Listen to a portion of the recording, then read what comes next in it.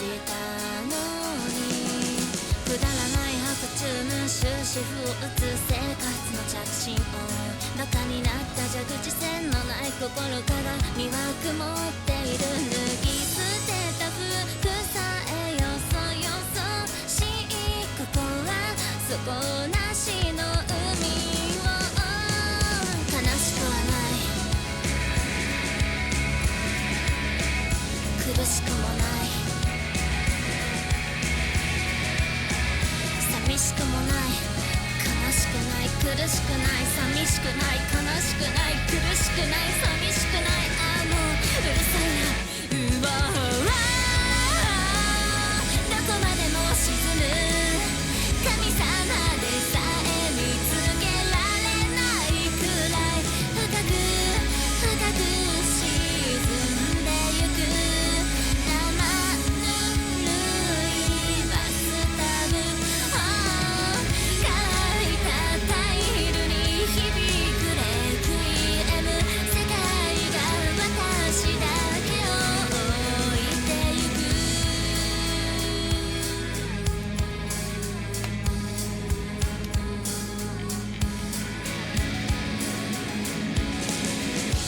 泡になってなくなるなんて美しい終わりはきっと来ない魂一つすらままならないし世界は不完全で果てがないもの濡れて張り付いた孤独が冷え切っていつまでも私をがんじがらめにしているこの薄暗い花に佇んだ永遠の終わらせ方を知らないまま揺らいでは夜光中水面は遠く静寂と赤信号吐いてショートしてる帰れないどこも私が狂っているか時間だから離れていく何も感じたくないも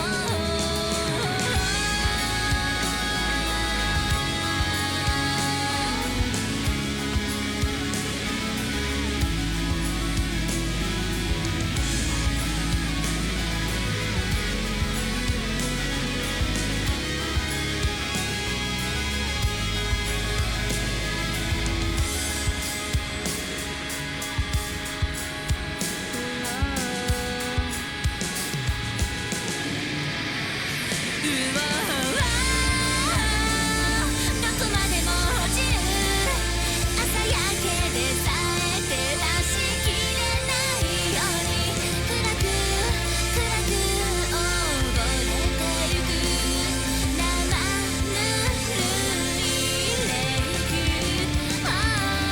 一度抜きんかの月さえ見放すエバーブル染まっては続くフューネラル乾いた夜更けに燃えるレクイエム世界が私だけを置いてゆく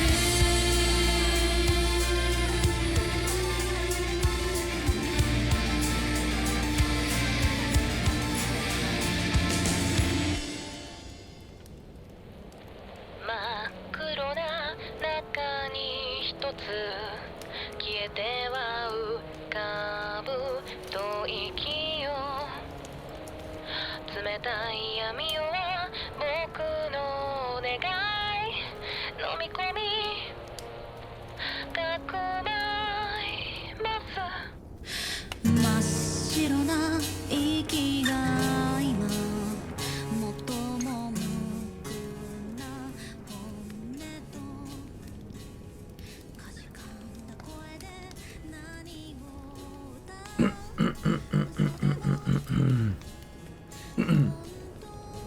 Hello, hello, hello, hello, hello, hello, hello, hello. It is 12:05 in the morning night, the 30th day of the marathon of Scariness.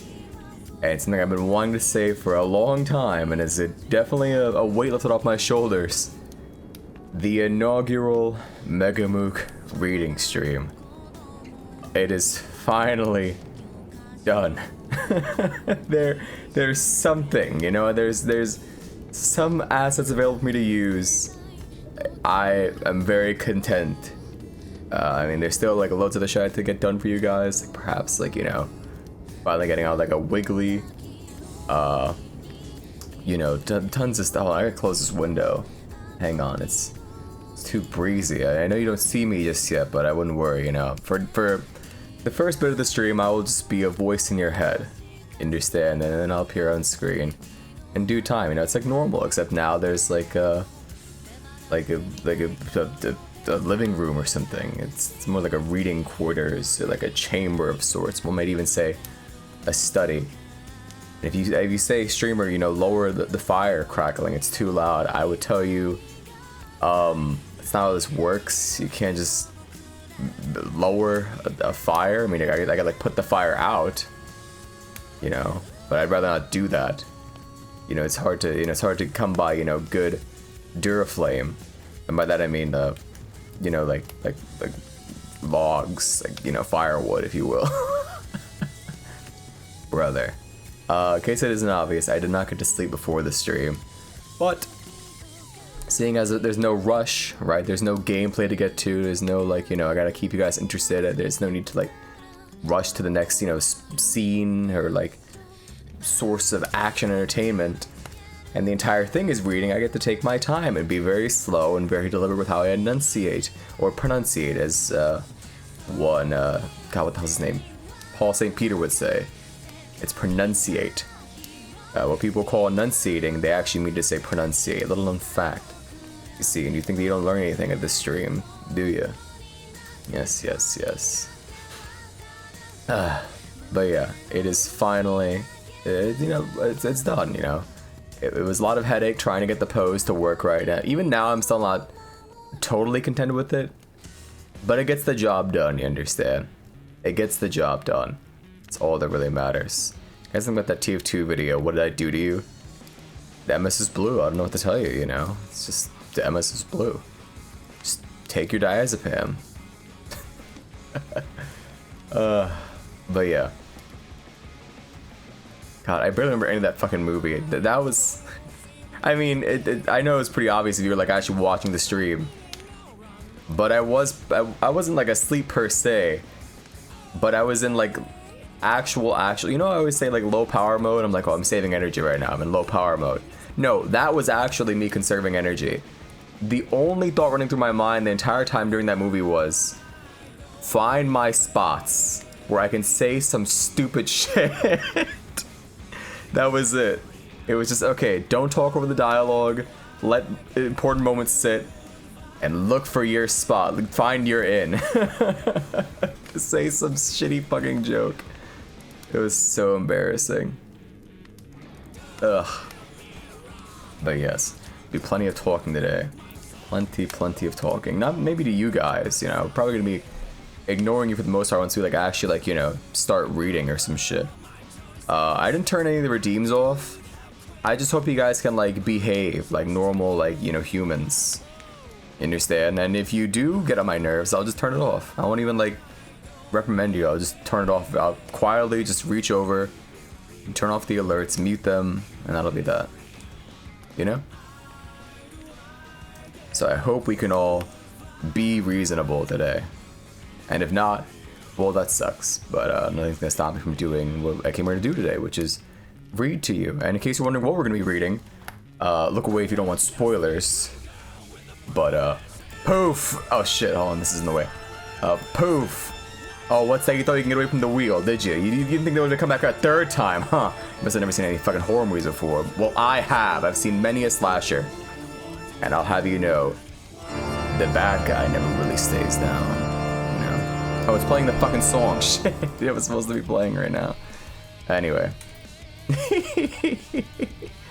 Fuck. All right. Well, let's get all that stuff out of the way. Like, you know, now I think like it's perfectly fine if like right now shit kind of sucks, right? You get it. Ugh.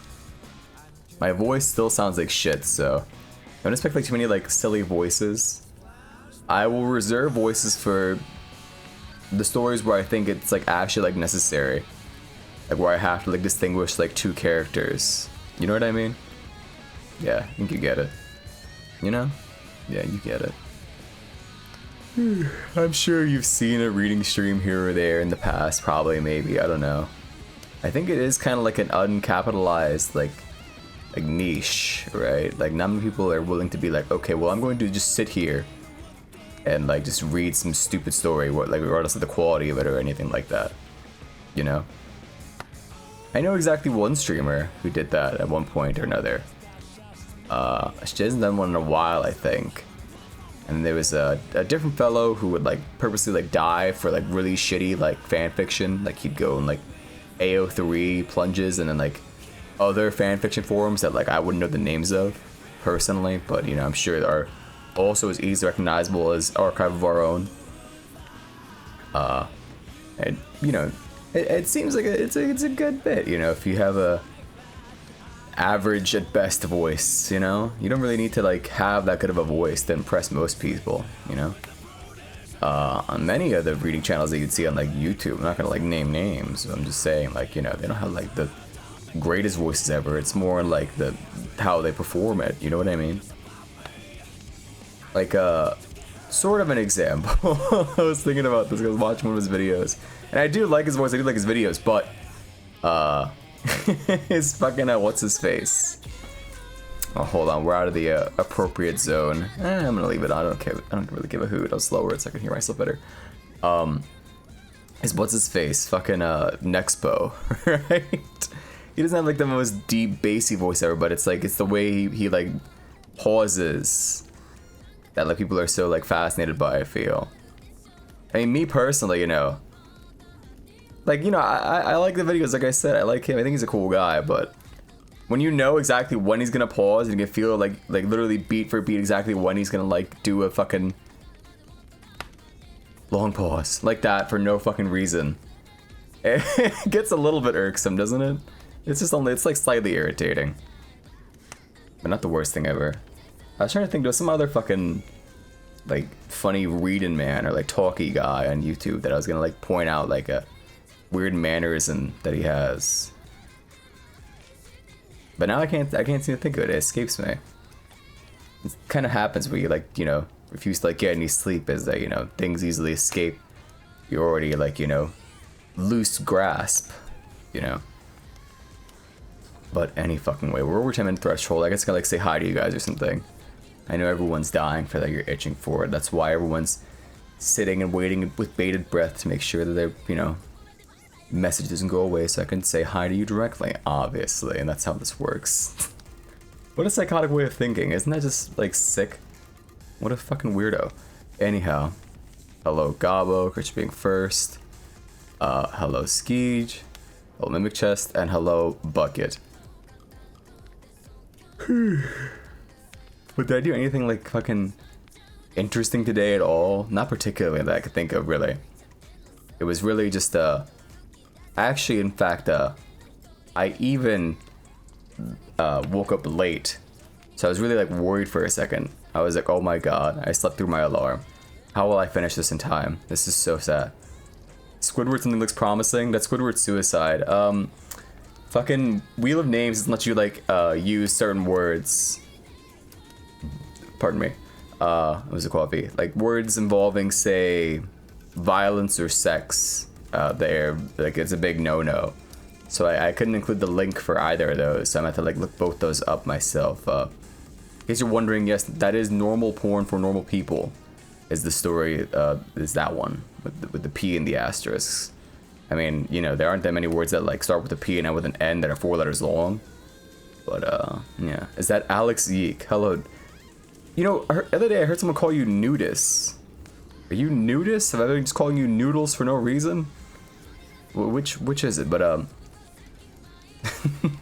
yes, so that is Alex Yeek. I know that was probably like rhetorical, you know. I mean, or something to that effect. You know, you definitely already know that it's Alex Yeek, but you're posing the question as to get me to talk about Alex Yeek, and I respect that. Yes, that is in fact the Alex Eggleston. Yes. You have no name. You were born 2 days ago. I don't think that's true. Anyway. I mean, I could, like, start spinning this fucker and finally show up on screen proper, but I don't know. I would like to talk, but I really got nothing else going on. It's just, my head is just full of fuck. I was desperately trying to get this fucking stupid PNG done for today. The background was done, like, a fucking week ago. It really was just trying to like get the pose right for like sitting in the chair. I had to compromise. I had to meet sort of in the middle between like normal proportions and then still like slightly exaggerated, you know, like super deformed like proportions. You know what I mean? You know, no one ever says like SD anymore. It's always just chibi, but you know, I think there is like a distinction between the two that could be made. I'm no expert, but I'm pretty sure that you could. Like, there definitely are like traits that they don't carry across. Like super deformed. Usually it's still like very detailed, right? But it's just like small. Whereas chibi is like it's simplified and small, right? I think that's the delineation between the two. I really guess. Every hero has automatically Alex first name, Yeek last name. I mean, he's wearing his iconic, you know, getup. He has the flannel, he has the shirt, he has the glasses, he has his iconic pose. I mean, is it really a question? I don't remember if that's an L or an I. Oh. I mean, now that I think about it, well, no, it's probably just Noodles. I'm gonna just keep calling you Noodles. Nudist, you know, believers be damned. You know, I'm a full-on, you know, just like, I'm a Noodles enthusiast, if you will. You know. But, yeah, what the hell, what else did I do? Oh, I did end up leaving, I left Fear and Hunger on for like 7 hours, so now I have 13 hours of playtime. Which looks very, like, disconcerting. It looks very alarming that I just now have 13 hours in that game that I just bought, like, literally yesterday. However, I don't think anyone's looking at my Steam page, so... Why is the wheel still going? I ask of one thing. You know what that is, Gabo? I ask one thing of you, my, you know... Well, I don't adore you. You know, just viewer. You're literally just viewers. I ask one thing of you all. And it's just listen to me when I talk. Like, at least, like, you know, like, just somewhat, you know? Or at least, like, pretend to. You know, you could just nod your head and be like, you know, oh, I suppose the wheel is there. Isn't that quaint? You had me muted. And why is that? Go ahead. Tell us why I was muted.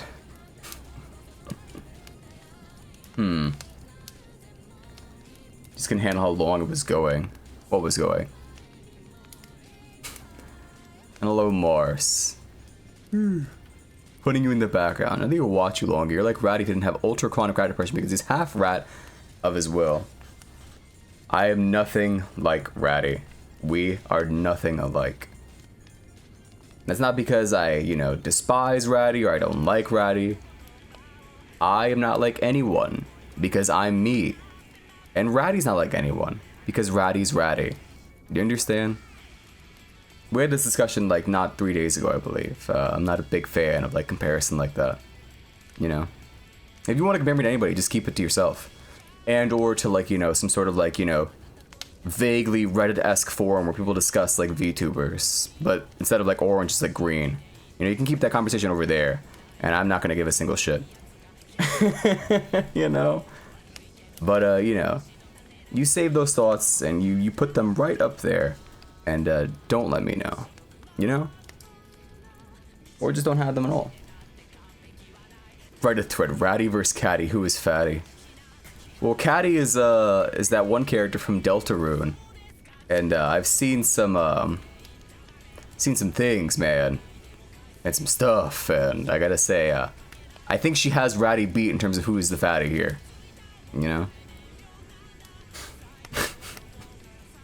Oh yeah, if you say Reddit, you get shot. You cannot say Reddit uncensored. You need to, you know, have some, like, you know, decency and some decorum and, you know, hide your shame and censor that shit. You know, I suggest replacing the E with, like, an asterisk. Or saying the R word. And then I'll be like, what the hell is that? Plebit, that works as well. Perfectly fine with Plebit. But Reddit gets you shot. And I don't think that's ever gonna change. I think I already backed down on I removed all the Morbius filters, so you can now, like, you know, be an obnoxious cringe nene Redditor and be like, I'm Morbing XD. And that's fine, you know, I'm gonna roll my eyes and be like, wow, that's terrible. That sucks. But you won't get, like, timed out for it anymore. However, Reddit I refuse to budge on. You know, that one's gonna stay for as long as I continue streaming. More being reading when.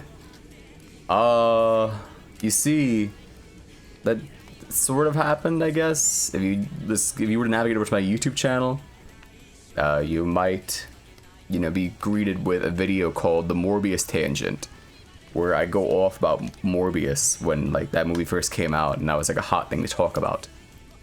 How annoyed I was at the whole thing. And a little taco. You watch Morbius in its entirety, and people kept posting the entire movie in Discord in 106p. I see. I tried watching it, like, a couple months ago, when I had some friends over, and I turned it off after we saw the dance scene. I was like, okay, we saw the scene. I'm not gonna turn the film off. It was genuinely unbearable. I think it just sucked. There's one thing that, you know, I constantly, you know, fucking, what's the word I'm looking for? Proselytize about. I'm always fucking ranting and raving and, you know, trying to share this view with people. And I think it's very true, is that boring things are far worse than just outright bad things.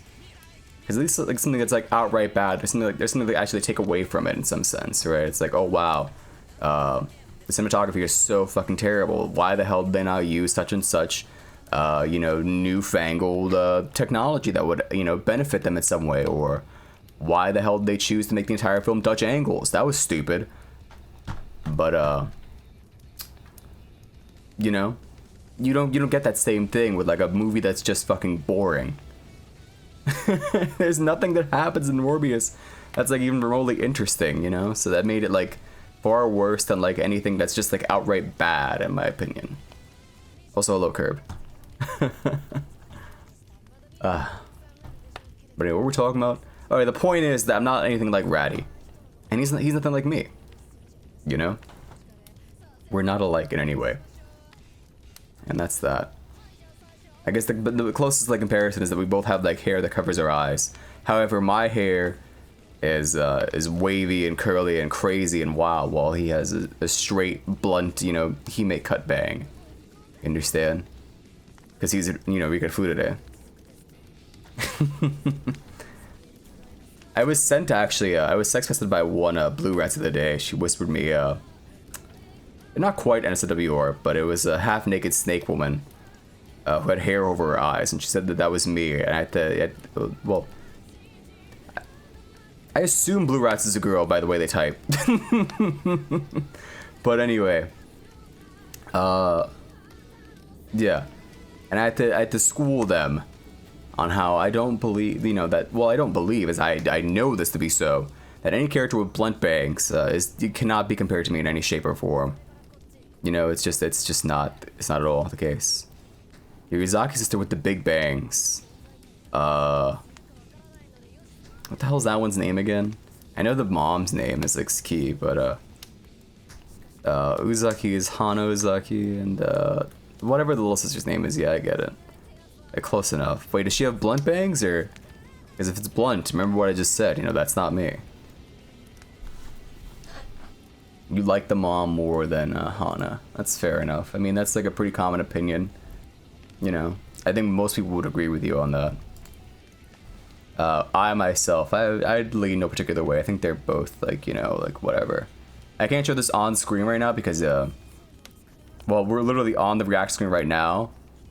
So I can't exactly pull up this picture for you. So just know that I'm looking at it right now. She's buying a 6-pack of Sapporo. You don't like Hana? Really? Like, at all?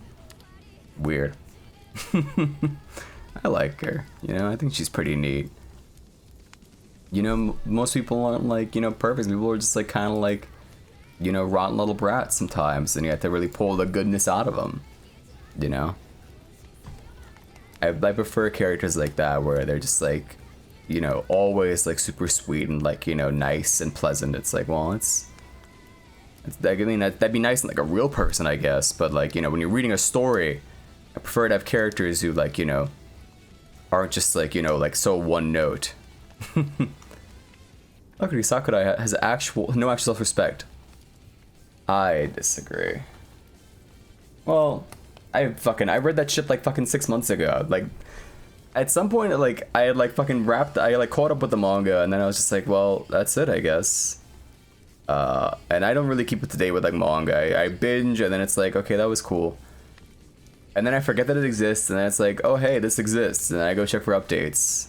And usually the case is there's like one new chapter update. I'm like, oh well, that sucks. You kind of stink. Do they have the sex? I would presume, considering the mangaka's you know, like roots. Yeah, they probably do. They probably do at some point. You know, it's safe to assume that, you know, when you're in a happy relationship, you know, a really functional, healthy relationship, you know, at some point or other, you probably have sex. That's just the way it goes. You know? Toradora was better than this. I did not watch Toradora, so I cannot speak. What manga is this again? Uzaki-chan. Talking about Uzaki. God. Anyway, I think it is time I start reading, probably. Maybe. I don't know. You know, I never trust anyone whenever they say something is peak. You know? It either gives me the impression that they, like, just don't consume that much media at all, or they're very easily influenced. You know? That's my stance on anything that's peak. MegaMook is peak. Yeah, but you see, like, that just means you have, like, shit taste, man. Like, you know, like, weren't you listening just now? Okay, I know you're a Mookamaniac, so I know you don't listen. But what I just said 2 seconds ago is that, you know, it's indicative of, like, you know, like, probably, like, either just shit taste, or you don't consume a lot of media in the first place, or you're easily influenced. So which is it? Anybody that's his peak absolutely only watch one thing. I've been watching romance anime since you were 14. So, like, you're a big, like, Love Hina fan? You a big, like, Negima fan? Fruits Baskets? What are some other fucking, really stupid choices? What's the one with the fucking, the chicks from outer space? With that, like, with the kid with the fucking rat tail? The long braid? What's that one called again? Anyhow. Well, regardless, I still don't trust you after you said something was peak. Watch Tamako Market. I'll see, we'll see. I have a fucking hefty backlog as it is, you know. Watching streams and streaming and, you know, otherwise, like, being alive makes it very difficult to keep up with, like, you know, the media backlog. That's why I started streaming, is that it lets me play games that I wasn't gonna ever, like, actually get to play, because I was too busy watching streams instead. On my free time, you know? Right off the things you remember finishing, here we go. Familiar of Zero, Date Alive, all the shows, Toradora, Scientific Railgun, Magical Index, things you can't say because they're romance hentai. Oh, understandable. Hello, Kimmy. Don't watch anything new, just watch the same 4 shows. The only anime that I've, like, watched recently is just, is 2 fights from fucking the original Hajime no Ippo. That's basically all I watch. I just rewatch fucking, Sendo vs. Shigeta. And, what's it called? Well, Makunochi vs. Sendo. Sendo Makunochi 2. That's all I really rewatch. And then I watch, like, select scenes from, like, Yu Yu Hakusho. That's all I do. So I get where you're coming from, honestly. It's funny how that works. I don't know. Good website, Kimmy. Does Kimmy, like, make a NeoCities page? Is it epic? Is it awesome? We can't exactly look at it on stream right now because, again, this is the React screen, so... Yeah, what is good website? What did Millie just mean by this? What website? How terrifying. What a scary thing to be met with as soon as you join a stream. One of the Matentais fucking broke you. You remember? I lost it. Hang on. Hold. Vomiting out of sadness. This is Romeo and Juliet thing where they both drown themselves. Oh. That reminds me of fucking, what's it called?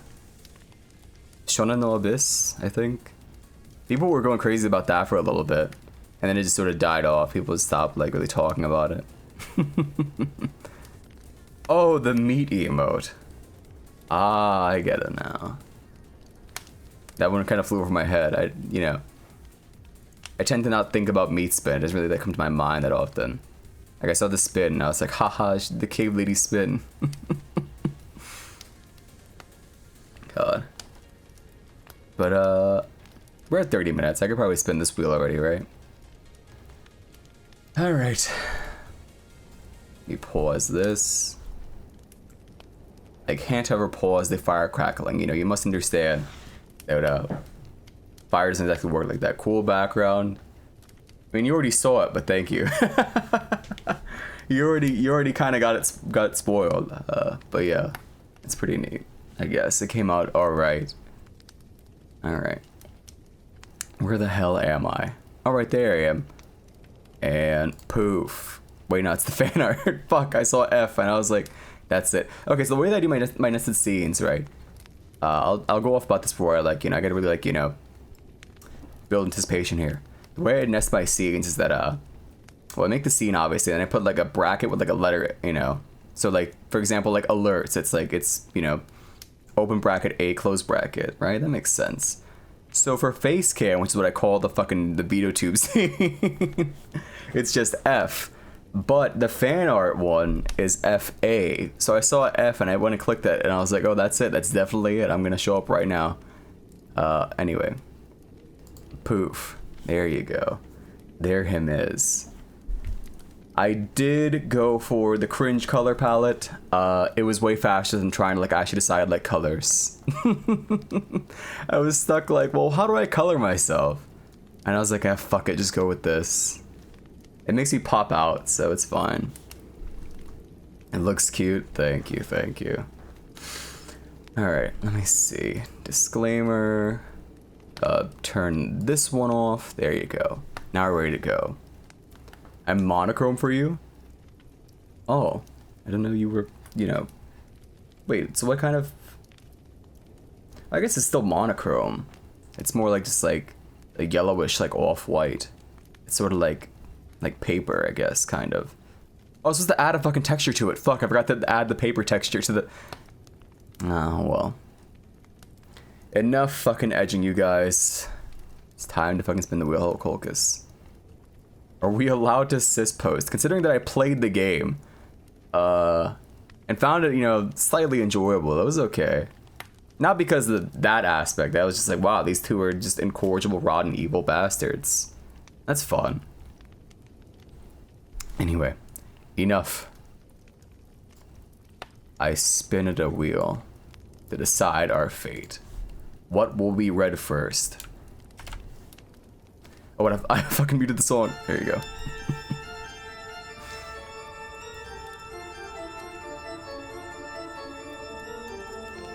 We're really gonna start like this? This is how we start things? Alright, well. Normal porn for normal people. Alright. Take it off the wheel.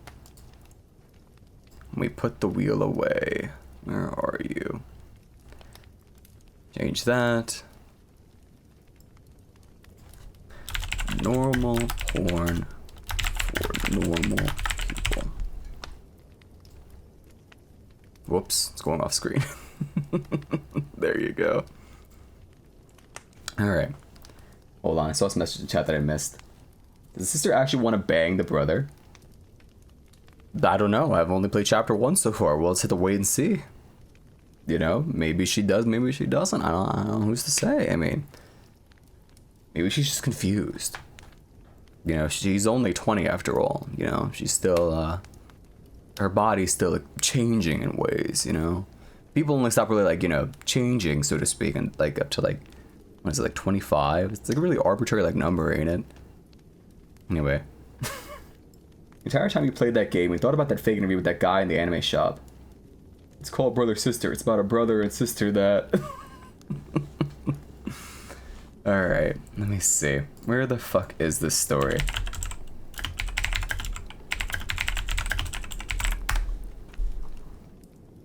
Oh. It's blocking the results for me because it has the word porn in it. There you go. I found it. Oh, by the way, I'm going to ignore you guys. So if you have anything else to say, before I start reading the story, speak now for hold your peace. One of the things people say the game is fine. Literally everyone else you've seen talking about it goes, incest, wincest. You don't get it. It's just, it harkens back to like a long gone like time online. You know what I mean? You say her body's changed till he's 20, brings you discovery you can't comprehend. That's what I aim to do. Reminder, this isn't a comfy stream. This is an anxiety, inducing, tension, pulse pounding, like, stream. You shouldn't be relaxed here. Ever. Under any circumstance, you understand? Alright. Put some music in the background. There you go.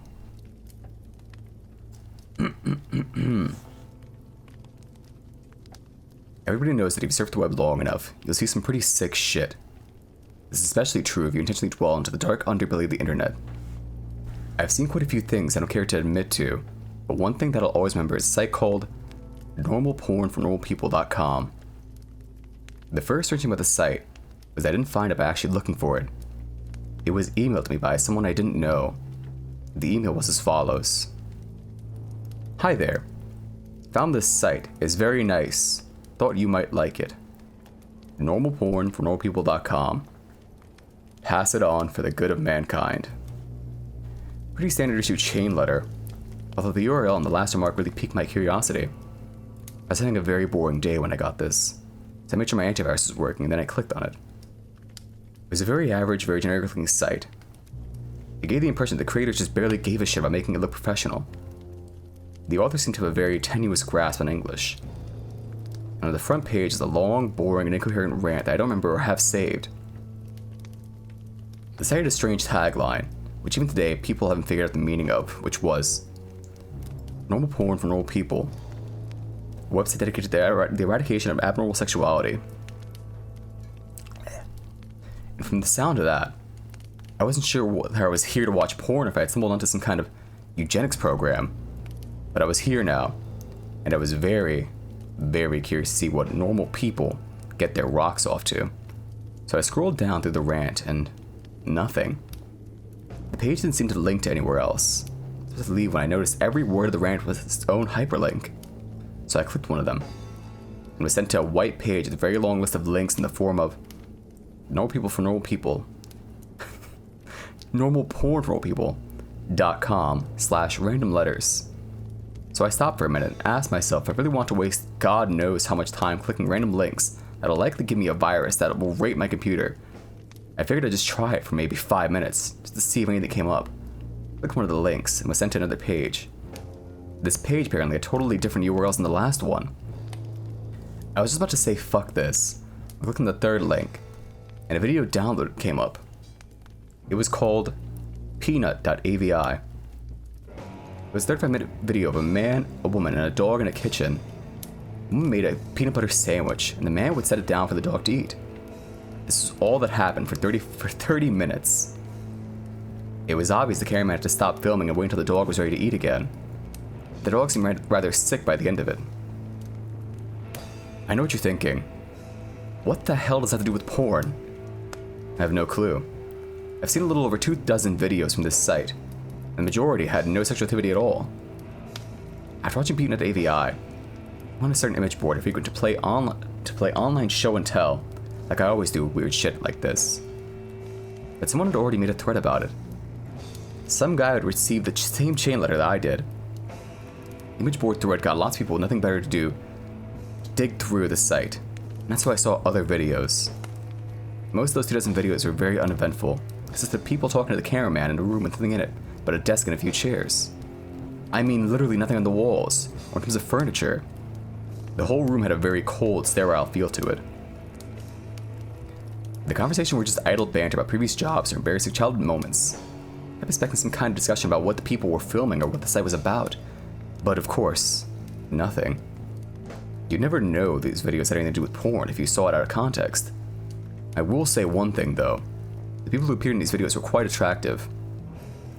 However, the other videos that actually did feature content which I suppose could be called sexual is where things got weird. I'll give brief descriptions of the stranger videos. If you're really eaten up with curiosity, you can try to hunt them down on a torrent site. LickedClean.avi. A 10-minute video filmed by a hidden camera in which we see a repairman working on a washing machine for the first 2 minutes. When it's fixed, the repairman talks to the owner briefly, and then leaves. The owner checks to make sure the repairman is gone, and begins to lick all over the top of the washing machine. This goes on for 7 minutes. Jimbo.avi. A 5-minute video of an obese mime performing his act. And it was actually pretty funny. Particularly one part where he tends to pull up a chair that pretends that it breaks because of his weight. In the last 30 seconds of the video, the camera cuts to static briefly and cuts back to the man sobbing quietly, still wearing mime outfit and makeup. Some kind of obscure fetish? Diana.avi. 4-minute video in which the cameraman talks to a woman in a room different from the interview room. This room looks like one you'd find in a normal person's house. Exactly where they are is never specified, as Diana only talks about her violin playing. She obviously plays her violin, but she keeps getting distracted by something. I didn't notice until someone on the image board thread pointed it out, but if you look at the mirror in the background, you can see a fat man in a chicken mask, masturbating. Jessica.avi. Another 4-minute video. This time he's outside a house talking to another young woman. Talk about the canoe rides. The camera zooms out to reveal the city streets behind them occasionally. The strange thing is, no one so far is able to identify where the street is. Guests have ranged everywhere from Europe to Australia to the Philippines. But there's gonna be a match for the street shown in the video. Thank you, Streamlabs. Tongue-tie.avi. 10-minute video. The first 10 minutes consists of an elderly woman making out with a mannequin. The video cuts out like it did in Jimbo.avi halfway through, and the scene is now a group of mannequins huddled together in a circle around the camera. The lights have been dimmed, and the elderly woman is nowhere to be seen. From this point on, there's no sound. Stumps.avi. 5-minute long video where a man with no legs attempted to breakdance on a DDR mat in what looks like the kitchen from Peanut.avi, but much dirtier. There's a radio playing music and seen in the background. But it stops at the 4-minute mark when the man collapses on the mat in exhaustion. He breathes heavily and pleads to someone off-screen to let him rest. This off-screen person becomes terrifyingly enraged and yells at him to keep dancing, which he does. You can hear this off-screen person begin to scream as the video ends abruptly.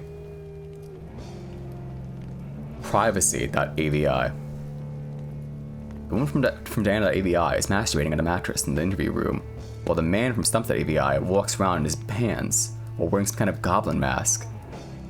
The door in this room was always closed in other videos, but now it's open. In this video, the only light is in the room, and the hallway is dark. Near the end of the video, you see an animal quickly run through the hallway. And finally, the last video we uncovered, Useless.avi. In this 18-minute video, a blonde woman from one of the previous interviews is tied down to a mattress in the interview room. She attempts to scream, but her mouth is taped over. After 7 minutes, a man in a black suit and mask opens the door, but he does not enter. He holds the door open for the animal that was running in the hall in the previous video. It's revealed to be an adult chimpanzee. Its hair is shaved, and its entire body painted red. When the chimp enters the room, the masked man closes the door behind it. The chimpanzee sniffs the air for a moment. It may have been blind. Notice the woman tied to the mattress. It goes into a frenzy and begins to maul her. The assault goes on for a grueling 7 minutes until the woman finally dies. The chimp eats flesh from her corpse for 4 minutes as the video ends. The thread exploded with activity after this video was uncovered. People discussed it long into the night. When I came back to the image board the next day, I found the thread was deleted. I tried to start another one, and they banned me. I tried emailing the guy who sent me the chain letter with the site's URL, sent him 5 messages and never got a response. I've tried to discuss the website in various places and I got banned frequently. The site itself was also deleted about 3 days after Useless.avi was uncovered, likely because someone contacted the authorities about it. The only proof that normal porn for normal people.com ever existed was a few screencasts people took, and videos from the site that people saved and uploaded on torrents. The most popular of which being Use Study VI, which found its way into a few gore sites. Wherever you upload them to, all the videos from normalpeople.com get deleted after a while.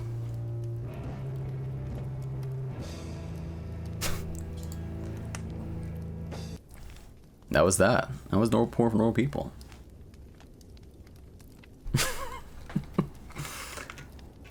What a strange story. Hope the chimp's okay. That sucked. That was one of the first creepypastas I've ever read. Interesting. I only have like secondhand knowledge of most creepypasta actually. So it's not even real? That's a creepypasta?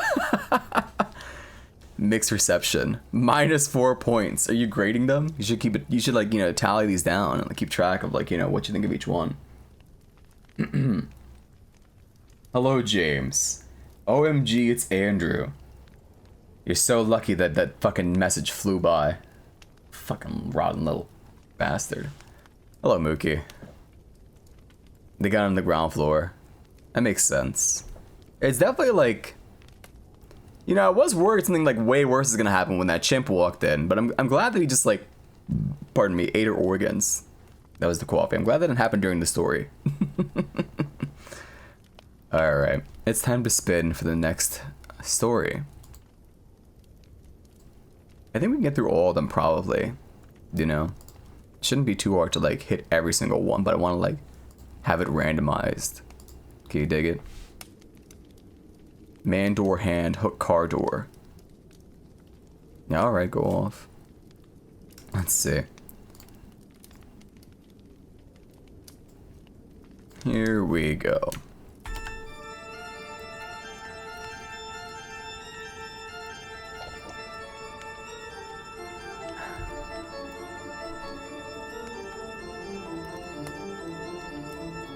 Already? Alright. I have no mouth and I must scream.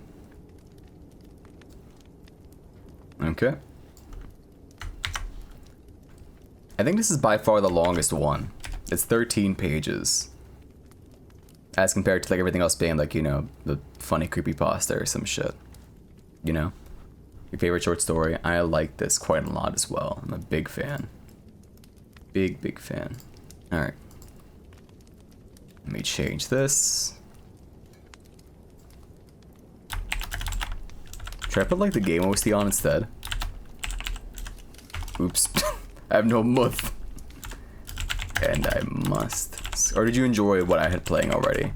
Were you a fan of that? I feel like the droning sort of like stoner sludge metal like is pretty good in the background. You never played the game. Well, neither have I. I've just seen Let's Plays of it, but I'm vaguely like aware of like the game's soundtrack.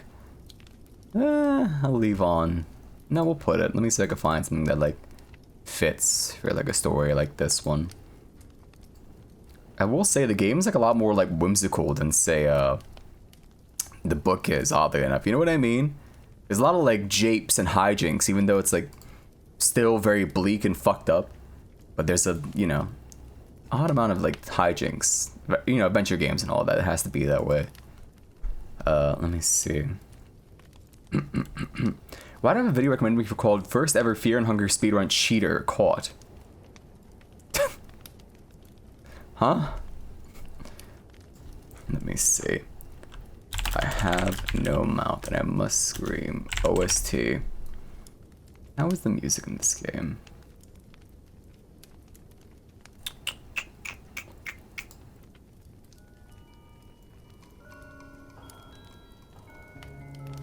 Yeah, this works well enough. I'll have to change it like something else after this, because like, let me just put the actual playlist on so I don't have to like fucking think about shit. Be far smarter, wouldn't it? Let me see. Where is this one? Gorster. Oh, I guess it's just this. Here you go.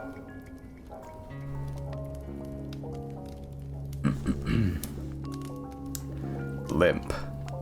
The body of Gorster hung from the pink pallet, unsupported, hanging high above, is in the computer chamber, I did not shiver in the chill, oily breeze that blew eternally through the main cavern. The body hung head down, attached to the underside of the pallet by the sole of its right foot. It had been drained of blood through a precise incision made from ear to ear under the lantern jaw. There was no blood on the reflected surface of the metal floor.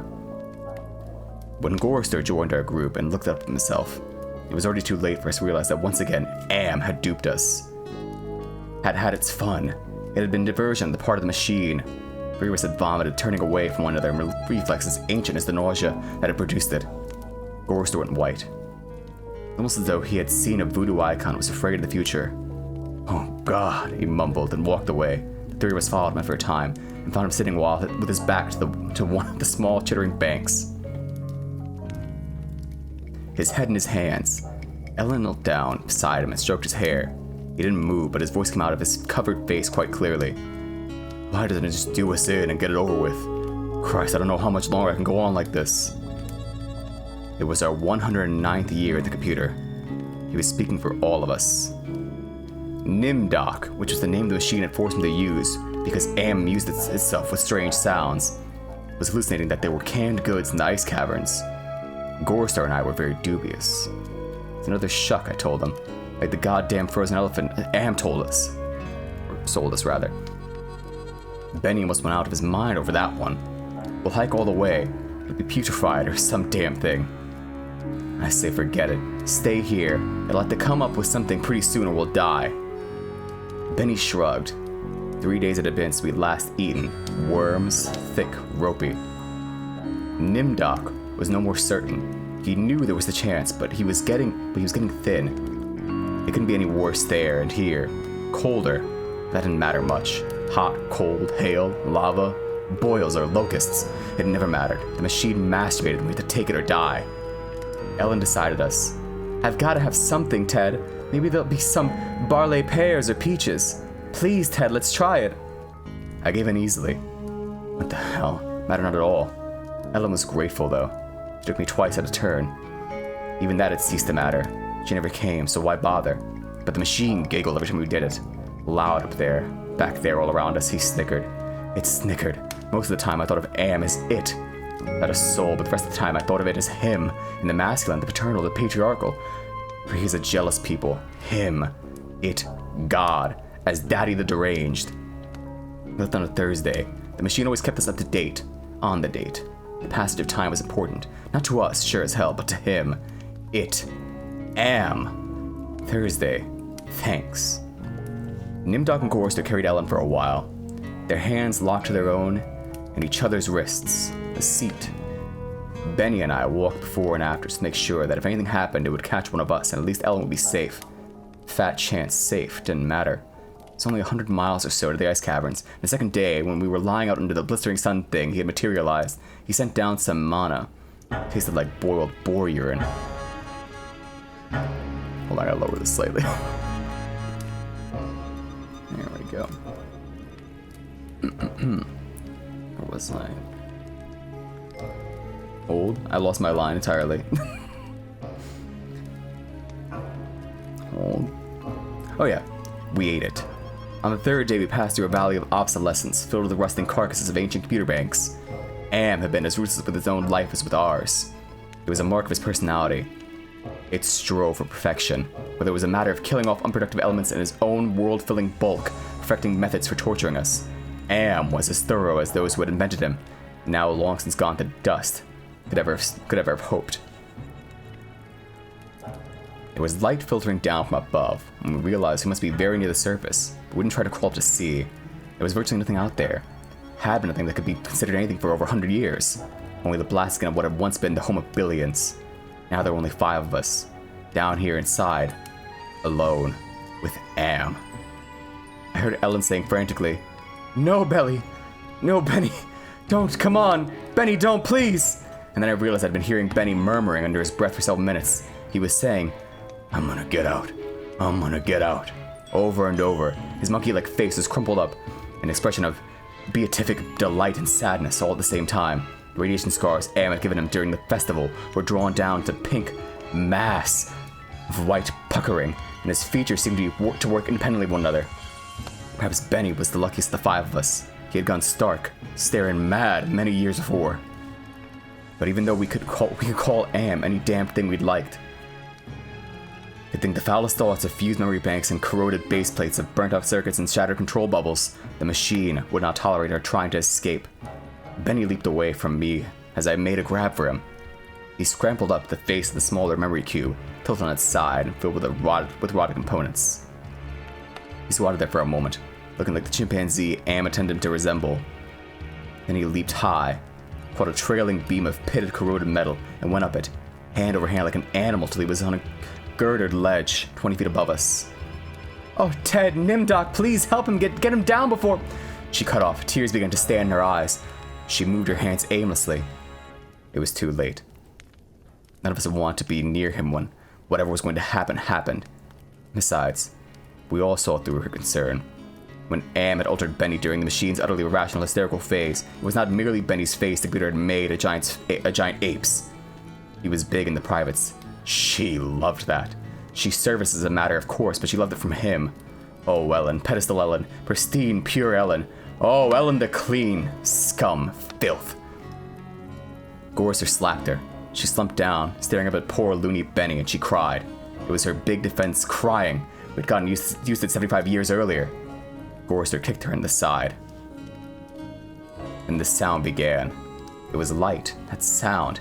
Half sound and half light, something that began to glow from Benny's eyes and pulse with growing loudness, dim sonorities.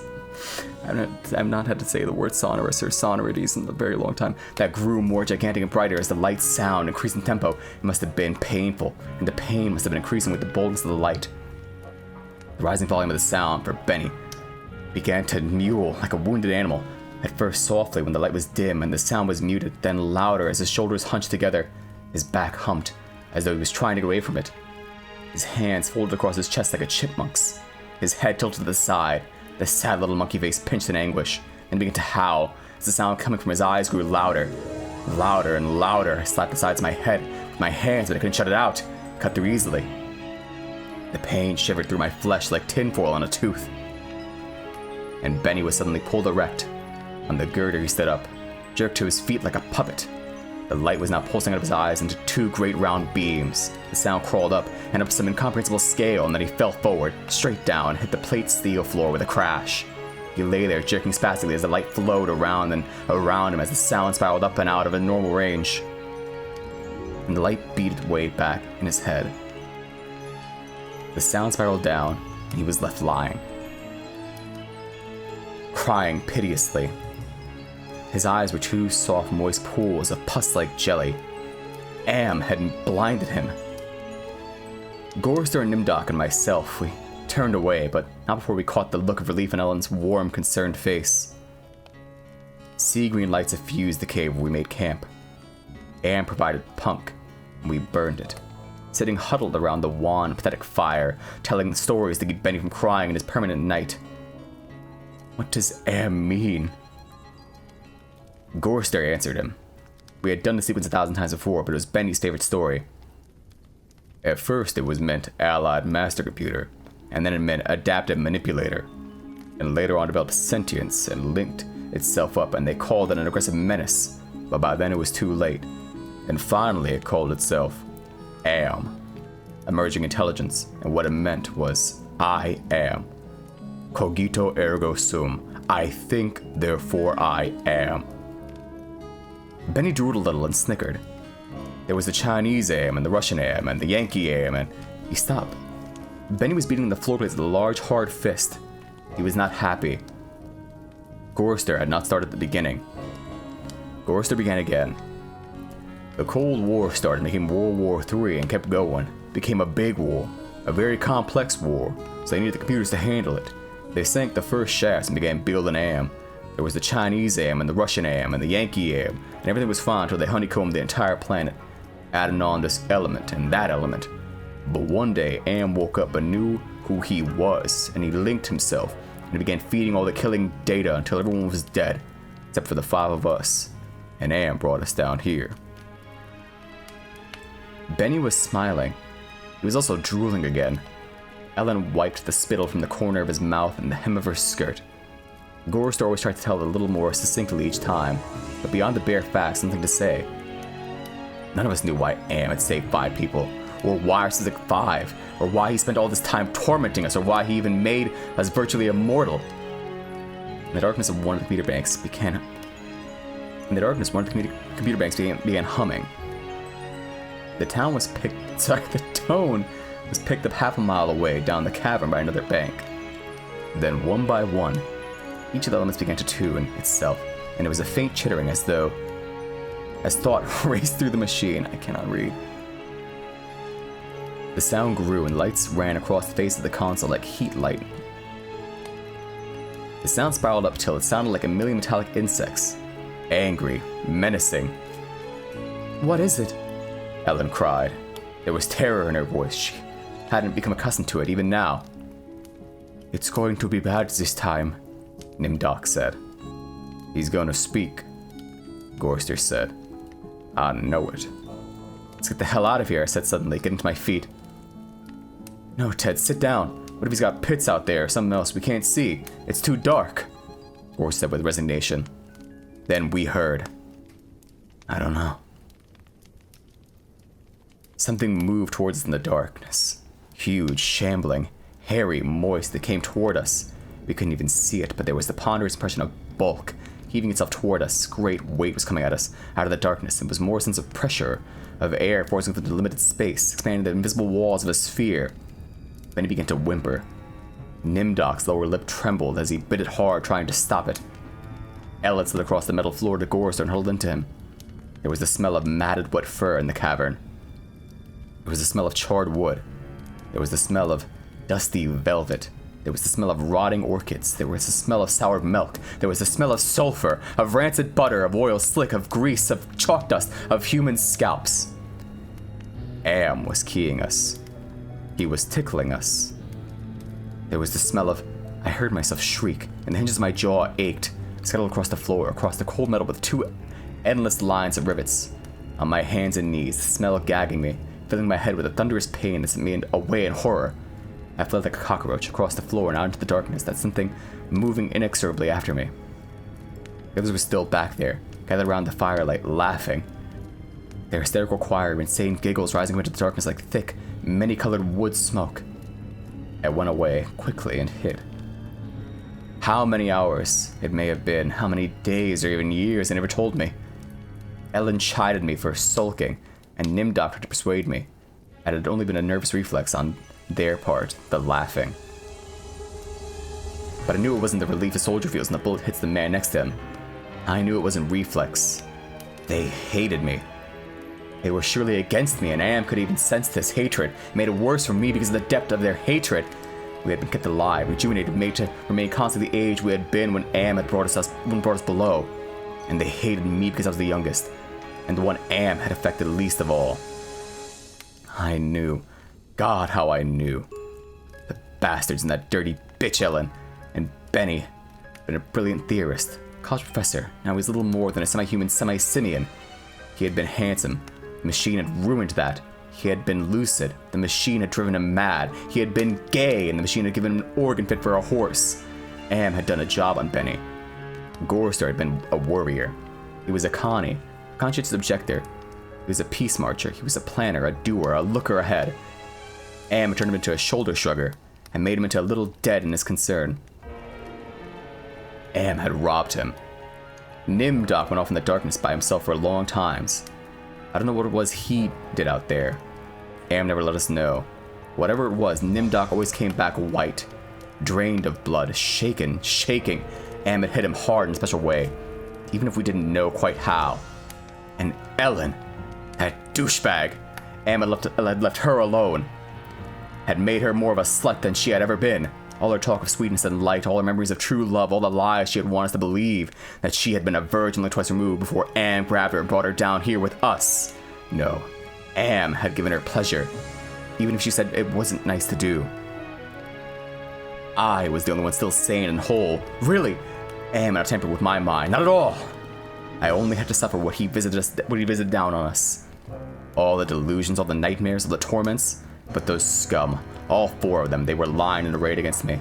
I hadn't had to stand them off all the time, be on my guard against them all the time, I might have found it easier to combat Am. At which point it passed, and I began crying. Oh, Jesus, sweet Jesus, if there's ever a Jesus, and if there is a God, please, please, please let us out of here or kill us! Because at what moment I think I realized completely so that I was able to verbalize it. Am was intent on keeping us in his belly forever, twisting and torturing us forever. The machine hated us, as no sentient creature had ever hated before. We were helpless. It also became hideously clear. If there was a sweet Jesus and if there was a God, the God was Am. The hurricane hit us with the force of a glacier thundering into the sea. It was a palpable presence. Winds that tore at us, flinging us back the way we had come, down the twisting computer-lined corridors of the dark way. Ellen screamed as she was lifted and hurled face forward into a screaming shoal of machines, their individual voices strident as bats in flight. She couldn't even fall. The howling wind kept her aloft, buffeted her, bounced her, tossed her back and back down and away from us, out of sight. Suddenly, as she was swirled around a bend in the dark way, her face had been bloody, her eyes closed. None of us could get to her. We clung tenaciously to whatever outcropping we had reached. Benny wedged in between two great crackled finished cabinets, Nimdoc with fingers claw-formed over a railing, circling a catwalk 40 feet above us. Gore stood plastered upside down against the wall, niche formed by two great machines with glass-faced dials that swung back and forth between red and yellow lines, whose meanings we cannot even fathom. Sliding across the deck plates, tips of my fingers had been ripped away. I was trembling, shuddering, rocking as the wind beat at me, whipped at me, screamed down out of nowhere at me, and pulled me free from one sliver-thin opening into places to the next. My mind was a roiling, tinkling, chittering softness of brain parts that expanded and contracted in quivering frenzy. The wind was the scream of a great mad bird as it flapped with its immense wings. Then we were all lifted and hurled away from there, down back the way we had come, around a bend to a dark way we had never explored. Over terrain that was ruined and filled with broken glass and rotting cables and rusted metal, and far away, farther than any of us had ever been. It was very dramatic. Trailing along miles behind Ellen, I could see her every now and then, crashing into metal walls and surging on, with all of us screaming in the freezing, thunderous hurricane wind that would never end, and then suddenly it stopped and we fell. We had been in flight for an endless time. I thought it might have been weeks. We fell and hit, and I went through red and gray and black and heard myself moaning. Not dead. Am went into my mind. One second. Oh, it's playing every single stinger in the game. Going back to the black metal.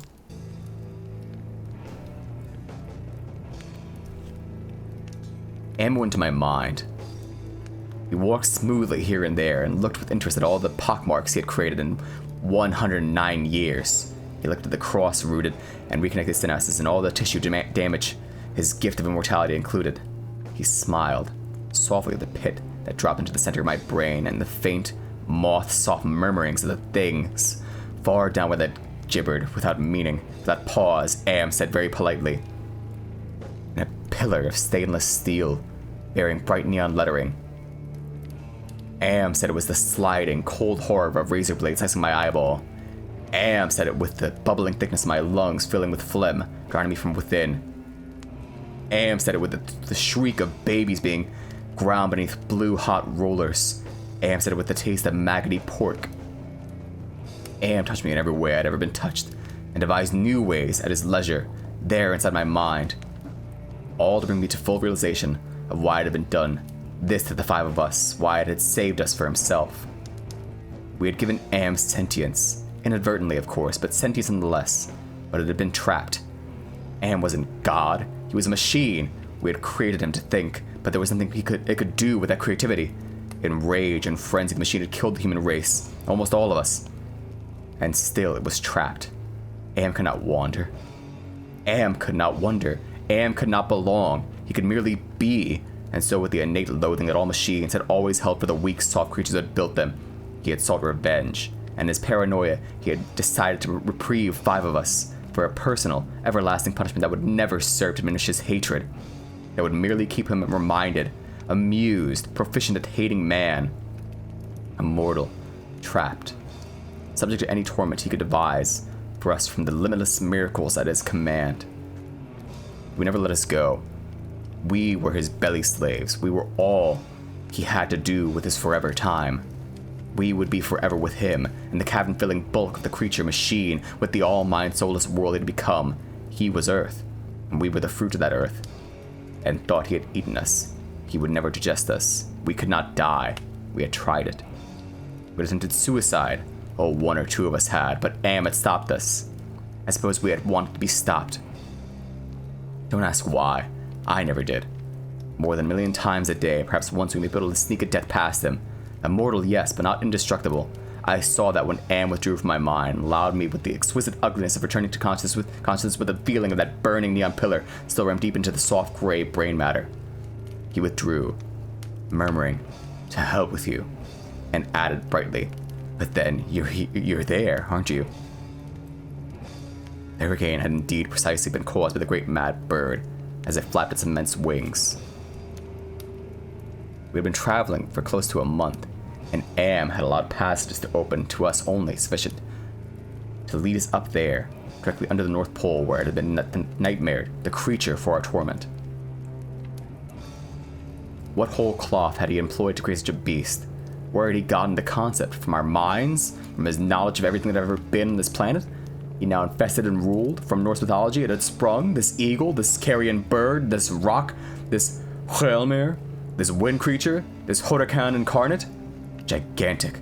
The words immense, monstrous, grotesque, massive, swollen, overpowering, beyond description. There on a mound rising above us, the bird of winds heaved with its own irregular breathing, its snake neck arching up into the gloom beneath the North Pole, supporting a head as large as the Tudor mansion. A beak that opened slowly as the jaws of the most monstrous crocodile ever conceived. Sensuously, ridges of toughed flesh puckered about 2 evil eyes. As cold as the view down to the glacial crevasse. Ice blue and somehow moving liquidly, it heaved once more, and lifted its great sweat-colored wings in a movement that was certainly a shrug, and it settled and slept. Talons, fangs, nails, blades. It slept. Am appeared to us as a burning bush. It said we could kill the hurricane bird if we wanted to eat. We had not eaten in a very long time, but even so, Gorston merely shrugged. Benny began to shiver and he drooled. Ellen held him. "Ted, I'm hungry," she said. I smiled at her and was trying to be reassuring, but it was as phony as Nimdok's bravado. "Give us weapons," he demanded. The burning bush vanished, and there were 2 crude sets of bows and arrows, and a water pistol lying on the cold deck plates. I picked up a set. Useless. Nimdok swallowed heavily. We turned and started the long way back. The hurricane bird had blown us about for a length of time we could not have conceived. Most of that time we had been unconscious. We had not eaten. A month in the march to the bird itself without food. Now how much longer to find our way to the ice caverns and the promised canned goods? None of us cared to think about it. We would not die. We would be given filth and scum to eat, of one kind or another, or nothing at all. Am would keep our bodies alive somehow in pain and agony. The bird slept back there. For how long it didn't matter. When Am was tired of it being there, it would vanish. But all that meat, all that tender meat. Is this the game with the people and stuff? Yeah. Or was I about the meat? Oh yeah. As we walked, the lunatic laugh of a fat woman rang high, and around us in the computer chambers that led endlessly nowhere. It was not Ellen's laugh. She was not fat, and I had not heard her laugh for 109 years, in fact. I had not heard. We walked. I was hungry. We moved slowly. There was often fainting, and we would have to wait. One day decided to cause an earthquake, at the same time rooting us to the spot with nails through the soles of our shoes. Ellen and Nimdok were both caught when a fissure shot its lightning bolt opening across the floor plates. It disappeared and were gone. When the earthquake was over, we continued on our way. Benny, Gorrister, and myself.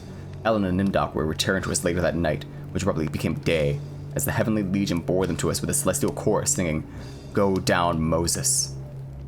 The archangels circled several times and then dropped the hideously mangled bodies. We kept walking, and a while later, Ellen and Nimdok fell in behind us. They were no worse for wear. But now Ellen walked with a limp. Am had left her that. It was a long trip to the ice caverns. To find the canned food, Ellen kept talking about Bing cherries and Hawaiian fruit cocktail. I tried to think about it. The hunger was something that had come to life, even as Am had come to life. It was alive in my belly, even as we were in the belly of the earth, and Am wanted the similarity known to us. So we heightened the hunger. There's no way to describe the pain that not having eaten for months brought us. And yet we were kept alive. Stomachs that were merely cauldrons of acid, bubbling, foaming, always shooting spears of sliver-thin pain into our chests. It was the pain of the terminal ulcer, terminal cancer, terminal paralysis. It was unending pain. When we passed through the cavern of rats, when we passed through the path of boiling steam, when we passed through the country of the blind, when we passed through the slough of despond, when we passed through the vale of tears, and we came finally to the ice caverns. Horizonless, thousands of miles in which the ice had formed in blue and silver flashes, where novas lived in the glass, that down-dropping stalactites as thick and glorious as diamonds that had been made to run like jelly and then solidified in the graceful eternities of smooth, sharp perfection. We saw the stack of canned goods, and we tried to run to them. We fell in the snow, and we got up and went on, and Benny shoved us away and went at them, and pawed them and gummed them and gnawed at them, and he could not open them. Am had not given us a tool to open the cans. Benny grabbed a 3-quart can of guava shells and began to batter it against the ice bank. The ice flew and shattered, but the can was merely dented. While we heard the laughter of a fat lady, high overhead and echoing down and down and down the tundra, Benny went completely mad with rage. He began throwing cans as we all scrabbled about in the snow and ice, trying to find a way to end the helpless agony of frustration. There was no way. Then Benny's mouth began to drool, and he flung himself on Gorister. In that instant, I felt terribly calm. Surrounded by madness, surrounded by hunger, surrounded by everything but death, I knew death was our only way out.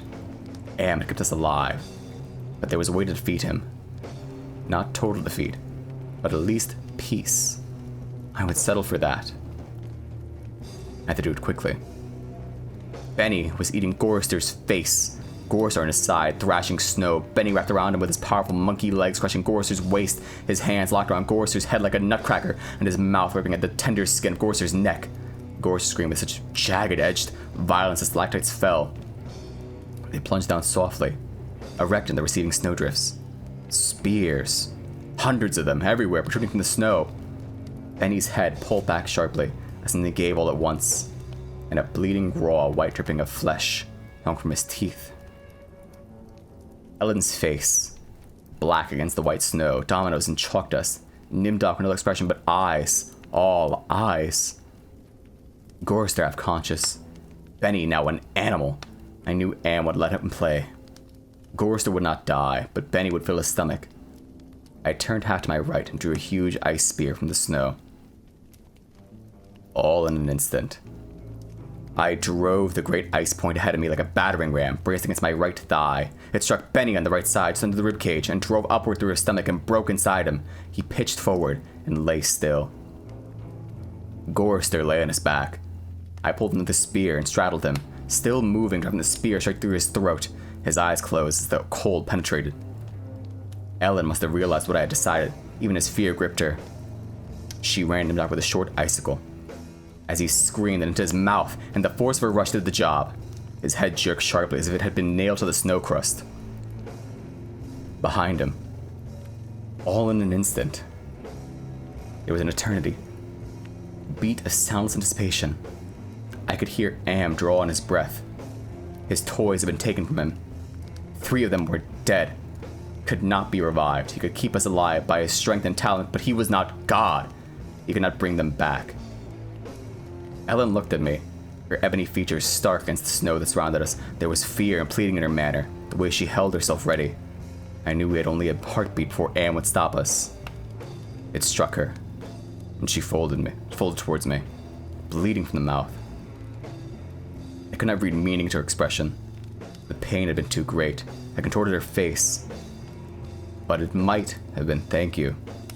It's possible. Please. Some hundreds of years may have passed. I don't know. Am has been having fun for some time, accelerating and retarding my time sense. I'll say the word now. Now. It took me 10 months to say now. Don't know. I think. It has been some hundreds of years. He was furious. He wouldn't let me bury them. It didn't matter. There was no way to dig up the deck plates. He dried up the snow. He brought the night. He roared and sent locusts. It didn't do us a thing. They stayed dead. I'd had him. He was furious. I had thought Am hated me before. I was wrong. It was not even a shadow of the hate he now slavered from every printed circuit. He made certain I would suffer eternally and could not do myself in. He left my mind intact. I can dream. I can wonder. I can lament. I remember all 4 of them. I wish. Well, it doesn't make any sense. I know I saved them. I know I saved them from what has happened to me, but still. I cannot forget killing them. Ellen's face. It isn't easy. Sometimes I want to do it. Doesn't matter. Am is altering me for his own peace of mind, I suppose. He's wanting me to run at full speed into a computer deck. Or bank, rather, and smash my skull. Or hold my breath till I faint. Or cut my throat in a rusted sheet of metal. There are reflective surfaces down here. And I will describe myself as I see myself. I am a great, soft jelly thing. Smoothly rounded with no mouth. With pulsing white holes. Filled by fog where my eyes used to be. Rubbery appendages that were once my arms. Bulks rounding down to legless humps of soft, slippery matter that leave a moist trail when I move.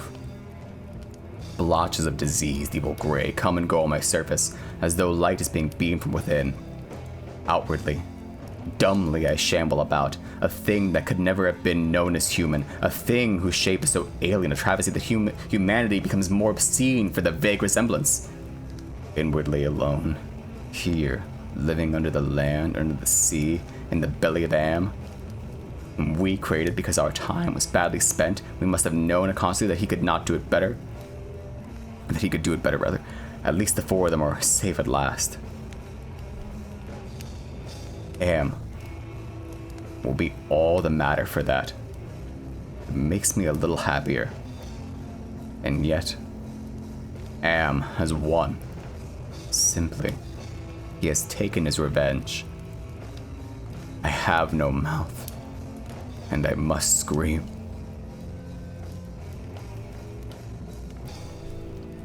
And there you go. A lot more foibles that time, but that's a longer story. And that music for fucking... It started playing the stingers out of me so fucked up for so long. I was like, wait, what the hell's going on here? Wait a minute, this isn't music. This is just incidental sound effects. My god. Anyway, do y'all use the brakes when you see speed bumps? Personally, I think it wastes time. I mean, I don't drive, so... You really put your whole Mukusi into that one. Anyway, hello Ryan. Did I forget anybody else to say hi to? I figured if I said hi to Jack. I don't think I did. Hello, Jack. That was pretty okay, I guess. I could have did better. There were a couple of foibles, and I would like... You know, I really should, like... Probably, like, move my hair when I try to, like, read things. I think it would actually help a little bit. I get distracted. I'm not gonna lie. It's like... I see, like, fucking, you know, the hair in the way, and I'm like, oh, well... That's funny. Look at that. It's so bad. But yes, I'm a big fan of that story. We'll play the game eventually, someday. You know? Now there's like precedent for it, because we read this. Oh, I left the wheel on screen the entire time. Fuck. God, he's dumb. Anyway. Speaking of the wheel.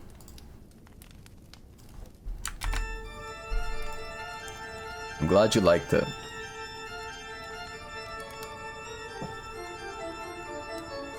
Oh no!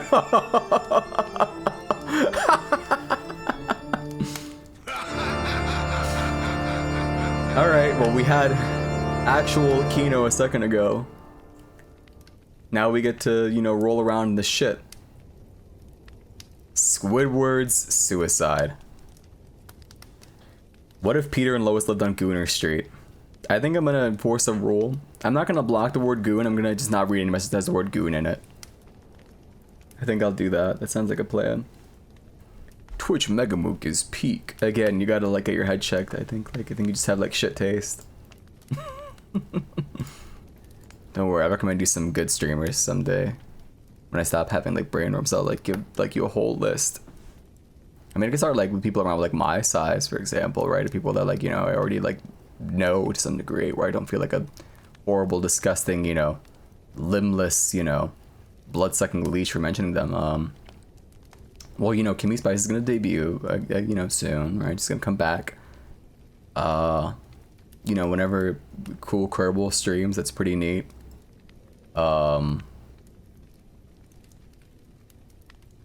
You know, there's Nano Dan. He's pretty cool. There's the Genie one.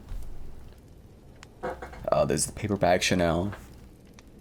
There's loads of places you can go where you can get like actual good streams. Oh, it's this thing. The thing that became an official thing in the show, and they changed it after it aired. Yeah, they did do that, didn't they? What if they lived on OK Boomer Street? That's somehow worse than Gooner Street, I'm not gonna lie. Alright. Let's see. Squidward's suicide. Pardon me.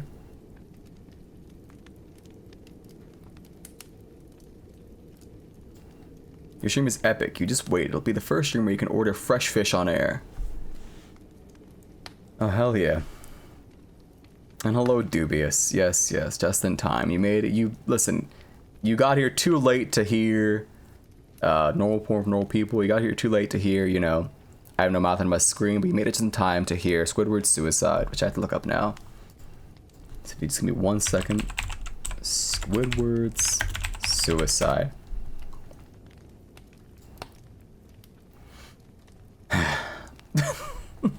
This is so fucking stupid. Whatever.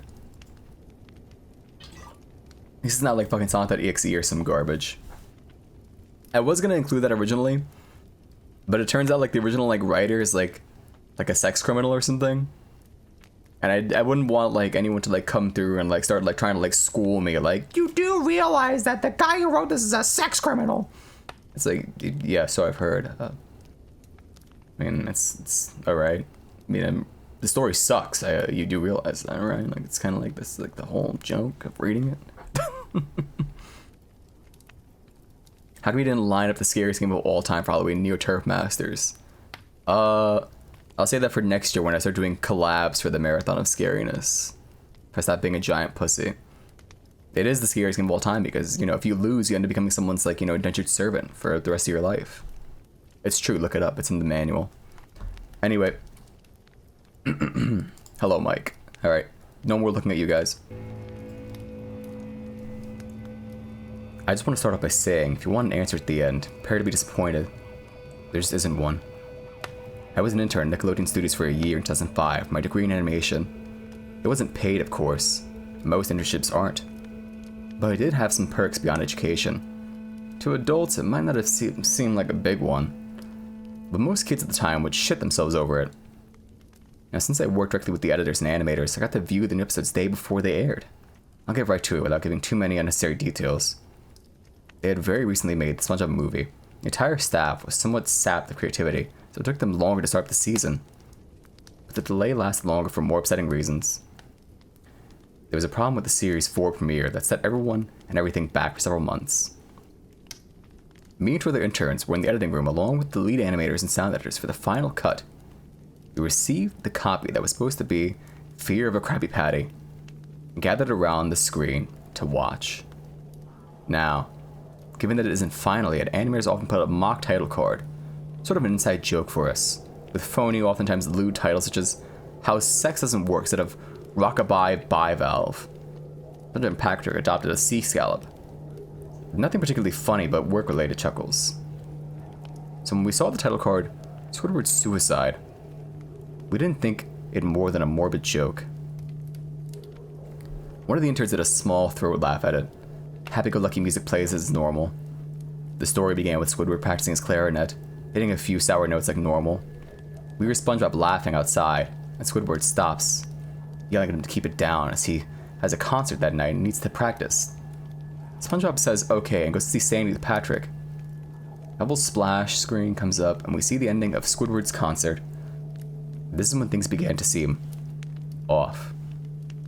While playing, a few frames repeat themselves, but the sound doesn't. At this point, sound is synced up with animation, so yes, it's not common. But when he stops playing, the sound finishes as if the skip never happened. There's a slight murmuring in the crowd before they begin to boo him. Not normal cartoon booing that's common in the show, but you clearly hear malice in it. Woodward's in full frame and looks visibly afraid. The shot goes to the crowd, SpongeBob in center frame, and he too is booing. Very much unlike him. That isn't the oddest thing though. What is odd is everyone had hyper-realistic eyes.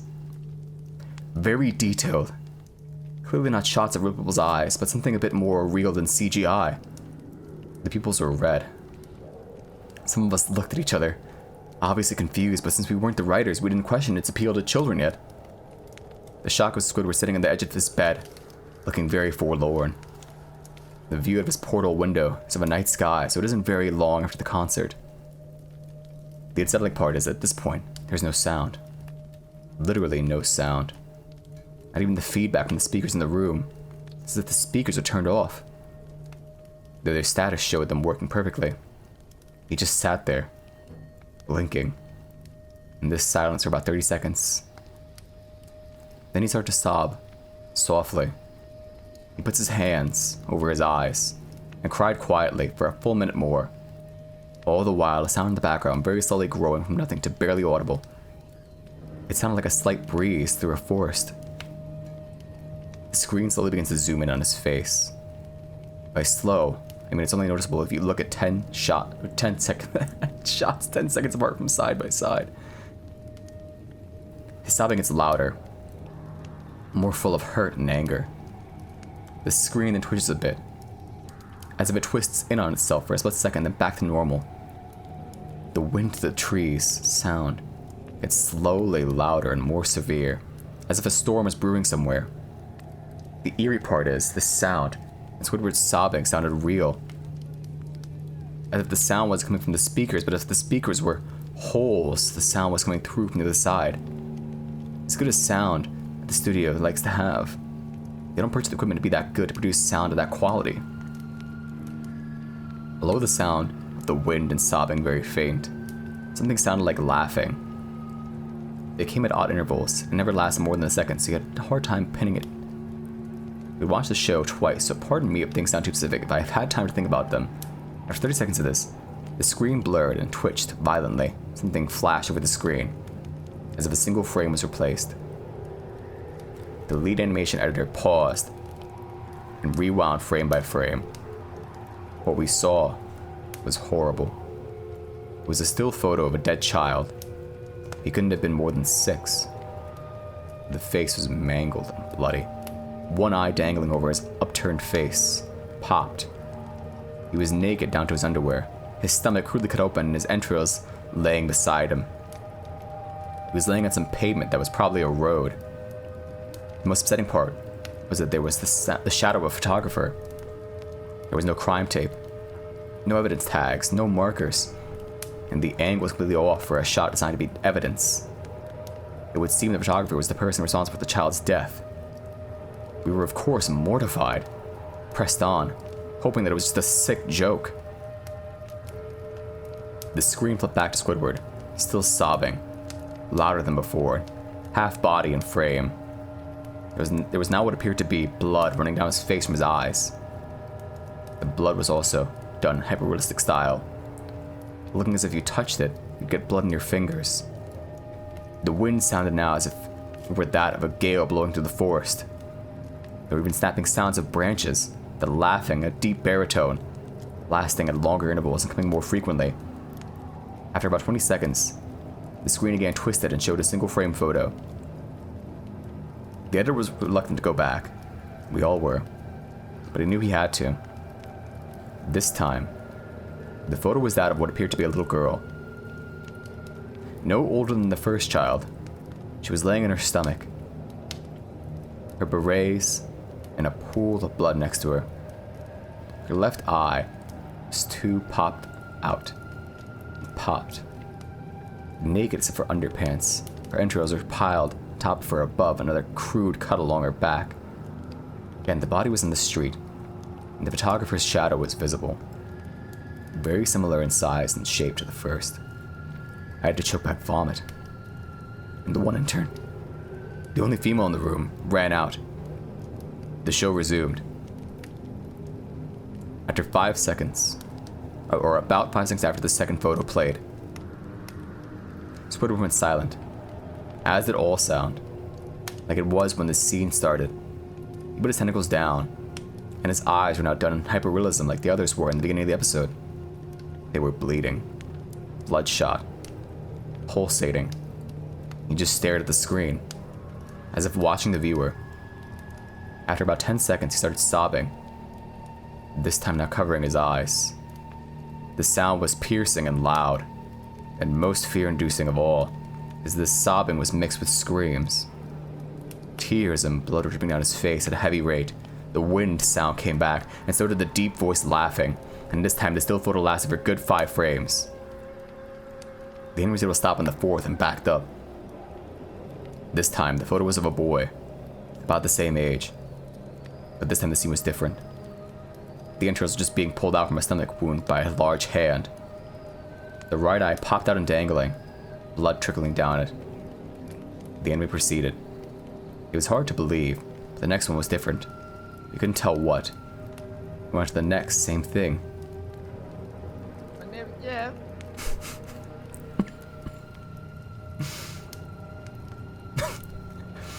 He went back to the first.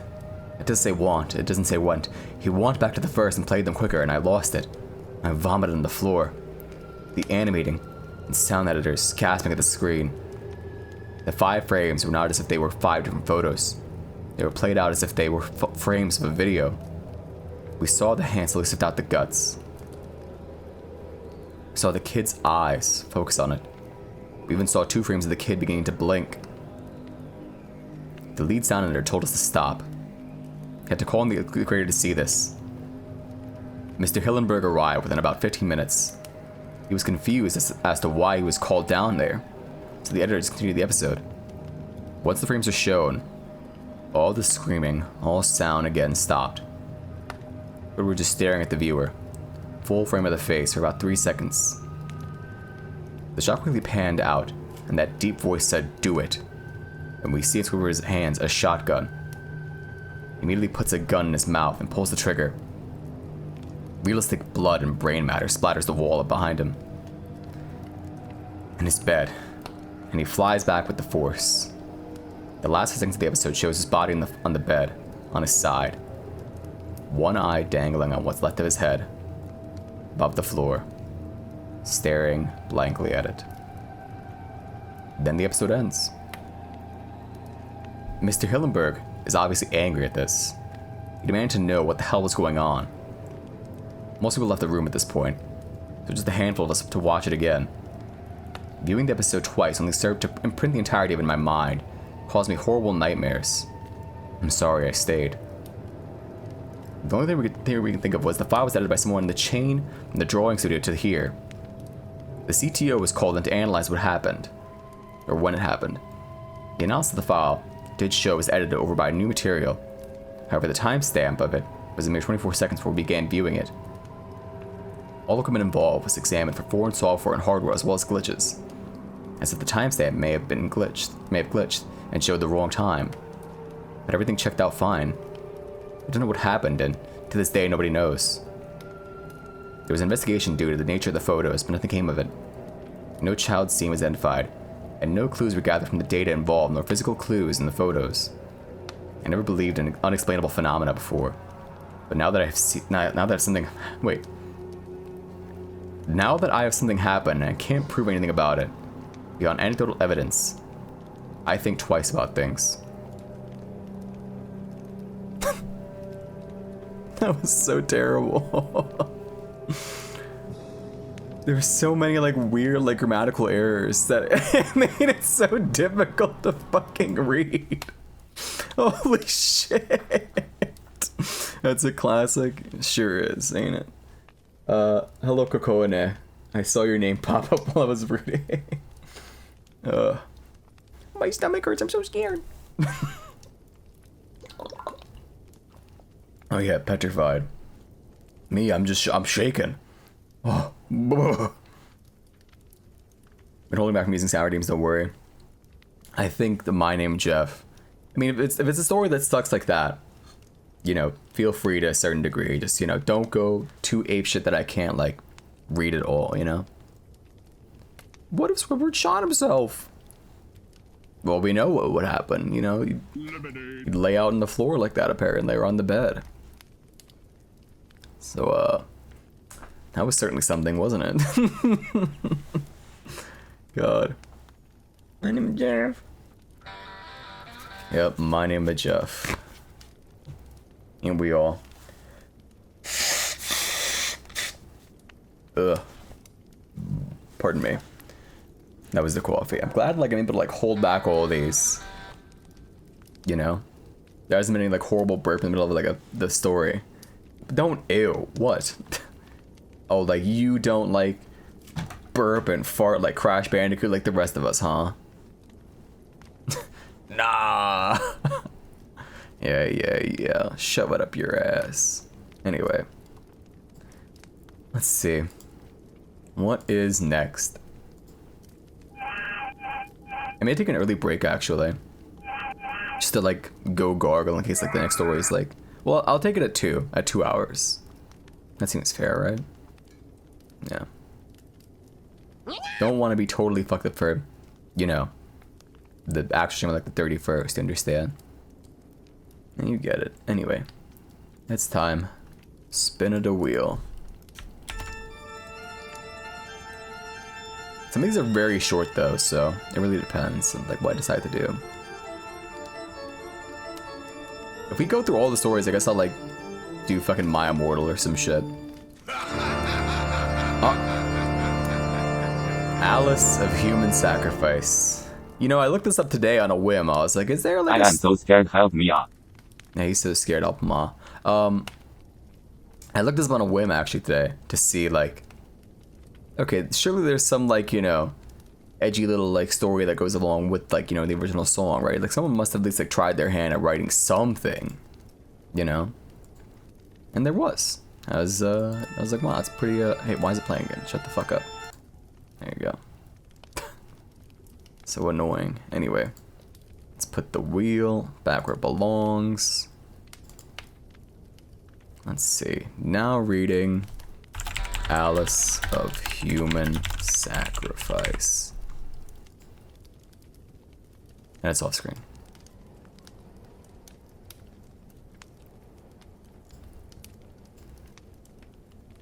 Anyway, let's see. Hope everyone's having a pleasant time, Smile. But not like comfy or anything, like, you know, like cringe like that. You guys are just like having a good time just listening to someone read stories, right? Very poorly at that. Yeah.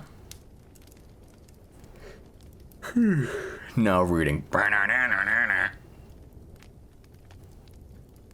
Will that just be like reading like the lyrics out to the entire song? You're not cozy. Shut up. I know there's a nice wood fire over there and you can hear the howling wind outside. You know, I'm shocked no one's like saying anything like, hey streamer, how come you're not turning the pages in the book yet? I had like already like thought of like a stupid gag explanation. Which if you're wondering, I was just gonna tell you that I have an iPad like inside the book. That's the secret. I'm not reading shit. These pages are blank. Alright. Let's see. Oh yeah, I have a song for this one in particular. Here you go.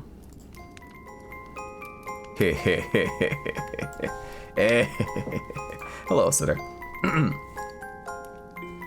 The Alice killings remain to this day one of the strangest unsolvable serial killings in Japan.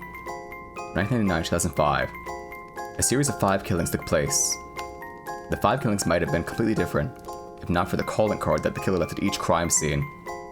He would leave a playing card at each scene, an obvious location that had Alice written on it in the victim's blood. Very few clues were found at each crime scene, and eventually the case went cold. Below were details of each killing. Oh, there we go. Sasaki Megumi. The first victim was Sasaki Megumi, 29-year-old owner of a restaurant.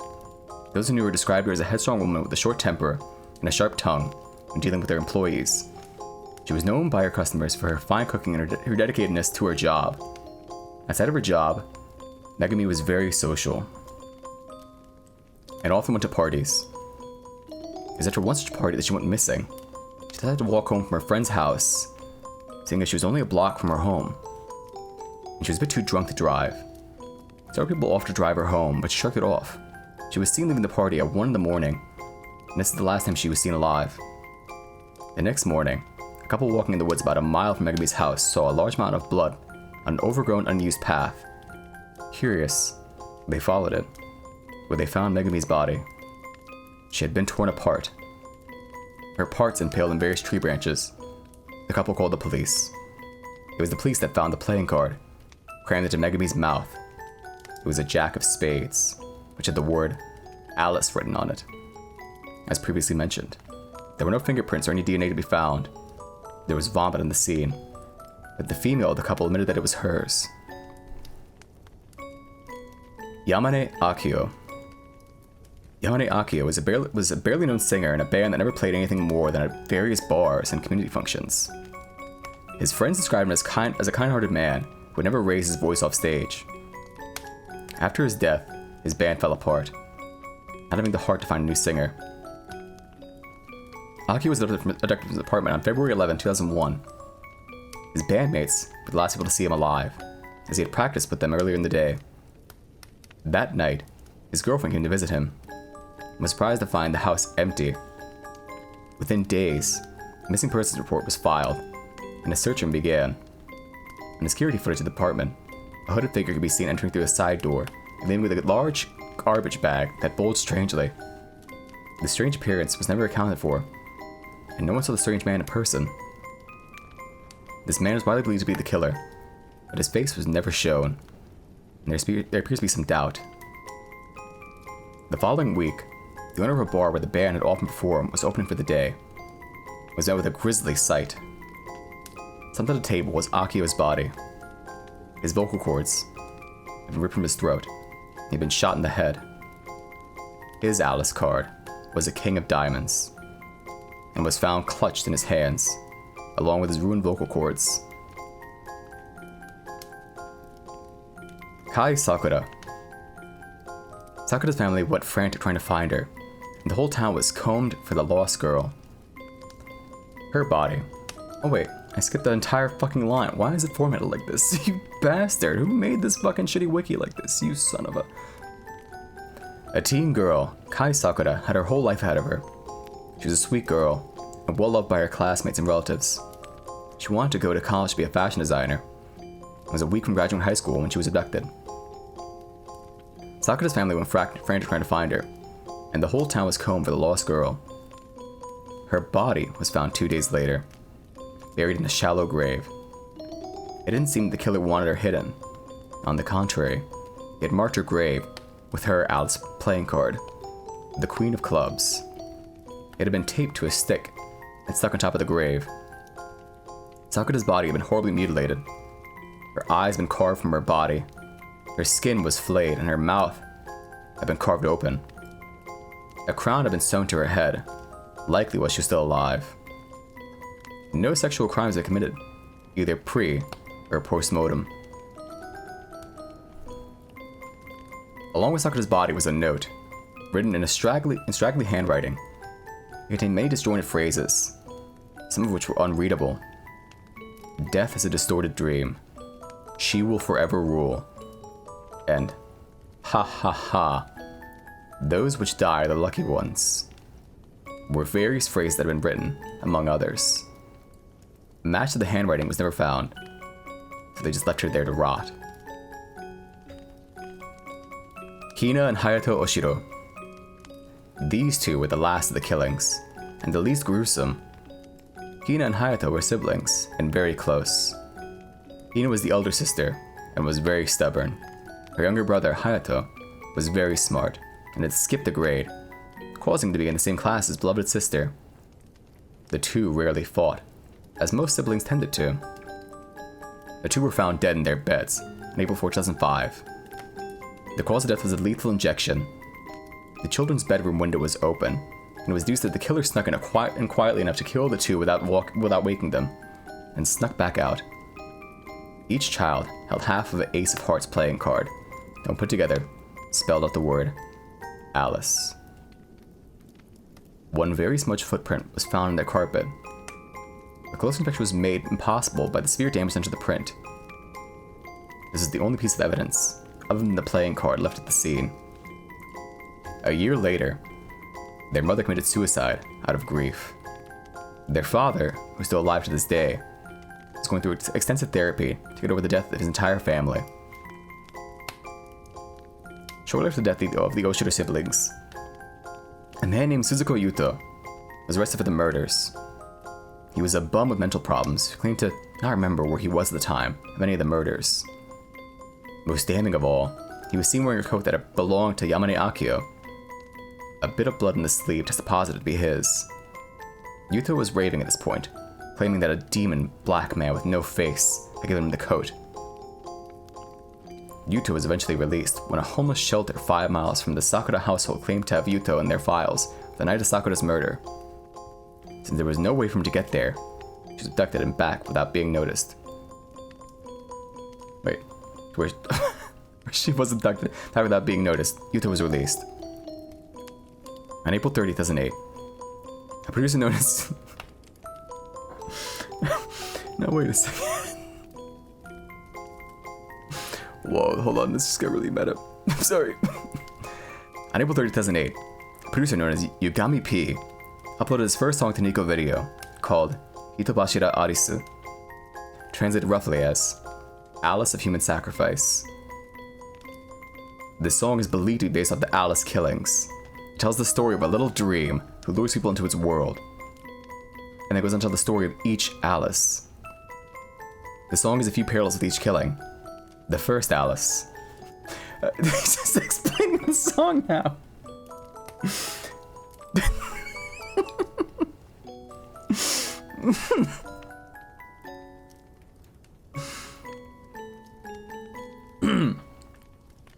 The first Alice, voiced by Meiko, was trapped in the woods, which is where Megumi's body was found. The second Alice, voiced by Kaito, was a singer who was shot by a madman. The third Alice, voiced by Miku, was well loved, became the country's queen, and was taken over by a distorted dream. The fourth Alice, voiced by Rin and Len, were a pair of twins regarded as one Alice. They're described as a stubborn big sister and intelligent younger brother. It also speaks of how they have yet to awaken. Possible reference to them dying in their sleep. In addition, the suits of the cards found with each body are also mentioned. IP is not stated for sure if the song is in relation to the Alice killings, but it's widely assumed. Whoa. That's crazy. That was fucked up. That was so meta at the end. Can you believe that? Is that it? Yep.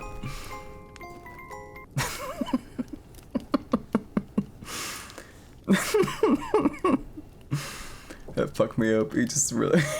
You were so confused. Why does it sound familiar? You're mad. Why do you think I was playing the song in the background the entire time? Anyway. I hope you at least enjoyed it. I just told Mike to shut up. What did he say? Let me see. What did he possibly said? What if the fireplace log rolled out into the carpet and Mook went like, yipe? I guess it would be on fire and I'd burn. I don't know. That would suck, I guess. I'm glad it's so stationary. It hasn't moved an inch. Because you're not smart. Oh. That's fair? I don't know what to say. I mean... I wouldn't agree necessarily, but you know, sure, go off, I guess. Not sure we're being smart as they were noticing the song. Anyway, enough. Enough. Let's see. Poof. I'll do one more and then I go on a short break to go like gargle and shit. I did like have some like warm water and tea before the stream actually. So I'm trying, you know, I'm trying to not destroy myself as I, you know, often want to do. Anyhow.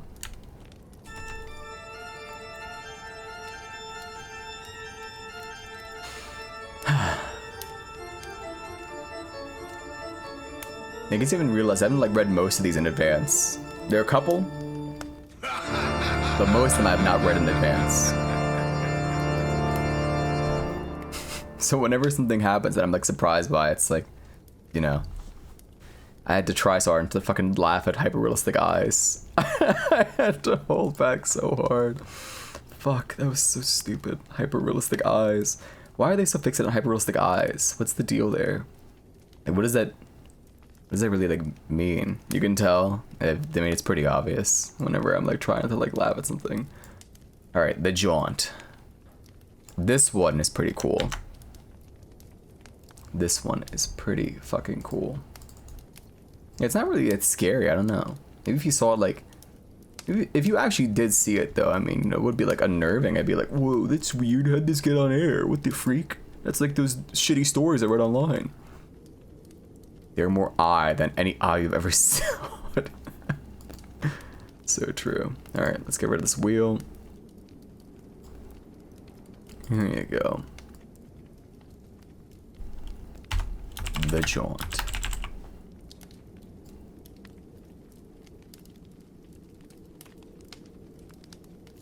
Oops. Wait. There you go. All right, back to the I almost said new metal, the black metal.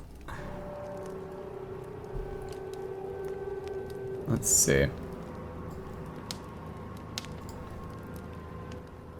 It's more atmospheric, like drone metal than anything, but you get what you know. Just throw any name you want, any sort of metal, and you know you'll probably be right in some capacity.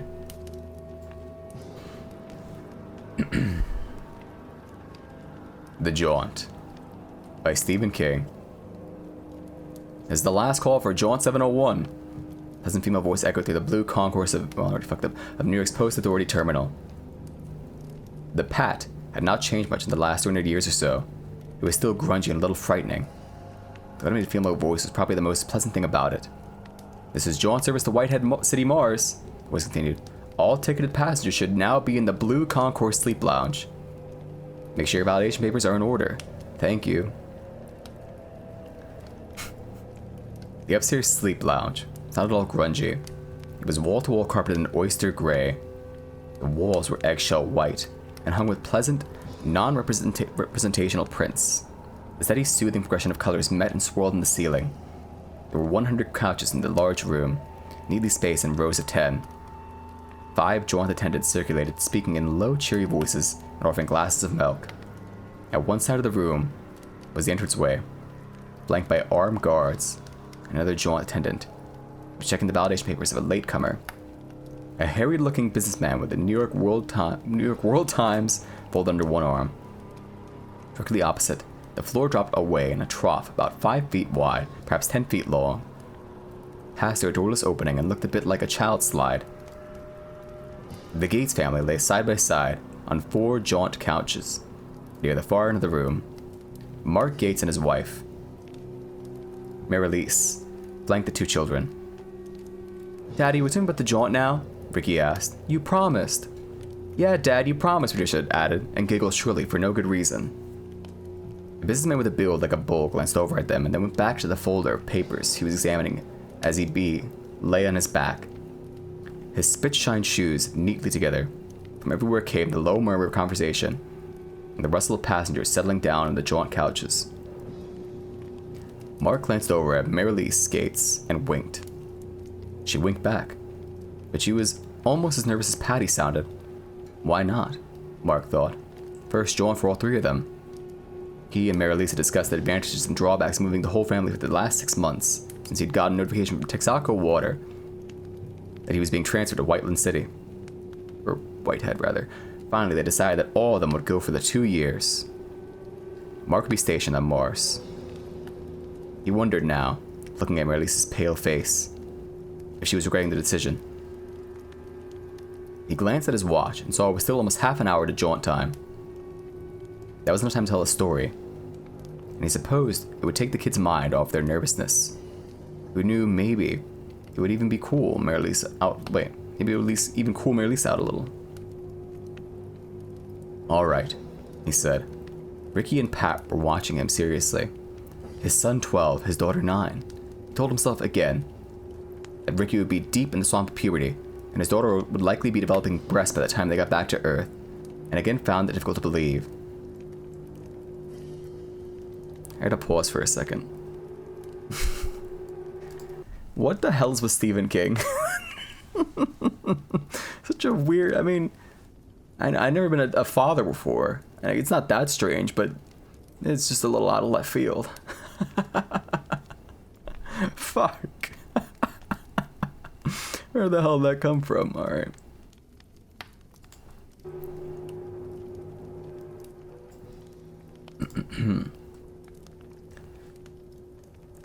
Where was I? Oh, yes. The kids would be going to the tiny Whitehead combined school, the 100-odd engineering and oil company brats that were there. His son might well be going on a geology field trip to Phobos, not so many months distant. It was difficult to believe, but true. Who knows, he thought wryly. Maybe it'll do something about my jaunt jumps, too. So far as we know, he began, the jaunt was invented about 320 years ago, around the year of 1987, by a fellow named Victor Canine. He did it as part of a private research project that was funded by some government money.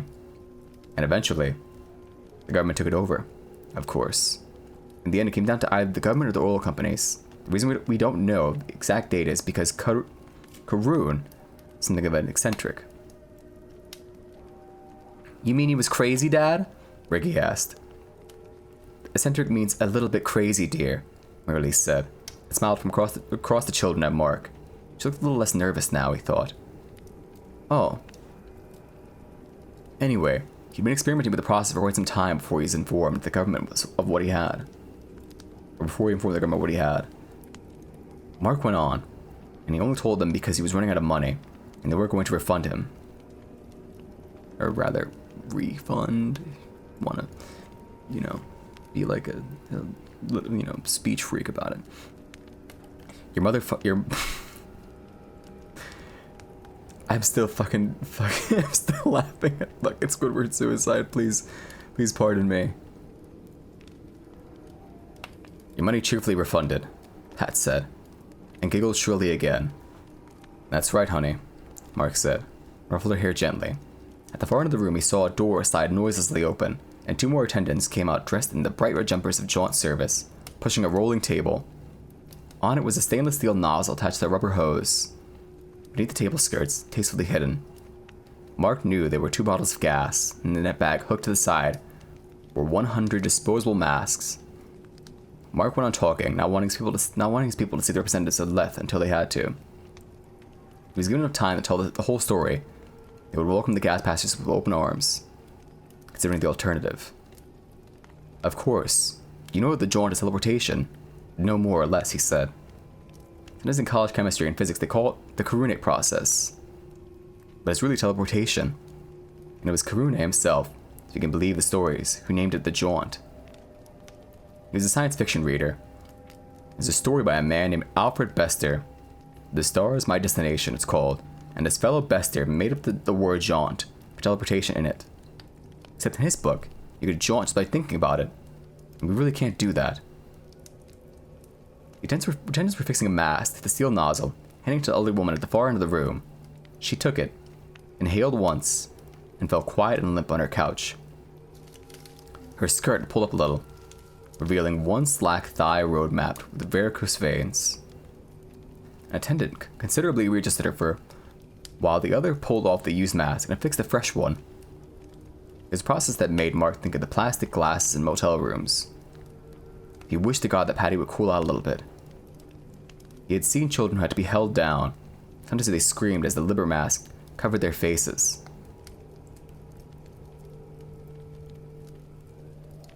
It was not an abnormal reaction in a child, he supposed, but it was nasty to watch. He didn't want to see it happen to Patty. About Rick, he felt more confident. I guess you could say the jaunt came along, the last possible moment, he resumed. He spoke toward Ricky, but reached across and took his daughter's hand. Her fingers closed over his with immediate panicky tightness. Her palm was cool and sweating lightly. The world was running out of oil, and most of what was left belonged to the middle... Why is Eastern spelled that way? Eastern Desert peoples were committed to using it as a political weapon. They had formed an oil cartel they called OPEC. What's a cartel, Daddy? Patty asked. Well, a monopoly, Mark said. Like a club, honey, Marilise said. You can only be in that club if you had lots of oil. Oh.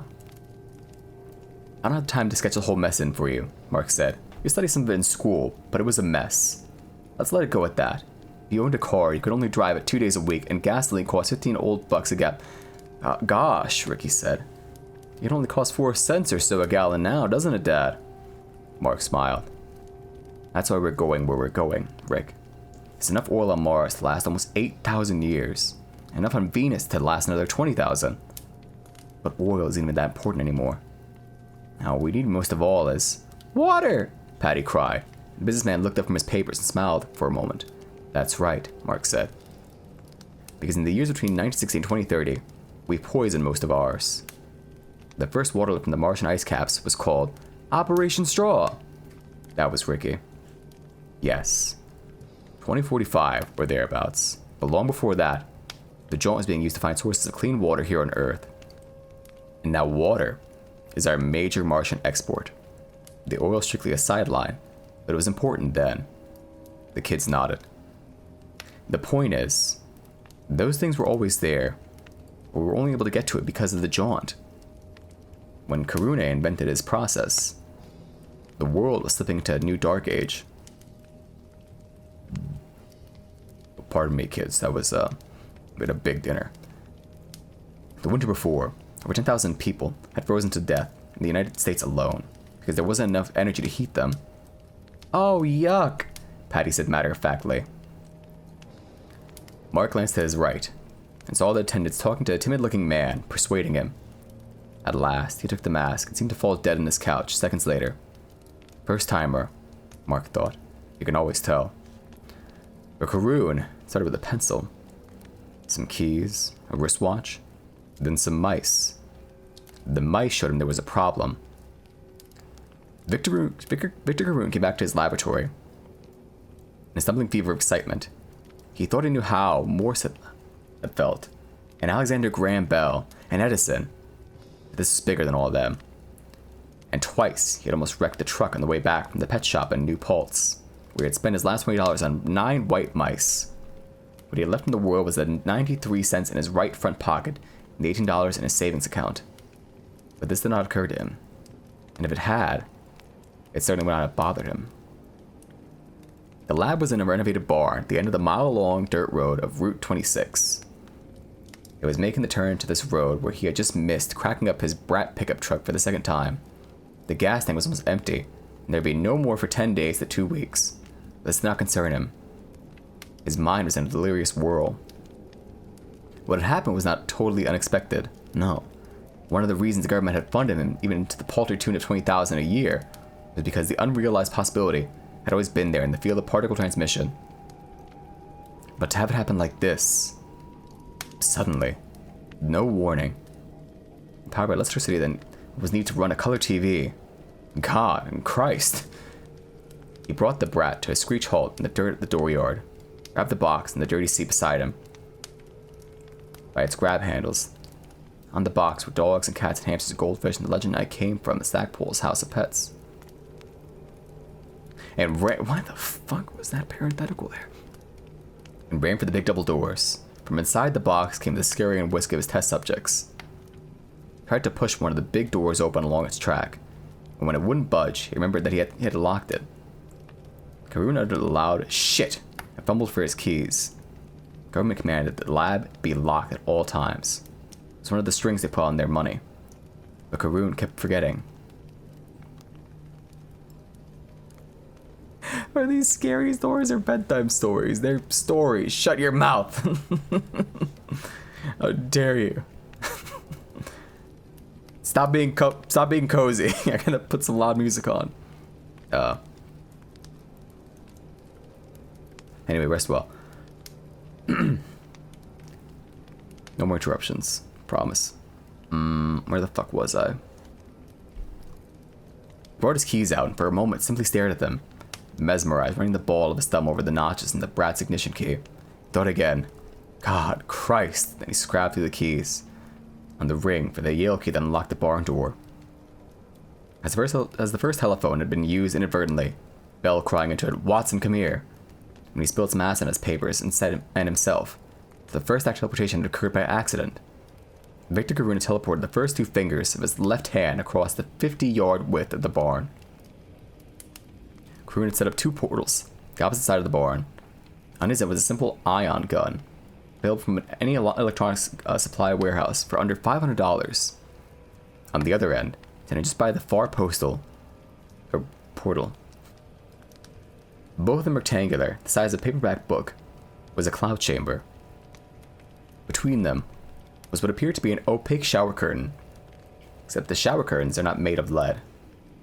The idea was to shoot ions through the portal, or Portal 1, and then walk around and watch them streaming across the cloud chamber, then just beyond Portal 2, with the lead shield between to prove they really were being transmitted. Except that for the last 2 years, the process had only worked twice, and K9 didn't have the slightest idea why. Are they... Is his name Karun or K9? Am I going insane? I think my book's got like a little bit like it's... I think my book's a little bit fucked up.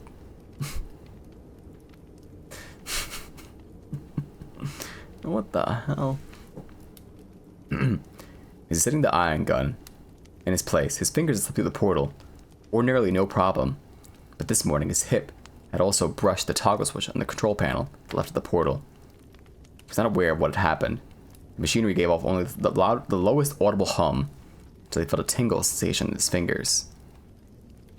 It was not like an electric shock, K9 wrote in his one and only article on the subject before the government shut him up. The article was published, of all places, in Popular Mechanics. He had sold to them for $750 in a last effort to keep the Jaunt a matter of private enterprise. There was none of that unpleasant tingle that one gets if one grasps a fraud lamp cord, for instance. It was more like the sensation one gets if one puts one hand in the casing of some small machine that is working very hard. The vibration is so fast and light that it's literally a tingling sensation. And I looked down at the portal and saw that my index finger was gone, on a diagonal slant through the middle knuckle. My second finger was gone slightly above that. In addition, the nail portion of my third finger had disappeared. K9 had jerked his hand back instinctively, crying out. He so expected to see blood, he wrote later. He actually hallucinated blood for a moment or two. His elbow struck the iron gun and knocked it off the table. He stood there with his fingers in his mouth, verifying that they were still there and whole. The thought that he had been working too hard crossed his mind, and the other thought crossed his mind. He thought the last set of modifications might have done something. He now pushed his fingers back in. In fact, K9 only jaunted once more his entire life. At first, he did nothing. He did a long, aimless walk around the barn, running his hands through his hair, wondering if he should call Carson in New Jersey, perhaps Buffington in Charlotte. Carson wouldn't accept the collect phone call. The cheap ass-kicking bastard. Or kissing. Buffington probably would. But an idea struck, and he ran across the portal too, thinking that if his fingers had actually crossed the barn, there might be some sign of it. There was not, of course. Portal 2 sat atop 3 stacked Pomona orange crates, looking like nothing so much as one of those toy guillotines missing the blade. On one side of it, its stainless steel frame, was a plug-in jack, from which a cord ran back to the transmission terminal, which is little more than a particle transformer hooked into a computer feed line, which reminded him. K9 glanced at his watch and saw it was 11:15. His deal with the government consisted of short money, plus computer time, which was infinitely valuable. Computer tie-in lasted until 3 o'clock this afternoon, and it was goodbye until Monday. I had to get moving. I had to do something. I glanced at the piles of crates again. K9 writes in this Popular Mechanics article. And then I looked at the pads of my fingers, and sure enough, the proof was there. It would not, I thought then, convince anyone but myself, but in the beginning, of course, it's only oneself that has to convince. What was it, Dad? Ricky asked. Yeah, Patty added, what? Mark grinned a little. They were all hooked now, even Marilise. They had nearly forgotten where they were. In the corner of his eye, he could see the jaunt attendants wheeling their cart slowly among the jaunters, putting them to sleep. It's never as rapid a process in the civilian sector as it was in the military, he had discovered. Civilians got nervous and wanted to talk it over. Nozzle and rubber masks were reminiscent of hospital operating rooms, where the surgeon with his knives lurked somewhere behind it, and the anesthetist. Don't have to say anesthetist or anesthesiology all that much. Who would guess? With a selection of gas and stainless steel canisters. Sometimes there was panic, hysteria, and always there were a few who simply lost their nerve. Mark had observed 2 of these as he spoke to the children. 2 men who had simply risen from their couches. What the fuck? Walked across the entryway with no fanfare at all. Unpinned, validation papers that had been affixed to their lapels, turned them in, and exited without looking back. Jaunt attendants, under strict instructions not to argue with those who left. There were always standby, sometimes as many as 40 or 50 of them, hoping against hope, as those who simply couldn't take it left. Standbys would let them with their own validations pinned to their shirts. K9 found 2 splinters in his index finger, he told the children. He took them out, and put them aside. One was lost, but you can see the other one, the Smithsonian Annex in Washington. It's in a hermetically sealed glass case near the moon. Rocks. The first space travelers brought back from the moon. Our moon, Dad, or one of Mars's? Ricky asked. Ours, Mark said, smiling a little. Only one manned rocket flight was ever landed on Mars. Ricky. And that was a French expedition somewhere about 2030. Anyway, that's why it happens to be. I'm kind of falling asleep, I'm not gonna lie. I understand the preamble, but it's certainly not a good story for my voice. How do I follow up fucking Squidward's suicide? I mean, it's still lingering in my mind. It's like, could you fucking believe that? Oh, who the fuck would write that?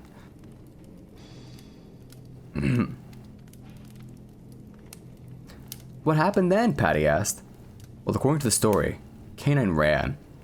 K9 ran back to Portal 1 and stood there for a moment, heart thudding out of breath. Had to calm down, he told himself. Gotta think about this. You can't maximize your time if you go off half-cocked. Deliberately, disregarding the forefront of his mind, which is screaming at him to hurry up and do something, he dug his nail clippers out of his pocket. He used the point of the file to dig the splinters out of his index finger. He dropped them into the white inner sleeve of a Hershey bar he had eaten while tinkering with the transformer and trying to widen its afferent capability. It apparently succeeded beyond his wildest dreams. One roll of newspaper was lost. The other end of the Smithsonian Institution, locked in a glass case that was cordoned off with thick velvet ropes, and watched vigilantly and eternally by a computer-monitored closed-circuit TV camera. Splinter extraction finished, K9 felt a little calmer. A pencil, that was as good as anything, took from beside the clipboard and the shelf above him and ran it gently into the Portal 1. It disappeared smoothly, inch by inch, like something in an optical illusion or a very good magician's trick. The pencil had said Eberhard Faber No. 2 on one of its sides, black letters stamped on the yellow painted wood. When he had pushed the pencil in until all but Eber had disappeared, Karun walked around to the other side of the Portal 1.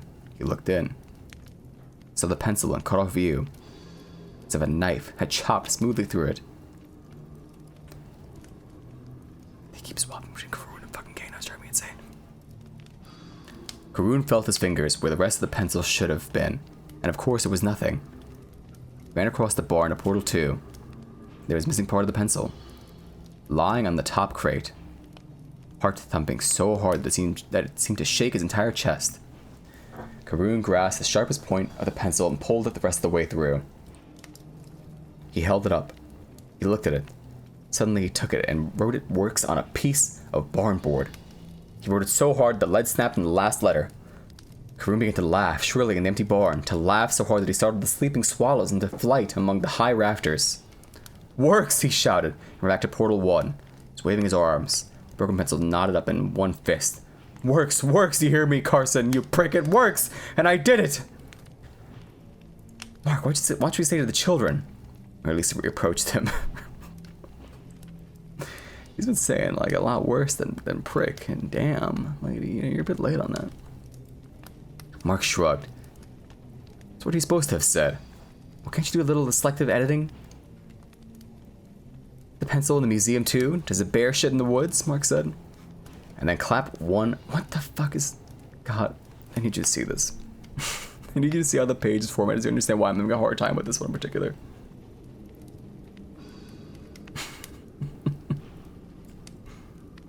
Terribly sorry to everyone enjoying the jaunt, but you need to understand where I'm coming from.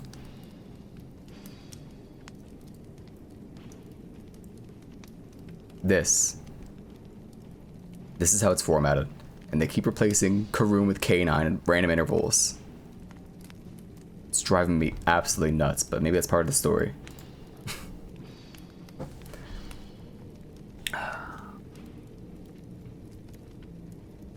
The keys went through next. Karun simply tossed them through the portal. He was beginning to think on track again now. It seemed to him that the first thing they needed finding out was that the process produced things on the other side exactly as they had been, or if they were in any way changed by the trip. He saw the keys go through and disappear. Exactly at the same time he heard them jingle in the crate across the barn. He ran across, really only trotting now, and on the way he passed the shove the lead shower curtain back on his track. He didn't need it either, or the ion gun now, just as well since the ion gun was smashed beyond repair.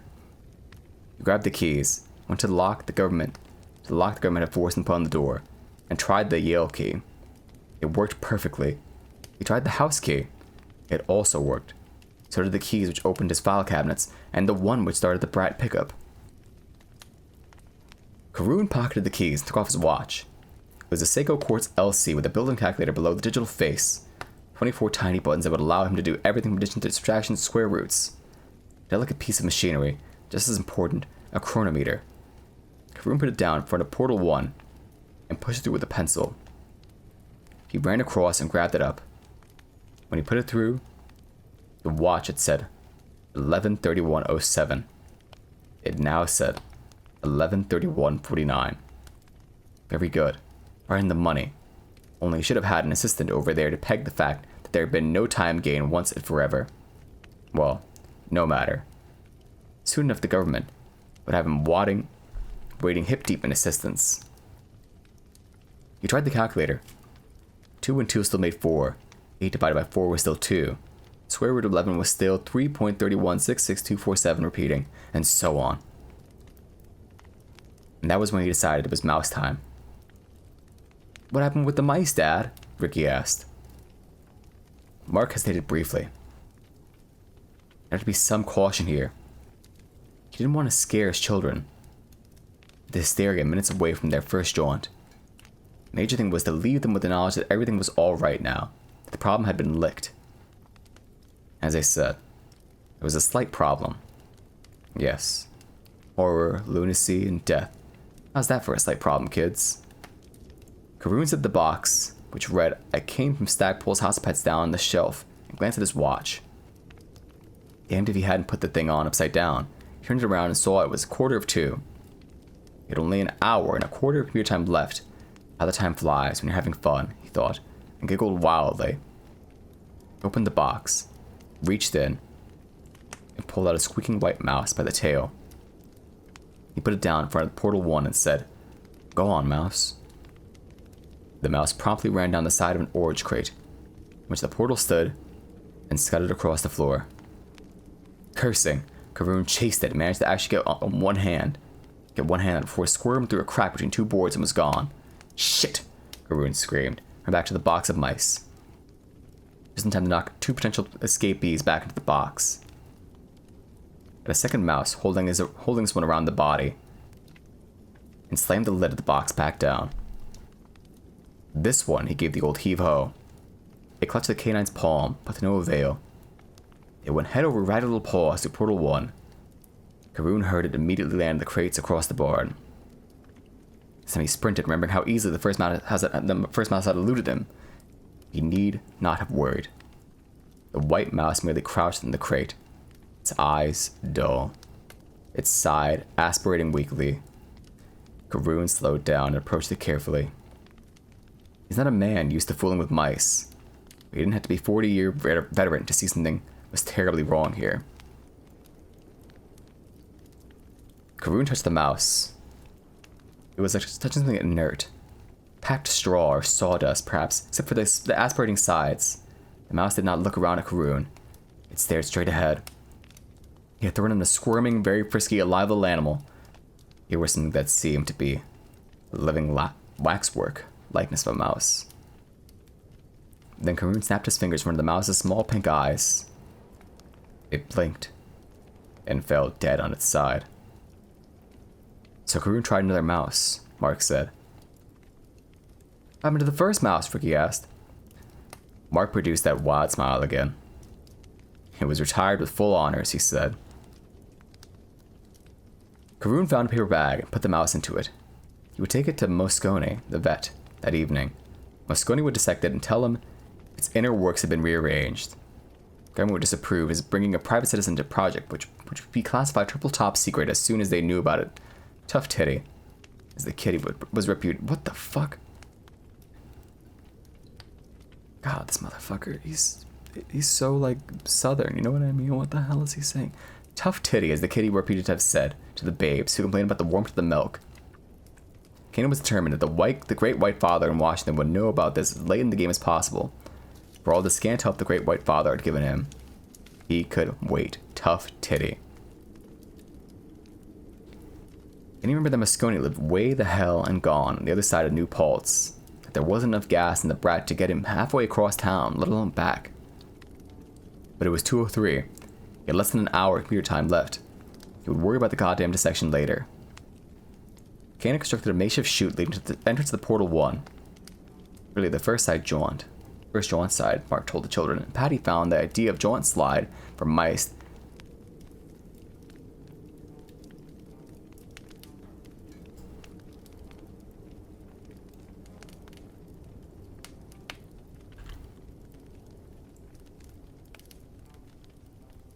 Huh? Deliciously funny. Dropped a fresh white mouse into it. Blocked the end with a large book, and after a few moments of aimlessly panting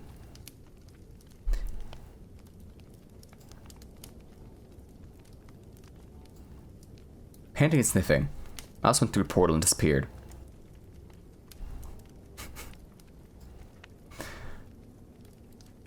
Kanan ran back across the barn. The mouse was dead on arrival. There was no blood, no bodily swellings to indicate that a radical change pressure had ruptured something inside. Kanan supposed that oxygen saturation might. Shook his head impatiently. It took the white mouse only nanoseconds to go through. His own watch had confirmed that time remained a constant in the process. We're damn close to it. The second white mouse joined the first in the paper sack. Karun got a third out. Wondering for the first time which would end first. Computer time or a supply of mice.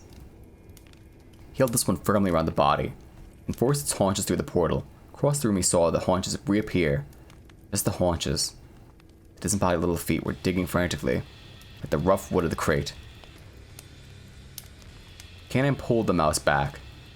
No catatoma here. He bit the webbing between his thumb, forefinger hard enough to bring blood. Karun dropped the mouse hurriedly back into the...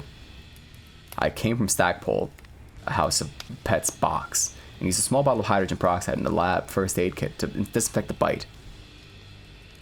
He put a band-aid over it, then rummaged around until he found a pair of heavy work gloves. He could feel the time running out. Running out. It was 2:11 now.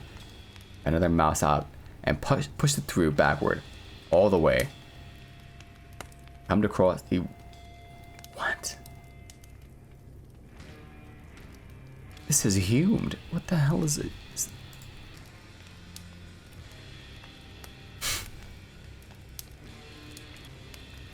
To Portal 1.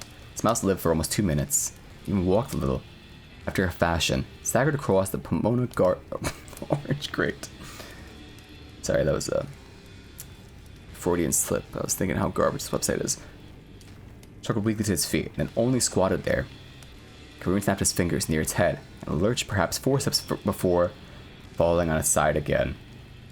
The aspiration of its sides slowed, and stopped. It was dead. Karun felt a chill. He went back, got another mouse, pushed it halfway through head first. He saw it reappear at the other end, just the head, and the neck, and chest. Cautiously, Karun relaxed his grip on the mouse's body, ready to grab if it got frisky. It didn't. The mouse only stood there. Half of it on the other side of the barn, half on the other. Karun dropped back to Portal 2. The mouse was alive, but its pink eyes were glazed and dull. Its whiskers didn't move. Going around to the back of the portal, Karun saw an amazing sight. As he had seen the pencil in a cutaway, so now he saw the mouse. He saw the vertebrae of its tiny spine, ending abruptly in round white circles. He saw its blood moving through the vessels. He saw the tissue moving gently with the tide of life on its minuscule gullet, and nothing else, he thought. It would make a wonderful diagnostic tool. Then he noticed that the tide of movement, the tissues had ceased. The mouse had died. Karun pulled the mouse out by the snout. Not liking the feel of it, dropped it into the paper sack with its companions. Enough with the white mice, he decided. The mice die. They die put them through all the way, and they die put them through halfway. Put them through halfway, but first, they stay frisky. What the hell is in there? Sensory input, he thought almost randomly. When they go through, they see something, hear something, touch something. God, maybe even smell something that literally kills them. What? He had no idea, but he meant to find out. Karun still had almost 40 minutes before Comlink pulled the database out from under him.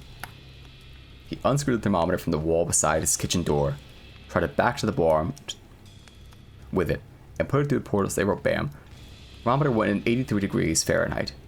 It came out at 83 degrees Fahrenheit. He moved across the spare room where he kept a few toys to amuse his grandchildren with. Among them he found a packet of balloons. He blew one of them up, tied it off, and batted it through the portal. They came out intact and unharmed. He started on the road toward answering his question about a sudden change pressure somehow caused by what he was already thinking of as a jaunting process. With 5 minutes to go before the witching hour, he ran to his house, snatched up his goldfish bowl. Inside, Percy and Patrick switched their tails and darted about in agitation, and ran back with it. He shoved the goldfish bowl through Portal 1. He hurried across to Portal 2, where his goldfish bowl sat in the crate. Patrick was floating belly up. Percy swam slowly around the near bottom of the bowl, as if dazed. A moment later, he also floated belly up. Kana was reaching for the goldfish bowl when Percy gave a weak flick of his tail, and resumed his lackadaisical swimming. Slowly, he seemed to throw off whatever the effect had been. By the time Karun got back from Mosconi's veterinary clinic that night at 9 o'clock, Percy seemed as perky as ever. Patrick was dead. Karun fed Percy a double ration. Double ration of fish food and gave Patrick this fucking sight the way it's formatted is killing me. Hello, nausea.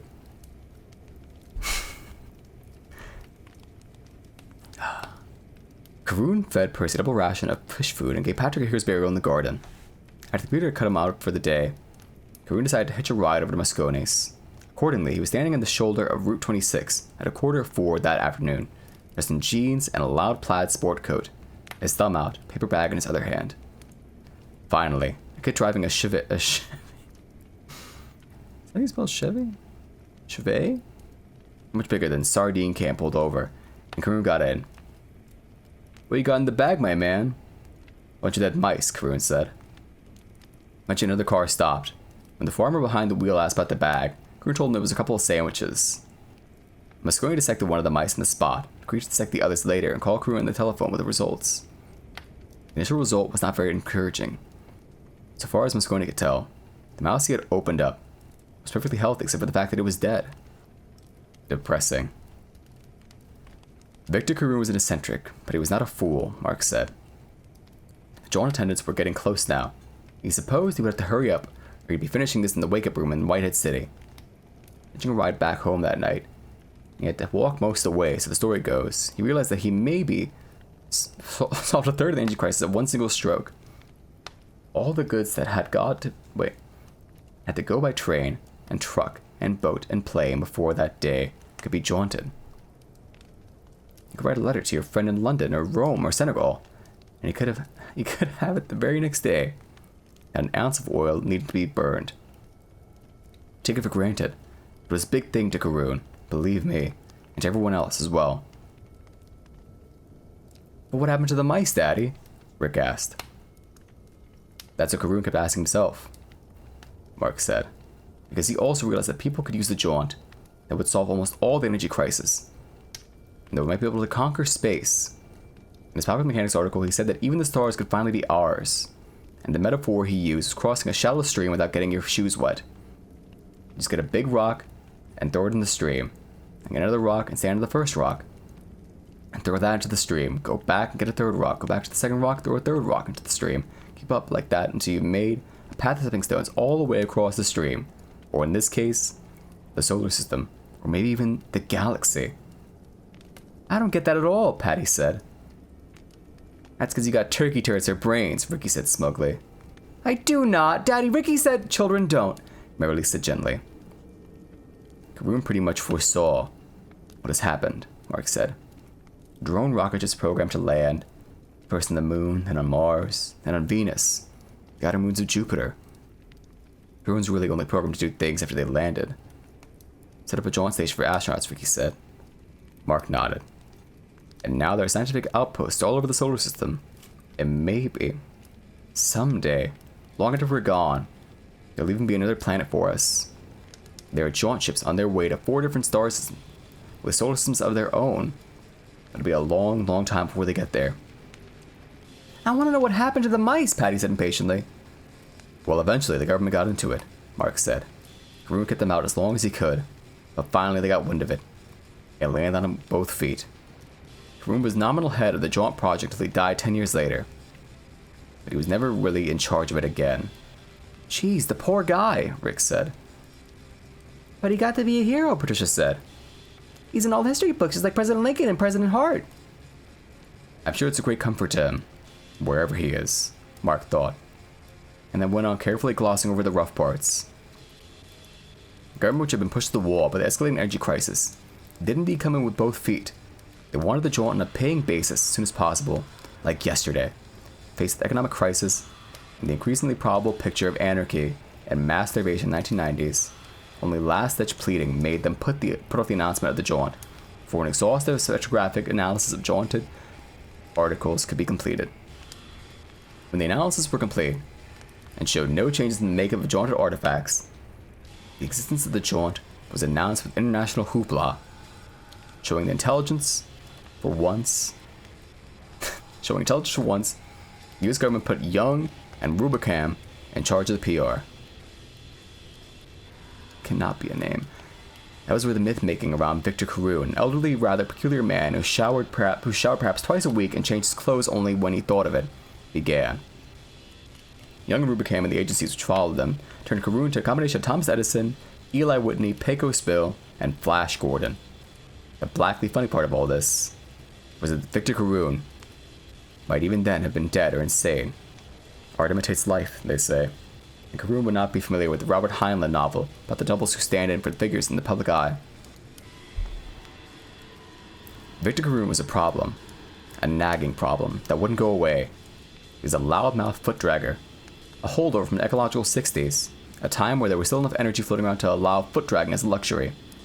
These, on the other hand, were the nasty 80s, with coal clouds fouling the sky, and a long section of the California coastline expected to be uninhabitable for perhaps 60 years due to nuclear excursion. Victor Karoon remained a problem until about 1991, then he became a rubber stamp, smiling, quiet, grandfatherly, a figure seen waving from podiums in news films. In 1993, 3 years before he officially died, he rode in the pace car at the Tournament of Roses parade, puzzling and a little ominous. The results of the announcement of the jaunt were interpretation on October 19th, 1988 was a hammer stroke of worldwide excitement and economic upheaval. On the world money markets, the battered old American dollar suddenly skyrocketed through the roof. People who had bought gold at $806 an ounce suddenly found that a pound of gold brings something less than $1,200. In the year between the announcement of the Jaunt and the first working Jaunt stations in New York and LA, the stock market climbed a little over 1,000 points. The price of oil dropped only 70 cents a barrel, but by 1994, with Jaunt stations crisscrossing the US and the pressure points of 70 major cities, OPEC had ceased to exist, and the price of oil began to tumble. By 1998, the stations in most free world cities, and goods routinely jaunted between Tokyo and Paris, Paris and London, London and New York and Berlin, oil had dropped to $14 a barrel. By 2006, when people at least began to use the Jaunt on a regular basis, the stock market had leveled off 5,000 points above its 1987 levels. Oil was selling for $6 a barrel, and the oil companies began to change their names. Texaco became Texaco Oil Water, and Mobil had become Mobil Hydro Tuox. By 2045, water prospecting became the big game, and oil had become what it had been in 1906, a toy. "What about the mice, Daddy?" Patty asked impatiently. "What happened to the mice?" Mark decided it might be okay now. He drew the attention of his children to the Jaunt attendants, who were passing gas, but only 3 aisles from them. Sorry, that was a different kind of gas that passed from a more pleasant place than where it could have. Rick only nodded, but Patty looked troubled as a lady with fashionably shaved and painted head took a whiff from the rubber mask and fell unconscious. "Can't jaunt when you're awake, can you, Dad?" Ricky said. Mark nodded and smiled reassuringly at Patricia. Karun understood even before the government got into it, he said. "How did the government get into it, Mark?" Marilise asked. Mark smiled. "Computer time," he said. "The database, that was the only thing that Karun couldn't beg, borrow, or steal. The computer handled the actual particulate transmission. Billions of pieces of information. It's still the computer, you know. Make sure you don't come through with your head somewhere in the middle of your stomach." And Marilise shuddered. "Don't be frightened," he said. "It's never been a screw-up like that. Never." "There's always a first time," she muttered. Mark looked at Ricky. How did he know? He asked his son. "How did Karun know he had to be asleep, Rick?" "He put the mice in backwards," Rick said slowly. "They were all right, as long as he didn't put them all in. They were only well messed up when he put them in the head first, right?" "Right," Mark said. The Jaunt attendants were moving in now, wheeling their silent cart of oblivion. It wasn't going to have time to finish after all. Perhaps it was just as well. It didn't take many experiments to clarify what was happening, of course. The Jaunt killed the entire trucking business. But at least took the pressure off the experiment. Yes, foot dragging had become a luxury again. Wait, why was that like that? I thought he was getting cut off. God, they fucking... The way... Okay, just going to sidetrack for a second. The way that this is fucking formatted, it's like it was written by fucking... What's his name? Blood Meridian author. No Country for Old Men author. What's his name? Him. The punctuation, it feels... like there's none sometimes, but then like suddenly there's just like a shitload of it for no reason. It's really hard to read. Fuck. Foot dragging had become a luxury again. Tests had gone on for better than 20 years. Although Karun's first test with drugged mice had convinced him that unconscious animals were not subject to what was known forever after as the organic effect, more simply, the Jaunt effect. He and Mosconi had drugged several mice, put them through Portal 1, treated them to the other side, and waited anxiously for their first test subject to reawaken, or to die. They had reawakened. After a brief recovery period, had taken up their mouse lives, eating, fucking, playing, and shitting, with no ill effects whatsoever. Those mice became the first of several generations which were studied with great interest. They showed no long-term ill effects. They did not die sooner, the pups were not born with 2 heads or green fur, nor did these pups show any other long-term effects. "When did they start with people, Dad?" Rick asked, although he certainly read this in school. "Tell that part." "I wonder what happened to the mice," Patty said again. Although the Jaunt attendants had now reached their head of the aisle, they themselves were near the foot. Mark Oates. His name is Gates. Paused a moment to reflect. You hate Stephen King, by the way. It's not his fault this is fucking written and formatted so poorly. It's fucking this website. They got it all jumbled up and it's hard to fucking read. I mean, the prose is getting a bit much, and there's so many parentheticals I'm skimming over. It's like, fuck's sake.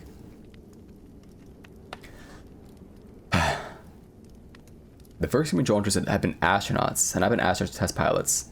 They were convict volunteers who had not been even screamed with any particular interest in their psychological stability.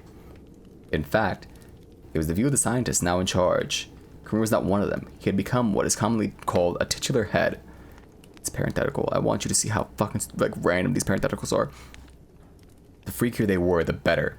Mental spasms go through and come out all right, or at least no worse than he or she had been going in. The process was probably safe for the executives, politicians, and fashion models of the world. Half a dozen of these volunteers were brought to Province, Vermont, gassed, and fed through portals exactly 2 hand miles apart, one by one.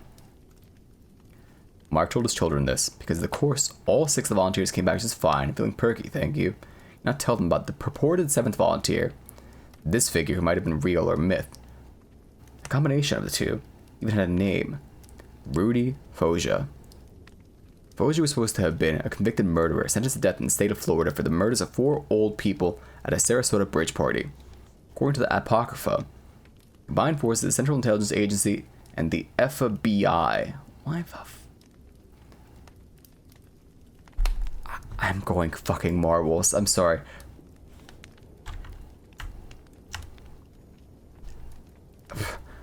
I shit you not, I'm not making that up. Why does it say FBI? I come to Foggia with a unique one-time take it or leave it. Absolutely not to be repeated offer. Take the jaunt wide awake. Come through okay when we put your pardon, signed by Governor Thurgood, in your hand. Out you walk, free to follow the one true cross, or to off a few more old folks playing a bridge in their yellow pants and white shoes. Come through dead or insane, tough titty, as the kitty was purported to have said. It's twice now. What do you say? Foggia understood that Florida was the one state that really meant business about the death penalty. And his lawyer told him that he was in all probability the next to ride Old Sparky. Said okay. The what penalty? Death. It's not even the word that I fucked up. I fucked the penalty. At least I think that I only fucked the penalty. Whatever.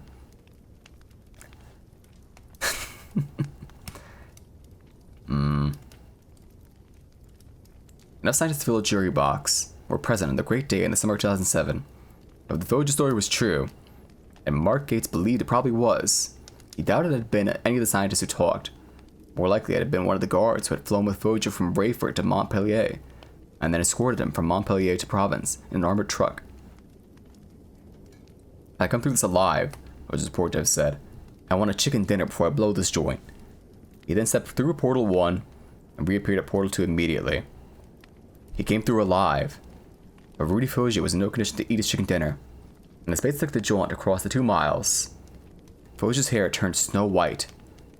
His face had not changed in any physical way.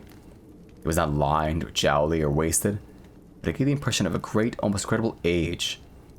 Foggia shuffled out of the portal, his eyes bulging blankly, his mouth twitching, his hands laid out in front of him. Presently, he began to drool. Scientists who had gathered around drew away from him, and no, Mark really doubted if any of them had talked. They knew about the rats, after all, and the guinea pigs, and the hamsters. Any animal, in fact, with more brains than your average flatworm. They must have felt a bit like those German scientists who tried to impregnate Jewish women with the sperm of German Shepherd. Jesus! What happened? One of the scientists shouted. It was the only question Foggia had a chance to answer. It's eternity in there, he said, and dropped dead, was diagnosed as a massive heart attack. The scientists foregathered there were left with his corpses, and that strange and awful dying declaration, it's eternity in there. Daddy, I wonder what happened to the mice, Patty repeated. The only reason she had a chance to ask again was because the man in the expensive suit and the attorney of shine shoes had developed into something of a problem for the jaunt attendants. He didn't really want to take the gas, and was disguising it with a lot of bluff, bully boy talk. The attendants were doing their job as well as they could, smiling, cajoling, persuading, but it had slowed them down. Mark sighed. He had opened the subject only as a way of distracting his children from the pre-jaunt festivities. It was true, but he had opened it, and now he supposed he would have to close it, as truthfully as he could, without alarming them or upsetting them. He would not tell them, for instance, about C.K. Summers' book, The Politics of the Jaunt, which contained one section called The Jaunt Under the Rose, depending on more believable rumors of the Jaunt. The story of Rudy Foggia, he, the Bridge Club murders, and the uneaten chicken dinner wasn't there. There were also case stories of some other 30 or more or less, who knows, volunteers, scapegoats, or madmen who had jaunted wide awake for the last 100 years. Most of them arrived at the other end dead. The rest were hopelessly insane. In some cases, the act of re-emerging had actually seemed to shock them to death. Summers' section of the Jaunt rumors and Apocrypha contained other unsettling intelligences as well. The Jaunt had apparently been used several times as a murder weapon.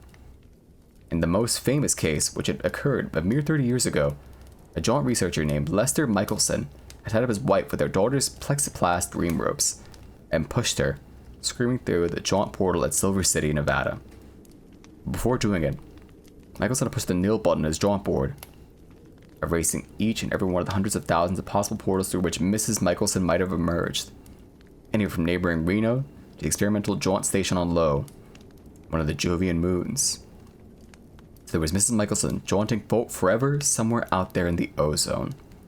Michelson's lawyer, Michelson, had been held sane and able to stand trial for what he had done. A long-ass parenthetical, had offered a novel defense.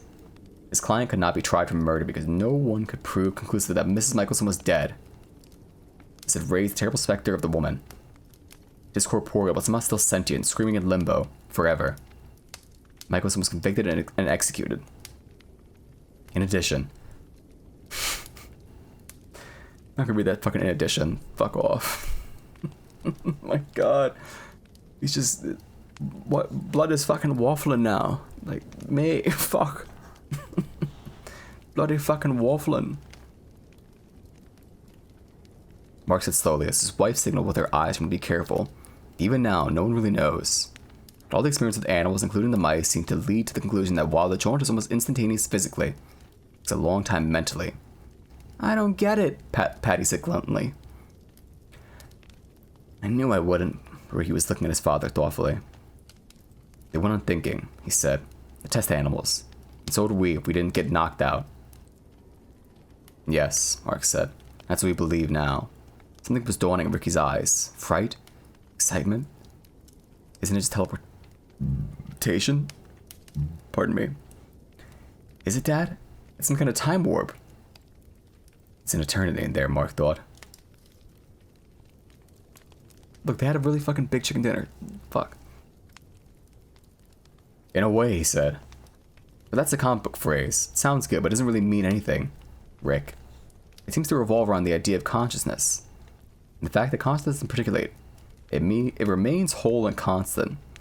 It also retains some screwy sense of time. But we don't know how pure consciousness would measure time, or even if that concept has any meaning to pure mind. We can't even conceive of what pure mind might be. Mark felt silent, troubled by his son's eyes, which were suddenly so sharp and curious. He understands, but he doesn't understand, Mark thought. Your mind can be your best friend. It can keep you amused even when there's nothing to read, nothing to do, but it can turn on you when it's left with no input for too long. It can turn on you, which means that it turns on itself, savages itself, perhaps consumes itself in an unthinkable act of auto-cannibalism. How long in there, in terms of years? 0.0000067 seconds for the jaunt, for the body to jaunt? But how long for the unparticulated consciousness? 100 years? 1,000? Million? Billion? How long alone with your thoughts? In an endless field of white, and then when 1 billion eternities have passed, the crashing return of light and form and body. Who wouldn't go insane? Ricky, he began, but the jaunt attendants had arrived with their cart. Are you ready? One asked. Mark nodded. Daddy, I'm scared, Patty said in a thin voice. Will it hurt? No, honey. Of course it won't, Mark said, and his wife was calm enough, but his heart was beating a little fast. It always did. Although this would be something like his 25th jaunt. I'll go first, and you'll see how easy it is. The Jaunt attendant looked at him questioningly. Mark nodded and made a smile. The mask descended. Mark took it in his own hands and breathed deep of the dark. The first thing he became aware of was the hard black Martian sky as seen through the top of the dome which surrounded Whitehead City. It was night there, and the stars sprawled with a fiery brilliance undreamed of on Earth. The second thing he became aware of was some sort of disturbance in the recovery room. Mutters, then shouts, and a shrill scream. Oh dear God, that's Marilise, he thought, and struggled up from his Jaunt couch, fighting the waves of dizziness. It was another scream, and he saw Jaunt attendants running towards their couches, their bright red jumpers flying around their knees. Marilise staggered toward him, pointing. She screamed again and then collapsed on the floor, sending an unoccupied Jaunt couch rolling slowly down the aisle with one weakly clutching hand. But Mark had already followed the direction of her pointing finger. He had seen. It hadn't been fright in Ricky's eyes. It had been excitement. He should have known, because he knew Ricky, who had fallen out of the highest crotch of the tree in their backyard in Schenectady. I think this would be Schenectady, like New York. And he was only 7. He had broken his arm. I was lucky that he had been all it had been was broken. I hate these parentheticals so fucking much. Ricky, who dared to go faster and further on his slide board than any other child in the neighborhood. Ricky, who was first to take any dare. Ricky and fear were not well acquainted. Until now. Beside Ricky, his sister mercifully slept. The thing that had been his son bounced and writhed on its Jaunt couch. A 12-year-old boy with a snow-white fall of hair and eyes which are incredibly ancient. The corneas gone a sickly yellow. Here was a creature older than time masquerading as a boy. And it had bounced and writhed with a kind of horrid, obscene glee, and at its choked lunatic cackles, the Jaunt attendants drew back in terror. Some of them fled, although they had been trained to cope with just such an unthinkable eventuality. The old young legs twitched and quivered. Claw hands beat and twisted and danced in the air. Abruptly they descended, and the thing that had been his son began to claw at its face. "Longer than you think, Dad," it cackled. "Longer than you think. Held my breath and they gave me the gas. I wanted to see. I saw longer than you think." Cackling and screeching, the thing on the Jaunt couch suddenly clawed its own eyes out. Blood gouted. The recovery room was an aviary of screaming voices now. "Longer than you think, Dad. I saw. Long John, longer than you think." It said other things before the Jaunt attendants were finally able to bear it away, rolling its couch swiftly away as it screamed and clawed at its eyes that had seen the unseeable forever and ever. It said other things, and then began to scream, but Mark Gates didn't hear it, because by then, he was screaming himself.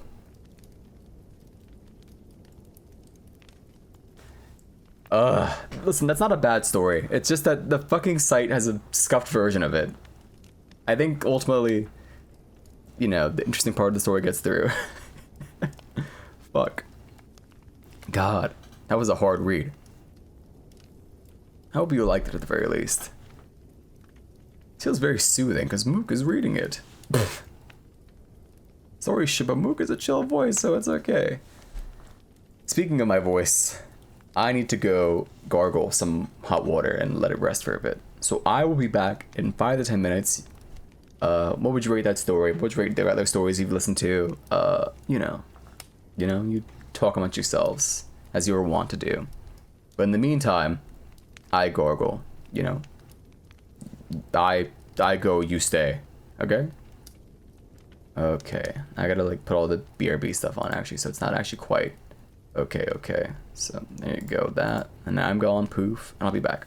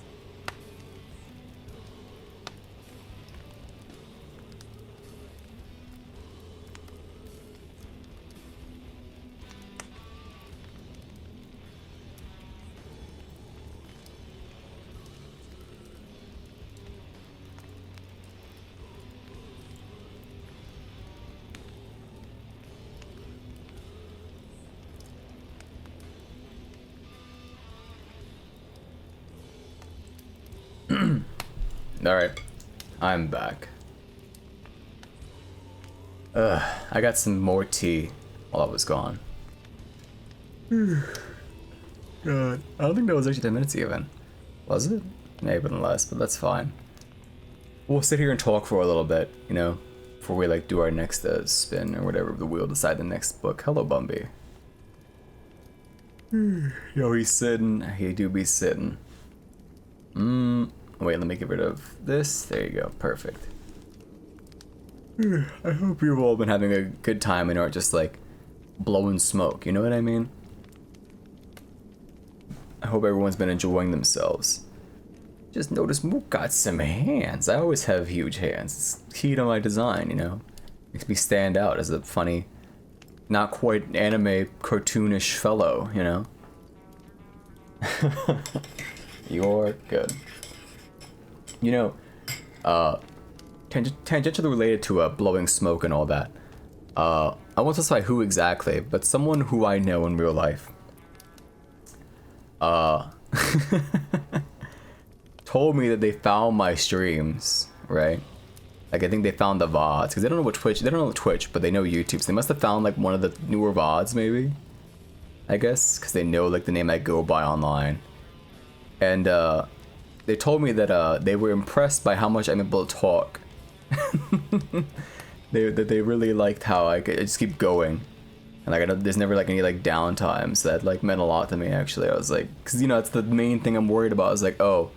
Dead air. Oh, it's my biggest fear. So the fact that even if someone, I know they don't know what the hell I'm talking about, definitely, right? They definitely don't know half what I'm talking about, like what it even is. But if they can like acknowledge that, like, oh, he be spitting, him ass talking. It's like, alright, then maybe it's not, you know, the single worst, you know, stream on Twitch, you know. God, the tea is too hot. This motherfucker is such a chatterbox. Which is funny. Because that person, they definitely know me as like not that, you know? They definitely know me as not the chatterbox and how I am, you know, in the actual day-to-day where I'm like, I don't speak unless I literally have to. So it's funny. You know? I think for the next one I'll try to get like, there will be a next one by the way, I just gotta like find something to read. Which again, just like movie night, I'm always open. If you have something that you think is actually good and worth reading and not crap like Squidward Suicide, maybe it's like good crap, okay? If it's like absolute like good, like just terrible shit, send it to me obviously. Fuck it, just send me anything, I don't really care. But yeah. I think for next time though, I will have normal colors. I don't want to just be, you know, not quite Andrew Graves sitting on a couch forever.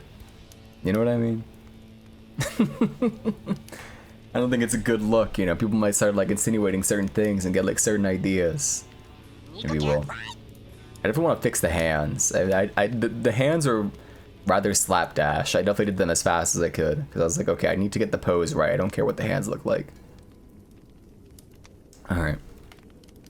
Normal colors, aka transparent. I mean, like, one of my many color palettes that you guys, you know, decide for me. Andy, not good. I mean, he's a compelling character in a certain way, right? He's definitely interesting to see in his game. I don't want to be compared to Andy. You know?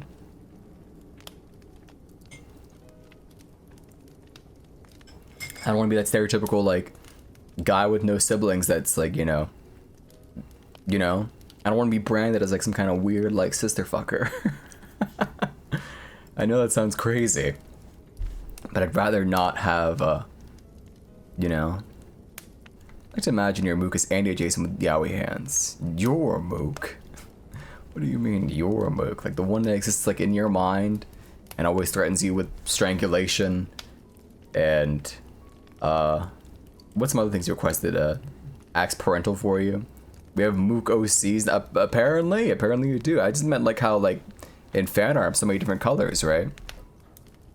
And we could look for a second. You see, like here I'm white. Here I'm very tan with red hair. Here I'm also white. Hold on, we'll get to another one. Hatsune Muku sounds badass. Holy shit, that would go so hard. There I'm also white, but also I'm colored like a mole, which I'm not. That one's definitively untrue. Any you know, any representations of me as a mook. Wait. Fuck, did I just say a mook instead of a mole? I'm most certainly a mook. Let's get one thing straight. Any representations or anything like that of me as a mole are definitively just like, you know, untrue. In fact, that goes for to say they're like not canon. Even if they're a fanon. Oh, don't look at that one though. Or do I can't stop you. Or that one, especially not that one. I hate the fucking socks. I said I don't care if you draw me. I mean, I can't stop you. It's like the real important thing. I've grown to accept the fact that you're going to draw me as a chick at some point or other. Just don't draw me with the programming socks. That's all I ask. Just refrain from the programming socks. And if you need to, you know, do stupid fucking dye high, at least just make it a solid color. You know? All I ask. It's a humble request, I think.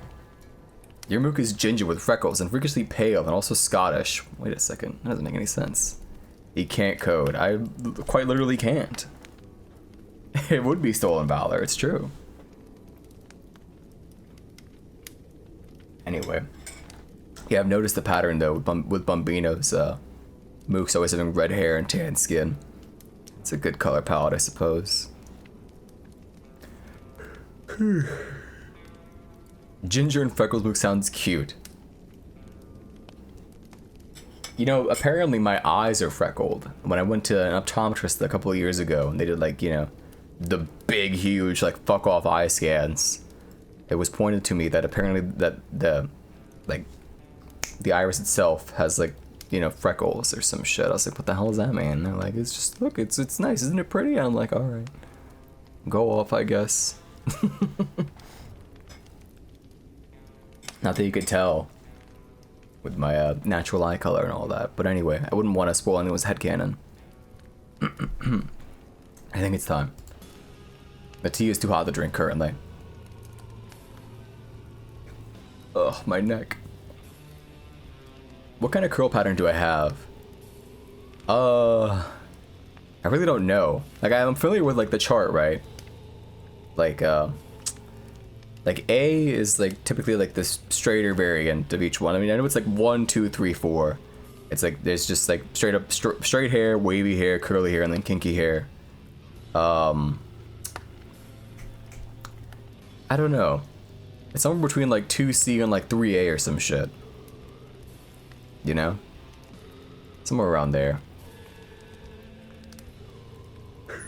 It's really weird because then like I'll just have like random fucking like hairs that'll be like totally fucking straight at times. So I really don't get it. It's very bizarre. I don't understand it myself. So you were close? Sure. What about the Scottish part?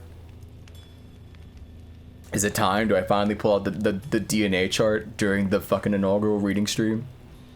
Do we want to see if I have any sort of Scottish roots?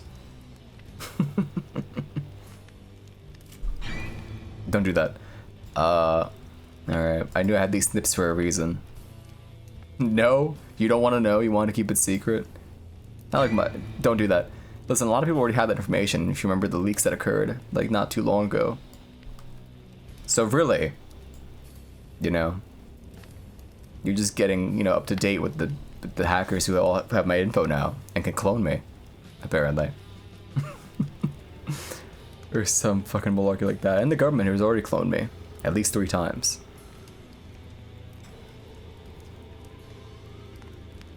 Spit on this for you? I refuse. Need to be up to date. On what? Also, hello, Biggles. Oh, by the way, I did the thing you're not supposed to do when you're someone like me. I looked at the fucking viewer count. Why were there, like, more than 2 of you here? That's so fucked up. It's genuinely... You're sick. You realize that, right? We like you. Well, let me tell you something, I shouldn't. I don't like me either. I have the charts up, by the way. I'm looking over them right now. Hate to be the bearer of bad news. There's nothing that ties me to Scotland in any capacity at all. None. Nada. Zip. I mean, there is broadly Northwestern European, you know, at 1.7%. Maybe that 1.7% is fucking Scottish as shit. Who the hell knows? One drop or whatever, as horrible people online would say.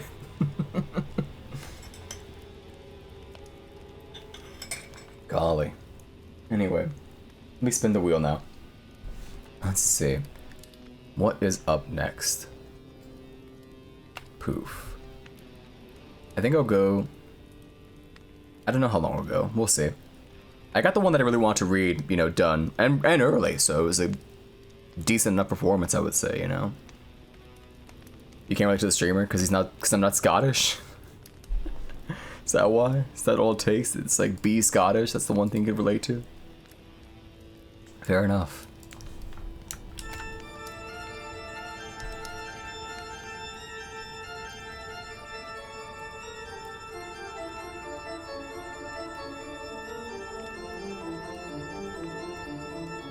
Oh. This is a short one. Okay. The elevator game. Can't listen because he's a gay dildo. I'm not a gay dildo. So you take that back right now. Alright. I still can't believe. I don't know for like fucking a decade plus that was like Adam Sandler who says that in that funny song that I always play on stream that gets muted. Alright, let's see. The elevator game.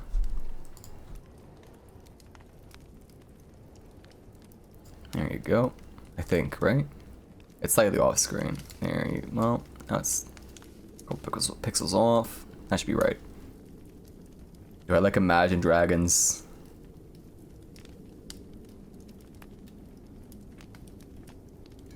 No. Let's see. Where are you? Elevator game. There you are. Elevator game.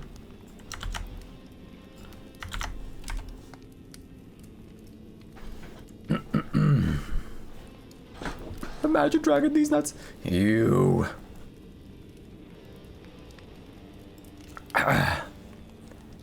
The elevator game is one of the more well-known easy methods to enter an alternate reality. It is a Korean ritual which involves using an elevator as a vessel to enter the other world. Oh, the tea did not help. There are many different versions of this game. There are slightly altered rules to the version we'll be talking about. However, for the sake of simplicity, we'll only be talking about the most popular version of the ritual. What you will need: a building that has at least 10 floors over ground. An elevator in the building is capable of going 10 floors over ground. You must be the only person performing this ritual. If you bring anyone else with you, the ritual will not work. Once all these requirements have been ticked off, you may proceed with the ritual while you can do this ritual. Wait. Oh, there's an exclamation mark that's like really small. You can do this ritual at any time. I'm going to do it at this time when it's less busy. Reasons that will be stated later on. Fuck. I'm dying. The ritual. Enter your chosen building. Step 2. Enter an elevator. Make sure you stay on the first floor. Step 3. Press the button for the 4th floor. If anyone happens to get on with you, do not continue with the ritual. This is why I suggest that you do this ritual at times which are less busy. Is it busy? Step 4. Oh my god. My poor voice is dying. Once you reach the 4th floor, do not get out. Press the button for the 2nd floor. If anyone gets on the elevator, stop the ritual. Step 5.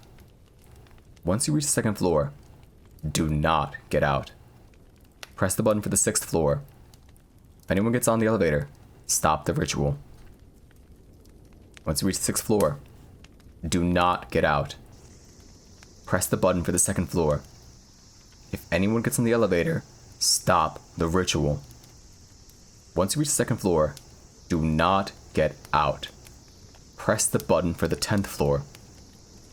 If anyone gets in the elevator, stop the ritual. Once you reach the 10th floor, do not get out. Press the button for the 5th floor. Do not burp. Step 9. Once you reach the 5th floor, do not get out.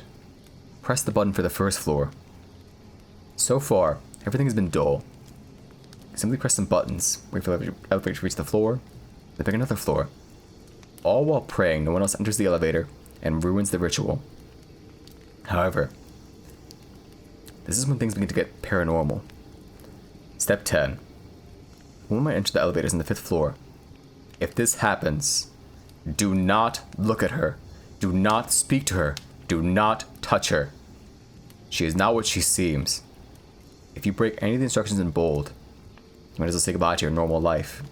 And I mean it, in a bad way. To put it bluntly, she will take you as one of her own, but she may not capture you immediately, and it's to give you a good scare first before capturing you. Step 11. From here, 2 things will happen. If the elevator descends, the ritual has failed. Once the elevator arrives at the 1st floor, get out and leave the building immediately without comment. Do not turn back whatsoever. You can try the ritual again. If the elevator ascends, you may continue with the ritual. If you're beginning to have second thoughts about this ritual, this is your last chance to stop.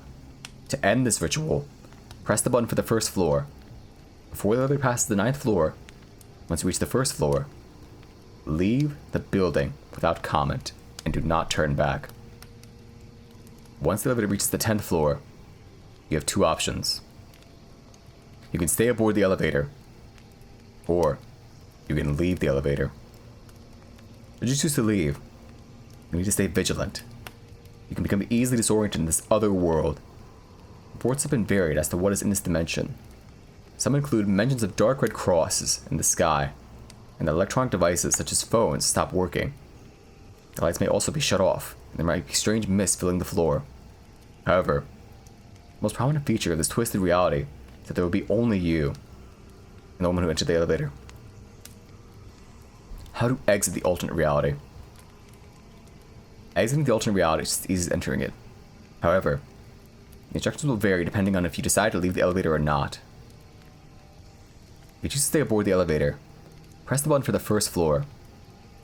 Once you have reached the 1st floor, leave the building and not turn back. If you choose to leave the elevator, enter the same elevator you used to enter the other world.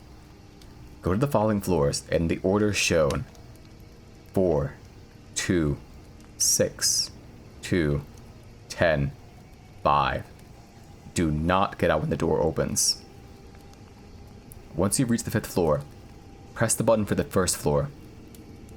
The elevator might ascend to the 10th floor. If this happens, cancel the ascension by pressing the button for the 1st floor repeatedly till the elevator starts descending. Do this before the elevator reaches the 10th floor. Once you have reached the 1st floor, do not get out just yet. Take a look around the area outside the elevator. Are there people? If so, are they acting normal? Does anything seem out of place? If you feel you have not returned to the normal reality, repeat steps 2 to 4 until you're certain you have left the other world. Step 6. If you've been corrected by your judgment and have returned to our normal reality, leave the building without comment and head home immediately without looking back.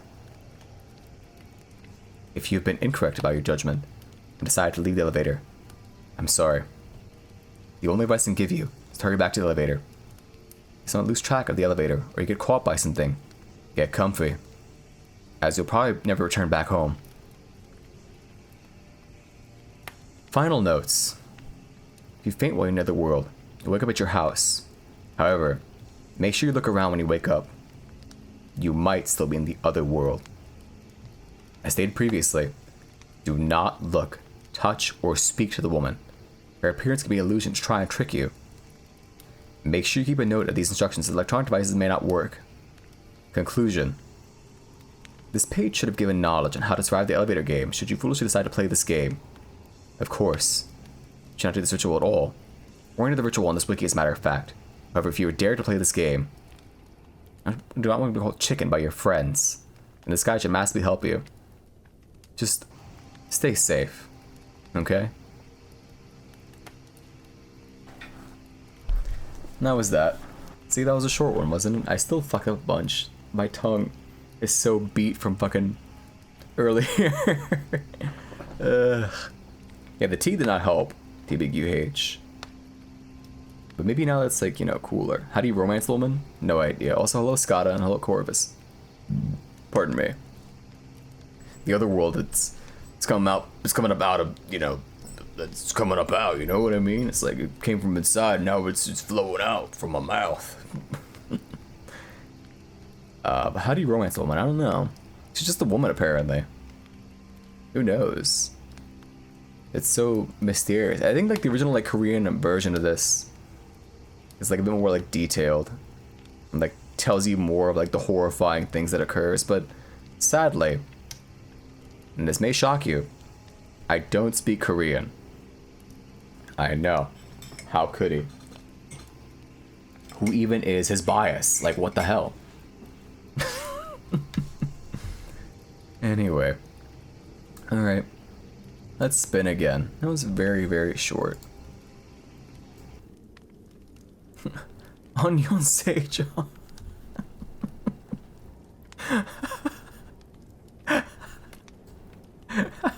So stupid.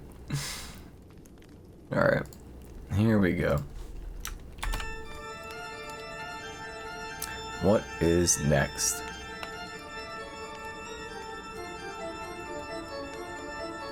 I feel like the longer this like goes on. Oh shit, hold up, wait. Let's go.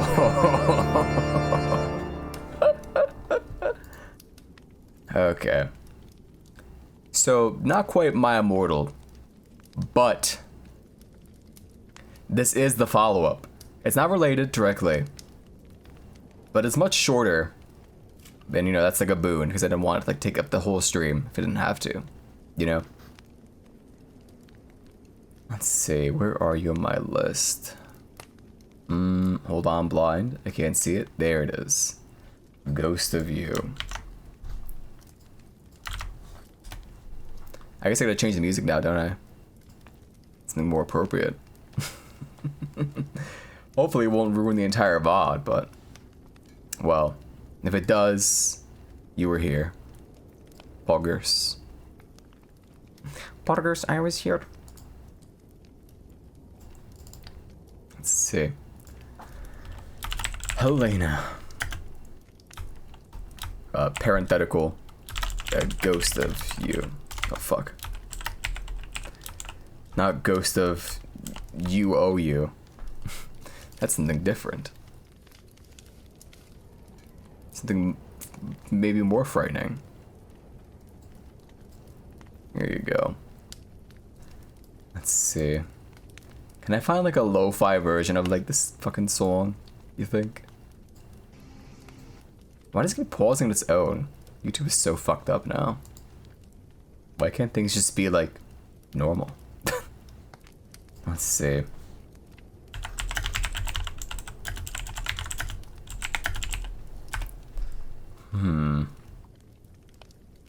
Lo-fi covers. That sounds kind of worrying. What if it's like slowed and reverbed also? Your artist actually followed you back and also mentioned that he's doing cover art for one of your art's comics. Damn. That's kind of crazy. No way. Let's see. These are covers. I just want like the actual like songs, but like made to sound like crunchy. You know what I mean?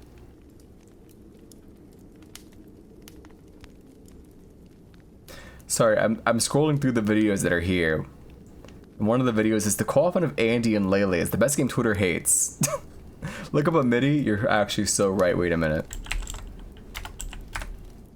God, how is he so stupid? I didn't think of that at all. Let's see. Now we'll just use fucking...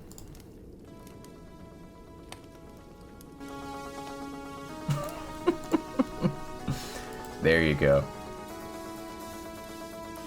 Disclaimer. I don't own this, lols. Co-authored with XXX Bloody Wrists 666XXX. The other story that got a bit boring, so here goes. If you're one of the fuckers who flamed...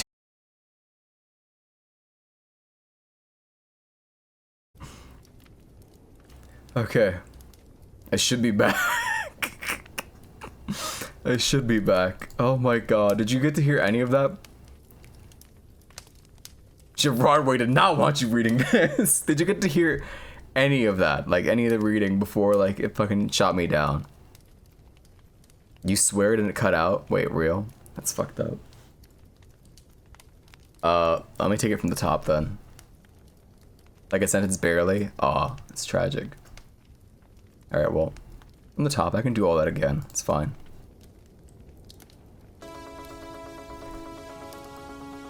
Disclaimer, okay, I don't own this, lols. Co-author with XXX Bloody Wrist 666XXX.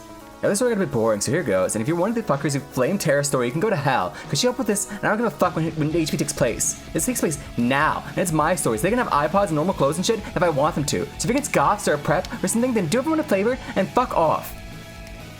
Hermione Granger checked her black lipstick and her black makeup and mirror as she trudged her way to the Hogwarts Express. Last year, she probably would have seen the freak with a bushy mass of hair and brown eyes. Or, I don't know. Fuck. After the events of the summer, she certainly didn't. Hermione had changed over the summer. Her parents had revealed to her during her summer vacation in America that they were not, in fact, her parents at all. Rather, both her parents were wizards, and she had been adopted by the Grangers. The Grangers had spat on her, abused her, neglected her for so long. Note, and yes, this is possible because it's never implied that it's not true. The nights Hermione had spent suffering in her room, wishing it would all stop. They refused to reveal to her who her parents... By the way, there was a hyperlink back there with wishing. It was spelled W-H-I-S-H-I-N-G. I guess it's like a common thing that happens a lot here. Well, she'd been abandoned. In her rage, Hermione, or Maya she was now called, had murdered them using magic. This is unknown to the Ministry. Hermione spent the rest of the summer in Tokyo at Cho's apartment with her and Ginny. She had grown very close to both of them. Now, as she embarked the train to her 6th year, Maya switched her nearly waist-length, newly dyed raven locks and blinked her emerald with the use of magic eyes. She stepped into a seat on the Hogwarts Express. She wore a black leather bustier and a blue plaid mini trim with black lace, ripped black fishnets, and black lace-up platform boots. On her face was lots and lots of black eyeliner, blood red lipstick, and matching eyeshadow. Her skin was pale white from the lack of sunlight, and she was slender, but with curves in all the right places. She took out her iPod and put an Evanescence song at full volume. Some perps stared at her. I wish you were like her. It's more than a Harry Potter reference, just you wait. Oh my, like, god, what are you listening to? Gasped Luna, who was sitting on another seat with a bunch of giggly blonde preps, wearing a pink mini and a slutty pink halter top and Gucci shoes. She looked exactly like Hilary Duff. Some preps next to her giggled. Maya stuck up her white-skinned middle finger at them. Hermione went back to listening to her iPod. She changed her song to a My Chemical Romance one and tried to drown out the prep's voice by listening to Gerard's incredible sexy voice and thinking about him. Suddenly, someone tapped her on the shoulder. Fuck, she screamed. She looked behind her. Virginia. There's you, Tara. Love you, girls. And Cho, whose nickname is Dementia after her middle name. Philly, you rock, bitch. MCR rocks. We're standing next to her, looking excited. Ginny was wearing a sexy black corset dress with red lacing, pink fishnets, and black high-heeled boots. She was wearing black lipstick and eyeliner, and her hair was dyed blood red with black tips. Dementia had new purple streaks and long, silky ebony hair and was wearing a torn black MCR t-shirt. A ripped black and red mini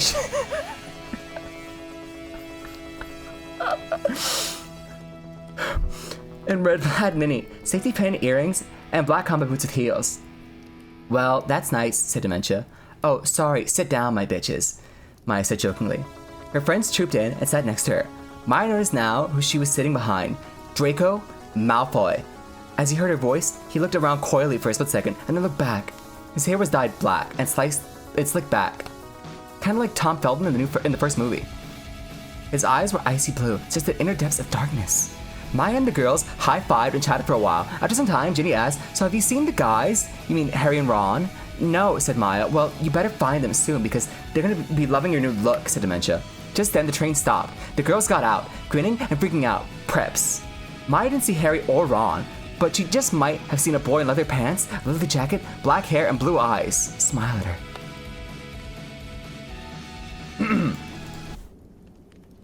God. I don't know how that came to me. I didn't plan that. That just sort of like, you know, I realized like I with the music playing, like the MIDI, it overtook me. You understand, right? And I knew in my heart of hearts that I couldn't just read it, you know, normally. That was it. Yep. It's sad too because that's the one and only chapter of it. It's the one and only. But who knows? Maybe when we get to if we finish everything somehow, maybe we'll read My Immortal, and I will maintain that awful character, whatever that was. That is kind of like, Scene Girls are like that, right? They weren't like exactly like, you know, goth, where they're like, you know, down and dour in mood and like, you know, like deep in their angst. They kind of like, you know, she's gothic. Yeah, you get it. All right, now that tea's finally like at like a drinkable temperature. You want to be them so fucking bad when you're younger. That's fair. That's fine. Anyway, next, gothic or gothic. Well, probably not that other one. You know, it was the style at the time that they were like, you know, real thin. You know. Oh shit! It's playing the fucking music. Oh. Hold. Didn't turn it off last time apparently. All right. Now then, without that being all weird and screwy and shit.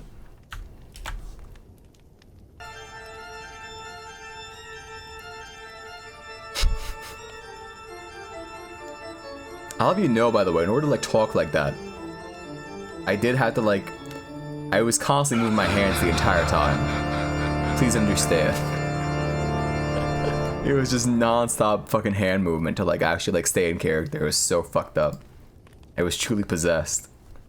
Here with your stupid fucking VTuber name, you were like, man, every idea sounds like Ebony Darkness Dementia Raven Way. That's fucked up. I say you naturally talk. That makes sense. That checks out. I believe you. Alright, Kisaragi Station. Alright. Hold. Let me pull up the story first and I'll change the name and blah blah blah. Here we are. You also talk like that? That's true. I've seen it. Oh yeah. Let's see. I talk like that, but it slips. It's endearing, you know?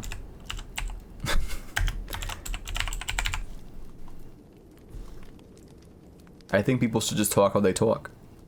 You too talk like that? You don't talk like that at all. Wait a minute. I think you're lying. Alright. Let's see. I'll put the fucking this back on. You want to sound smart and nice. It happens from time to time. You too? Is everyone here just like the scene goth bitch from 2005? What the hell's going on here? How many of you are, you know... Okay, how many of you fucking had like the silly bands, whatever those things were called? Which one of you had fucking I Heart Boobies fucking wristbands? Speak now, forever hold your peace. Yes! No way.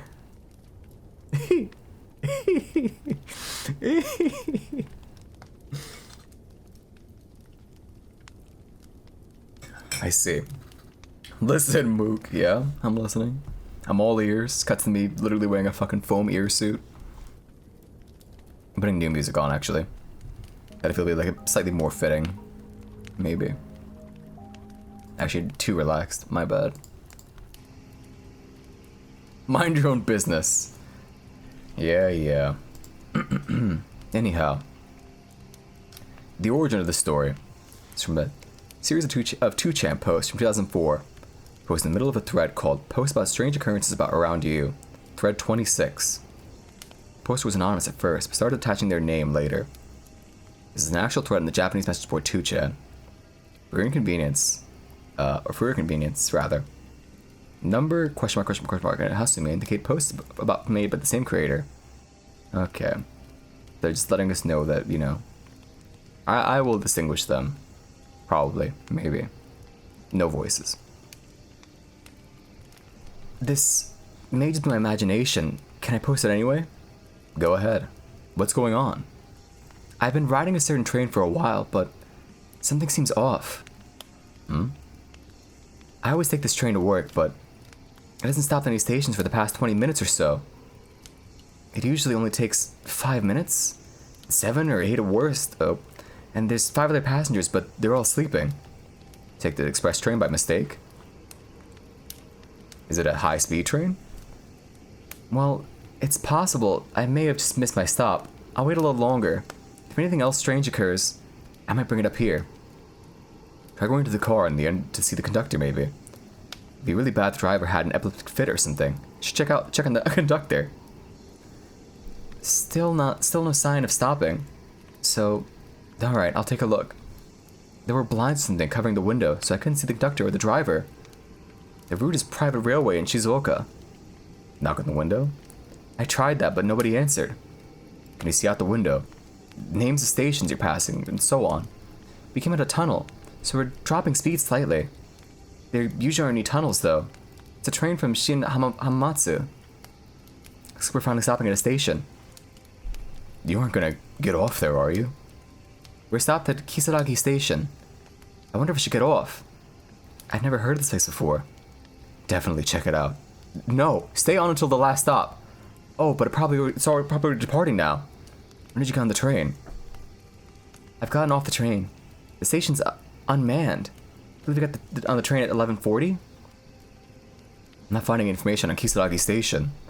And Asume, your train was going for over an hour? Oh, that's really strange. Yeah, I'm not getting any results for Kisaragi Station.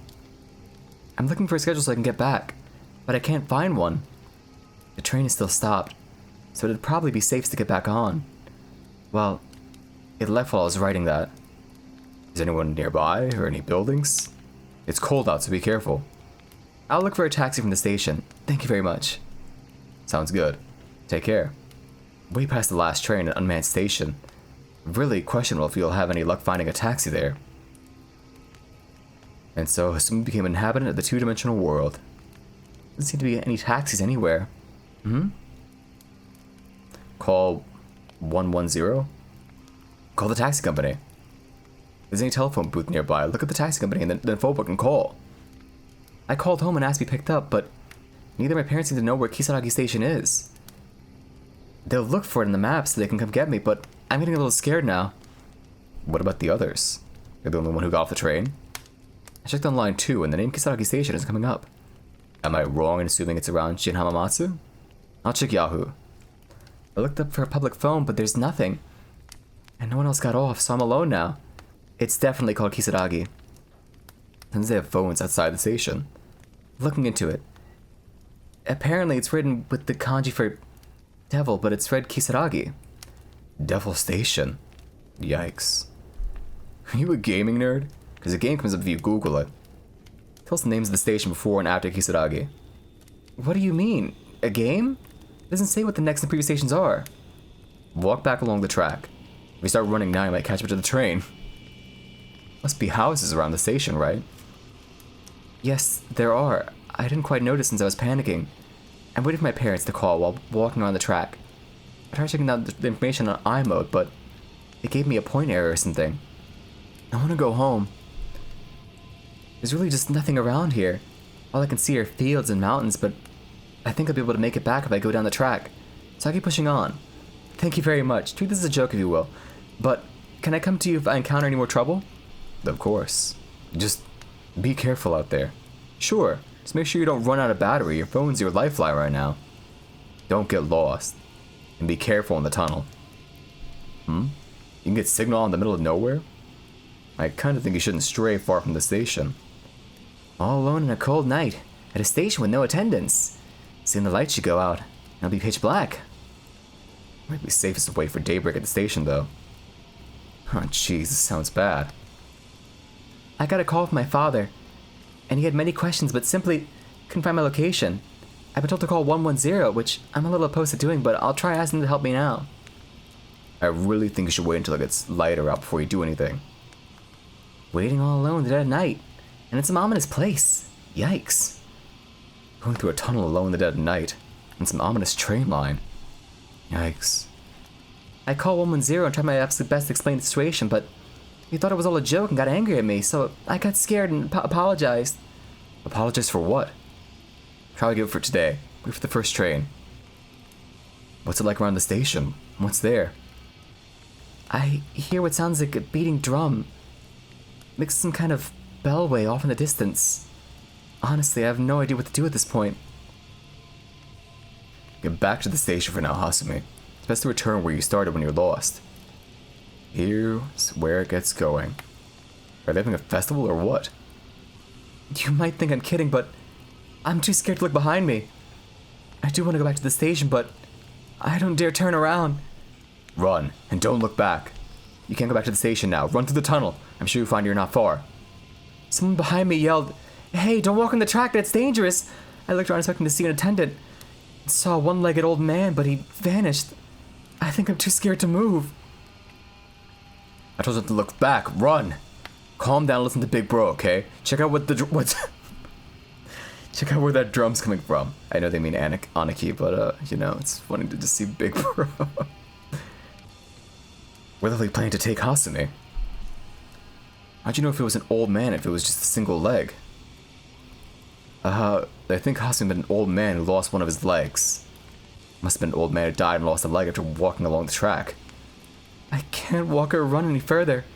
The drumming sound is getting closer. Wait for dawn. Won't be scary in the daylight. Glad I stayed on the train. I'm still alive, but I fell and started bleeding and I broke a heel, so I'm sitting still on the ground. I want to die now. It should be safe to leave the tunnel. Once you get out of there, call for help immediately. I called home. Dad's calling the police, but the sound keeps getting closer. But to God, that's not the sound of a train. Might be too late. I finally managed to make it to the front of the tunnel. The name's Isanuki. The sound's still getting closer, so I'm gonna leave the tunnel. I'm safe once I get out of the tunnel, I'll post again. Good luck. This is the end. Forget about trains and stations, forget about going back, forget about someone chasing you.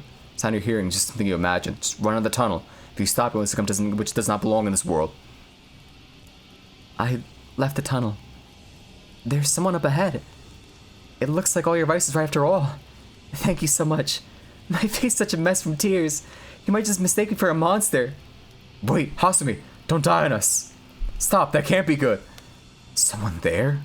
This late at night, that's suspicious. He seems gentle and was worried for me. He called for a train to take me to the nearest station.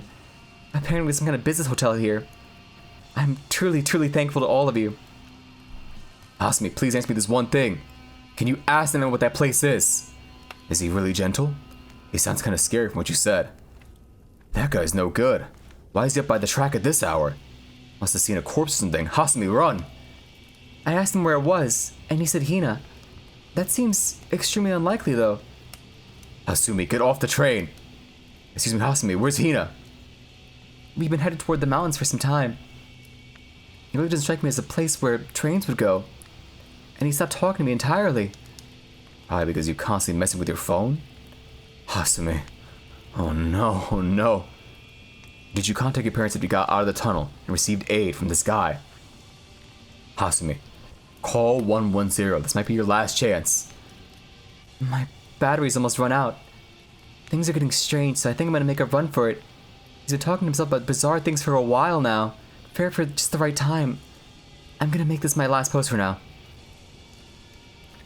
Afterwards, Hasumi was never heard from again.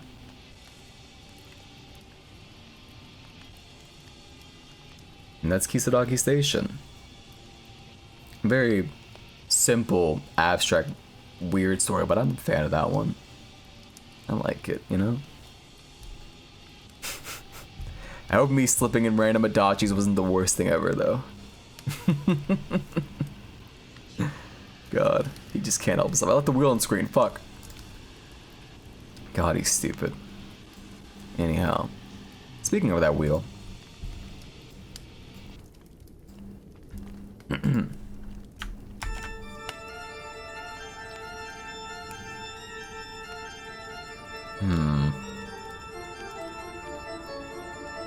Oh? Vintage? Pardon me, that was the tea. And the coffee. The Rake. Better to get these out now while I still can, right? Golly. Anyway. Oh, fuck. Blarg. It's not a fucking blarg. Alright. The Rake. Let's see. The Rake, the Rake, the Rake. I could maybe do 2 more, I think, before my voice is like, you know, really screaming out in pain. Who knew that, like, reading stories would be more exhausting than, like, just, like, talking normally? You know? Anyhow. I do want to stay fresh because tomorrow should be the actual, factual, like, you know, longest stream of the marathon. You know? Alright. Let's see. The Rake. Maybe for the, like, short ones, it'll be, like, more than 2. We'll see. Hold. The Rake. Meeting time? Damn, you gonna miss out on the Rake. I will say, for a second I was tempted to do the bit where I change the Rake to the Peeker and replace every instance of the Rake to the Peeker and have the story be about him peeking on you from out of corners and doorways, but that was too much effort. So we'll read the actual, you know, story as is, okay? No need to play with anyone else's work like that. The Rake. During the summer of 2003, events in the northeastern United States involving a strange human-like creature sparked brief local media interest before an apparent blackout was enacted. Little no information was left intact, as most online written accounts of the creature were mysteriously destroyed. Primarily focused in rural New York State, and once found in Idaho, celebrating witnesses told stories of their encounters with a creature of unknown origin. Emotions ranged from extremely traumatic levels of fright and discomfort to an almost childlike sense of playfulness and curiosity. While their published versions are no longer on record, the memories remain powerful. Several of the involved parties began looking for answers that year. In early 2006, the collaboration had accumulated nearly 24 documents dating between the 12th century and present day, spanning 4 continents. In almost all cases, the stories are identical. I've been in contact with a member of the group and was able to get some excerpts from their upcoming book. A suicide note. 1964. As prepared to take my life, I feel necessary to assuage any guilt or pain I've introduced through this act. It's not the fault of anyone other than him, for once I awoke and felt his presence. And once I awoke and saw his form, once again I awoke and heard his voice and looked into his eyes. I cannot sleep without fear of what my next awake to experience. I cannot ever awake. Goodbye. Found in the same wooden box, were 2 empty envelopes addressed to William and Rose, and 1 loose personal letter with no envelope. Dearest Lenny, I have prayed for you. He spoke your name. A journal entry, translated from Spanish, 1880. I have experienced the greatest terror. I have experienced the greatest terror. I have experienced the greatest terror. I see his eyes when I close mine. They are hollow, black. They saw me and pierced me. His wet hand. I will not sleep. His voice. And the rest is unintelligible. A mariner's log. 1691. He came to me in my sleep. From the foot of my bed, I felt a sensation.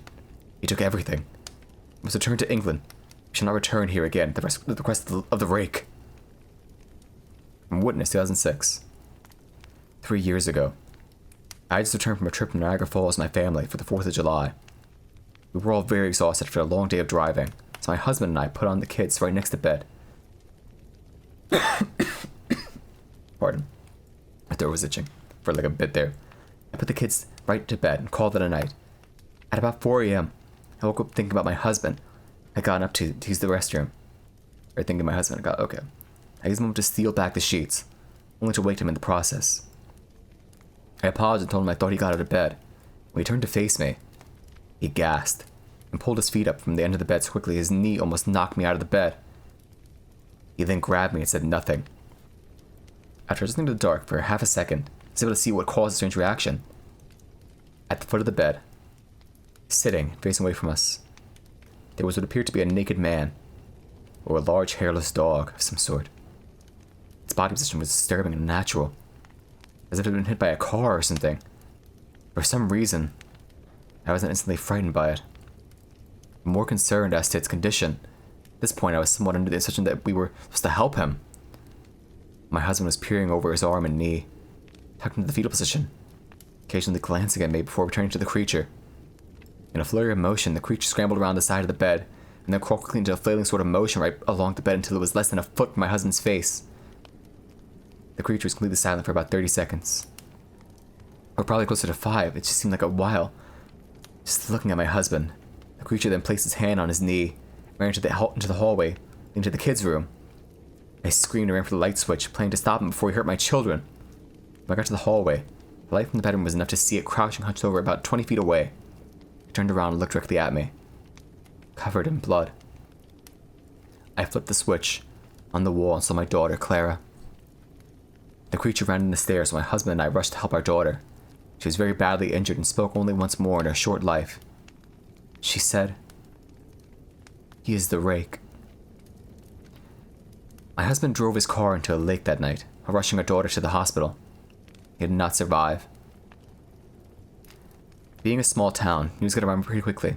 The police were helpful at first, and the local newspaper took a bit of interest as well. However, the story was never published, and the local television news never followed up either. Several months, my son Justin and I stayed in a hotel near my parents' house. After we decided to return home, I began looking for answers myself. I eventually located a man in the next town over who had a similar story. I got in contact and began talking about our experiences. We knew of 2 people in New York who also had seen the creature we now refer to as the Rake. It took the 4 of us about 2 solid years of hunting on the internet, writing letters to come up with a small collection of what we believed to be accounts of the Rake. None of them gave any details, history, or follow-up. One journal had an entry involving the creature in its first 3 pages and never mentioned it again. A ship's log explained nothing of the encounter, saying only that they were told to leave by the Rake. That was the last entry in the log. There were however many instances where the creature's visit was one of a series of visits with the same person. Multiple people also mentioned being spoken to, my daughter included. This led us to wonder if the Rake had visited any of us before our last encounter. I set up a camcorder nearby my bed and left it running all night. Every night for 2 weeks, I would tediously scan through the sounds of me rolling around in bed each day when I woke up. By the end of the 2nd week, I was quite used to the occasional sound of sleep, while blurring through the recording at 8 times the normal speed. On the first day of the 3rd week, I thought I heard something different. What I found was a shrill voice. It was the Rake. I can't listen to it long enough to begin to transcribe it. I haven't let anyone listen to it yet. All I know is that I've heard it before, and I now believe that it spoke when it was sitting in front of my husband. I don't remember hearing anything at the time, but for some reason, the voice in the recorder immediately brings me back to that moment. The thoughts that must have gone through my daughter's head make me very upset. I've not seen the Rake since he ruined my life, but I know that he's been in my room while I slept. And I know and fear that one night, I'll wake up to see him staring at me.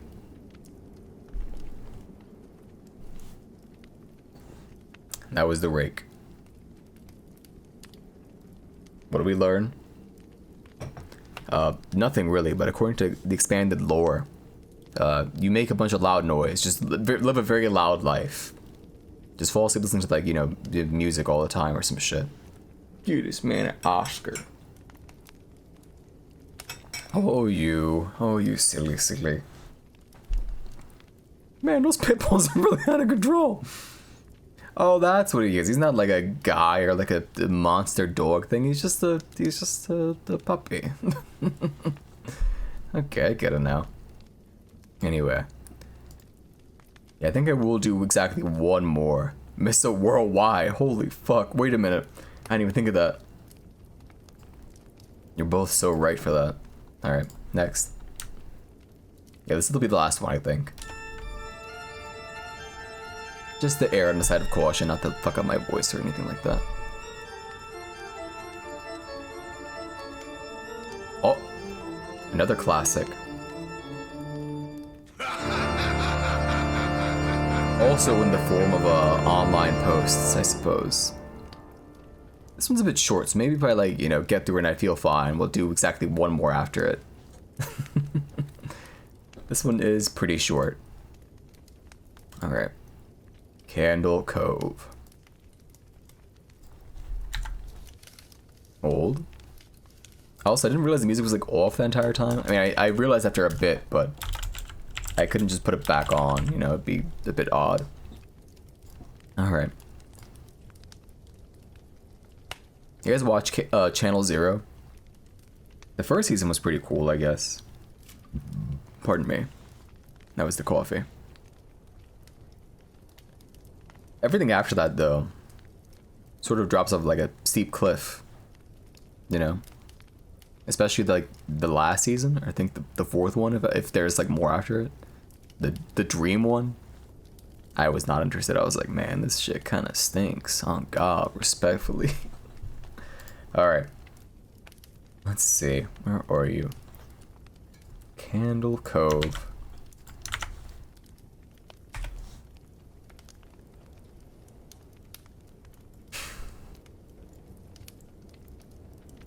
Net Nostalgia Forum. Television Local. Skyhail 033. Subject. Candle Cove. Local kids show? Does anyone remember this kids show?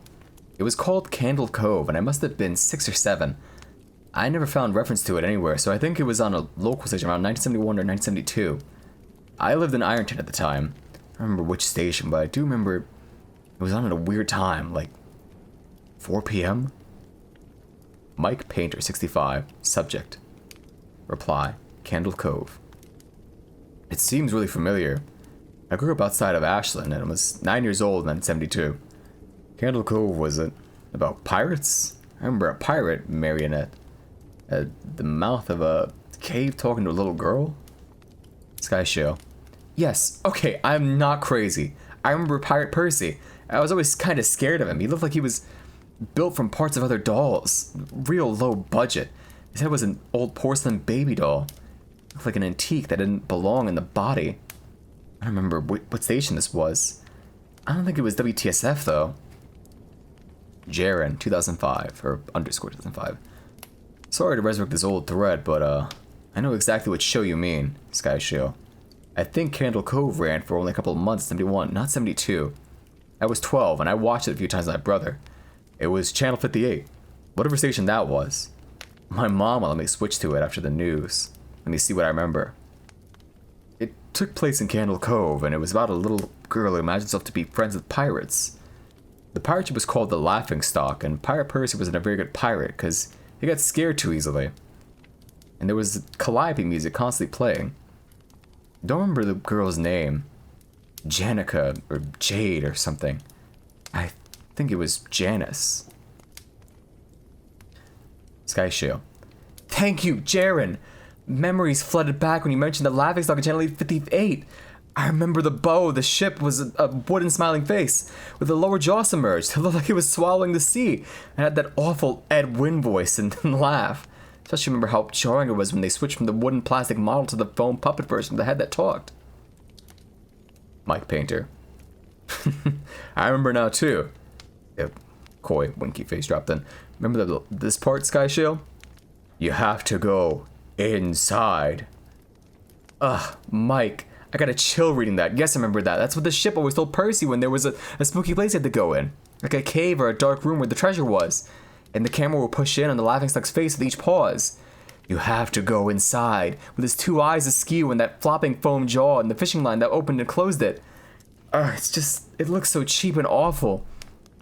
I remember the villain? He had a face that was the handlebar mustache above really tall, narrow teeth. Kevin_Hart. I honestly thought the villain was Pirate Percy. I was about 5 when the show was on. Nightmare fuel. Jaren. I wasn't the villain. Puppet with the mustache, that was the villain's sidekick. Horse horrible. He had a monocle too. But it was on top of the mustache. I think that meant he had only 1 eye. But yeah, the villain was another marionette. The Skin Taker. I can't believe what they let us watch back then. Kevin Hart. Jesus H. Christ, the Skin Taker? What kind of kid show were we watching? I used to just kind of look at the screen when the Skin Taker showed up. He just descended out of nowhere on his strings. Just a dirty skeleton wearing that brown top hat and cape. And his glass eyes that were too big for his skull. Christ almighty. Sky Show. Wasn't his top hat and cloak all sewn up crazily? Why was that supposed to be children's skin? Mike Painter. Yeah, I think so. Remember, his mouth didn't open and close. His jaw just slid back and forth. I remember the little girl said, "Why does your skin move like that?" And the Skin Taker didn't look at the girl, but at the camera and said, "To grind your skin." Sky Show. I'm so relieved that people remember this terrible show. I used to have this awful memory, a bad dream I had where the opening jingle ended and the show faded in from black. And all the characters were there, but the camera was just cutting to each of their faces. And they were just screaming. Puppets and the marionettes were flailing spastically and just all screaming. The girl was just moaning and crying like she had been through hours of this. I woke up many times from that nightmare. I used to wet the bed when I had it. Kevin Hart. I don't think that was a dream. I remember that. I remember that was an episode. No, that's not possible. There was no plot or anything. I mean, literally just standing in place crying and screaming for the whole show. Maybe I'm manufacturing the memory because you said that, but I swear to God, I remember seeing what you described. They just screamed. Jaren. Oh God, yes, the little girl, Janice. I remember seeing her shake. And the Skin Taker screaming through his gnashing teeth, his jaw careening so wildly I thought it would come off its wire hinges. Turned it off and it was the last time I watched it. I ran to tell my brother and we didn't have the courage to turn it back on. Mike Painter. I visited my mom today at the nursing home. I asked her about when I was little, in the early 70s, when I was 8 or 9. She remembered a kid's show, Candle Cove. She said she was surprised I could remember that, and I asked why. And she said, because I used to think it was so strange that you said, "I'm gonna go watch Candle Cove now, Mom." And you would tune the TV to static and just watch dead air for 30 minutes. You had a big imagination with your little pirate show. And that's the end of the thread.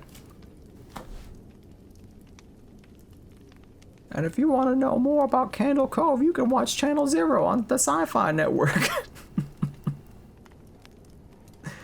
It's tangentially related, kind of, maybe. I don't know, a little bit. Just enough. I think that may be where I wrap things up. Well, again, it's very short. Let's see what the next one is. I lied. I'm full of lies. I didn't put the fucking wheel away. Fuck. God, he's dumb. Anyway. Here we go. Surely the last one. Unless this one's also short, in which case then it's going to be the one after that. And then by the end, we're going to just read everything, basically. Is how this seems to be going, but I will stop if it's a long one. Let's see. Oh.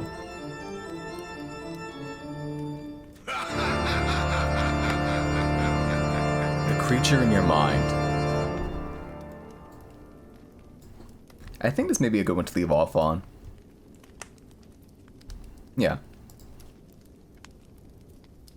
Pardon me. Pardon me. Because either this or the Russian sleep experiment would be the last one that I really wanted. It's me, the creature from your mind, bleh. Oh my God.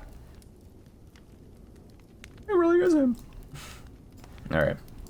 Here we go. Put the wheel away this time, you fucking jerk. There we go. Now reading. Oh, I left it as the Candle Cove. God, he's dumb. Whatever. The creature in your mind. Your BFFs with your Tulpa? What's your Tulpa's name? This is imperative. Do you hang out at that old lodge? With that that fraternity of sorts? Now, what was the leader's name? Well, either way, I recommend you stay away from that place. Why am I Ashley? You dumb bastard. You absolute fucking mouth-breathing fucking trog. Hello, Mosh. You caught a Tolpix in Pokemon once. Anyway, our last story. The creature in your mind. Ever tried to figure out what that thing that always lurks inside your mind was?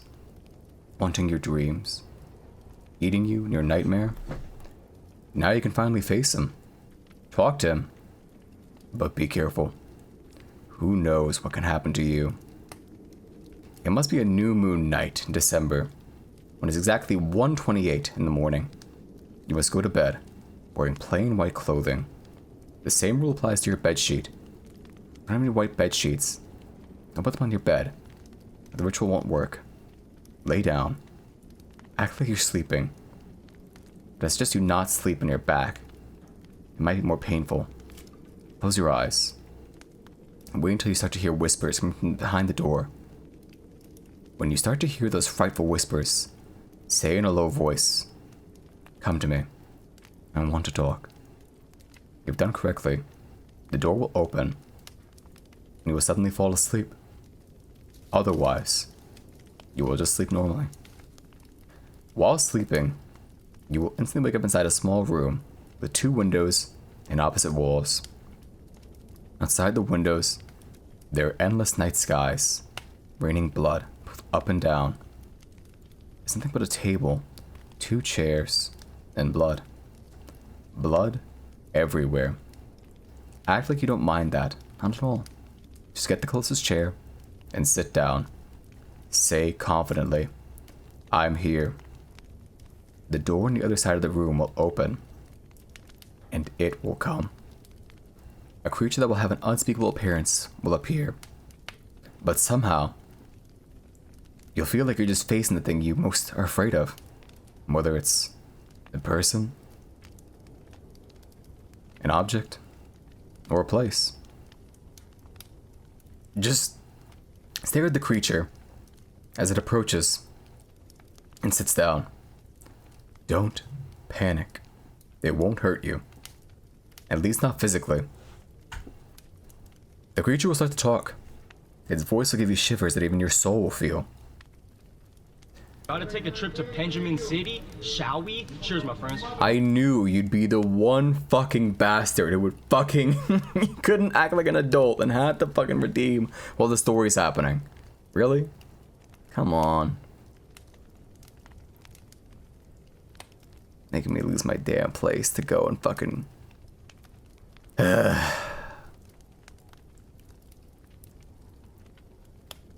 Where was I?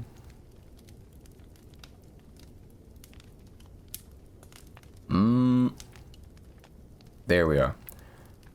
The creature started to talk. Its voice will give you shivers that even your soul will feel. But act like you don't mind. Just listen. It'll talk about the secrets of your life, your future, and it'll speak about the scary truth of your existence. You still have to avoid reacting despite how unsettling and utterly frightening it is. Otherwise, it'll attack you, and you will die in your sleep. Once he stops talking, you will know. He will lean his head on his right fist. You should say at this time, "I understand. Am I worthy to know?" He will ask to see your hand. Show it. Do not disobey. If you do correctly, will put something in your hand. You can't tell what it is at the moment. But when that happens, you will wake up. And it will be exactly 7 in the morning. You'll notice something in your hand. It'll be closed. Open it. Don't worry. Yet. You will see what the monster placed in your hand. It can be one of these 4 possibilities. If you see a quarter in your hand, every night will give you a very pleasant dream. If you see a rubber duck in your dreams, or rather, your dreams will be memories of your childhood. If it's a little key, you'll be able to see a friend's secrets through your dreams. But if there's nothing at all, the next time you sleep, you will never wake up again. The effects of the objects last exactly 6 days. After that, your nights will go back to normal. But I shall tell you, during these 6 days, never get rid of those objects. Always take them with you. All the time. The creature knows what you're doing.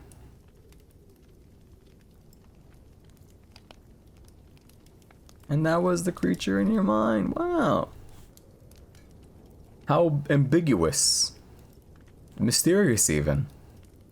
Ethereal. Not quite, clear. But, okay, that was a short one. I got interrupted and I got really annoyed. You're not knocking. You're looking kind of cute as Lele. Mosh. If you're gonna have sex with me, could you at least actually watch my streams for more than 5 minutes before you go back to backs, chat? If you're gonna be a pest, could you at least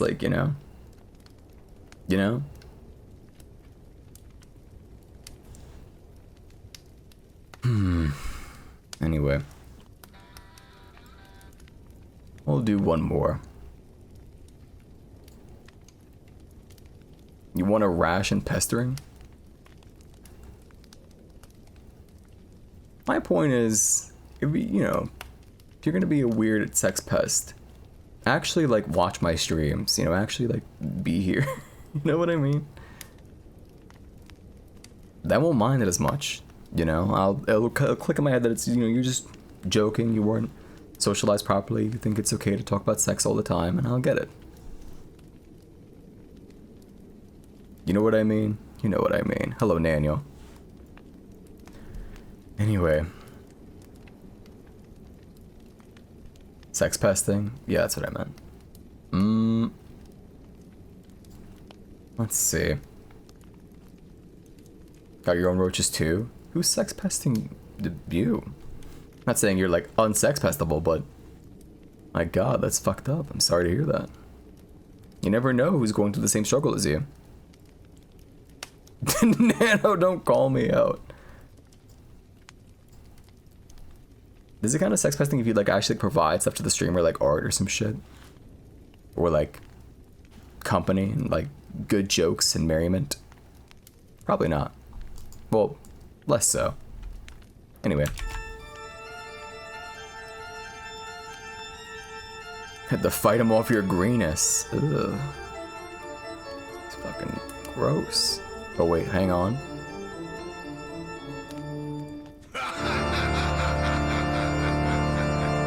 This is a decent one to end on, I think.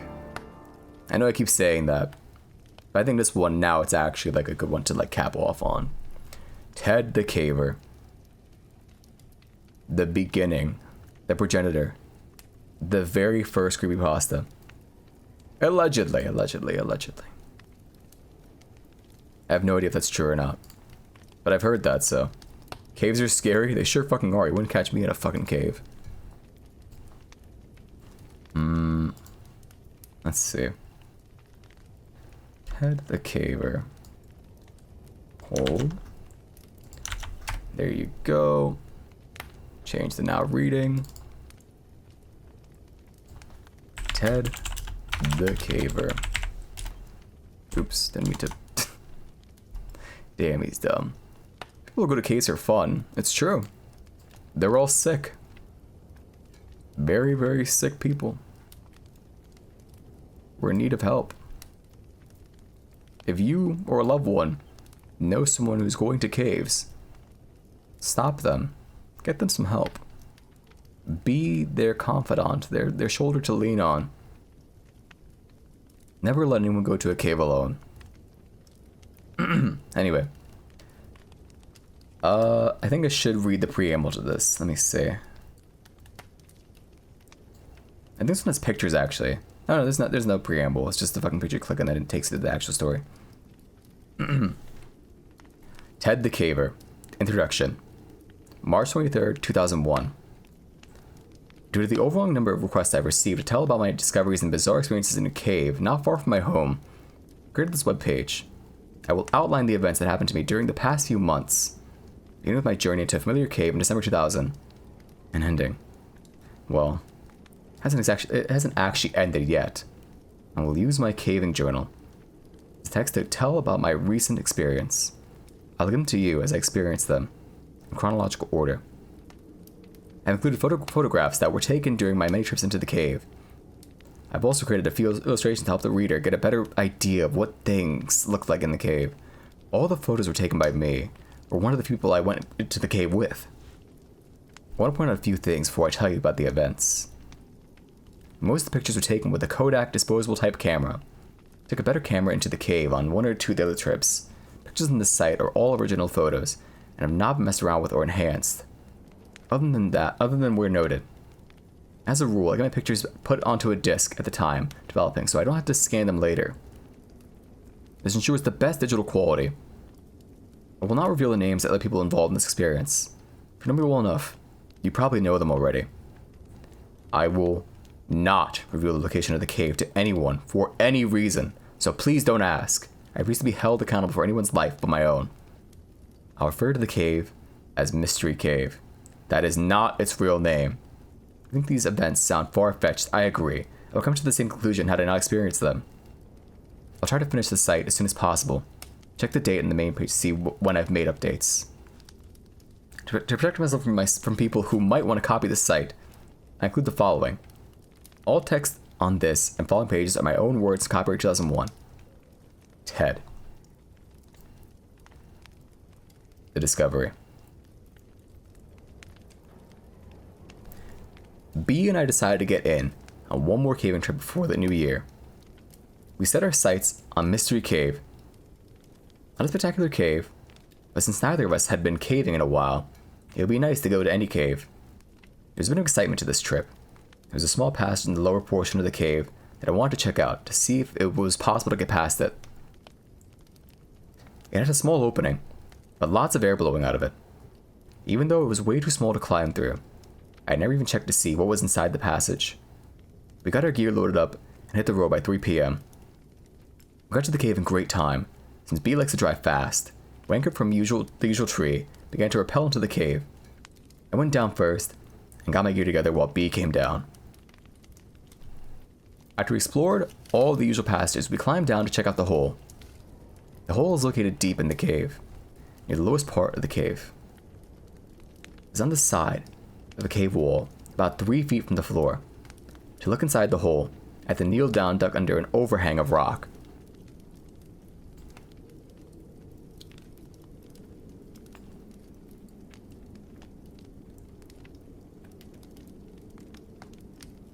I used my backup mini-mag light and held it inside the hole to see what I could see.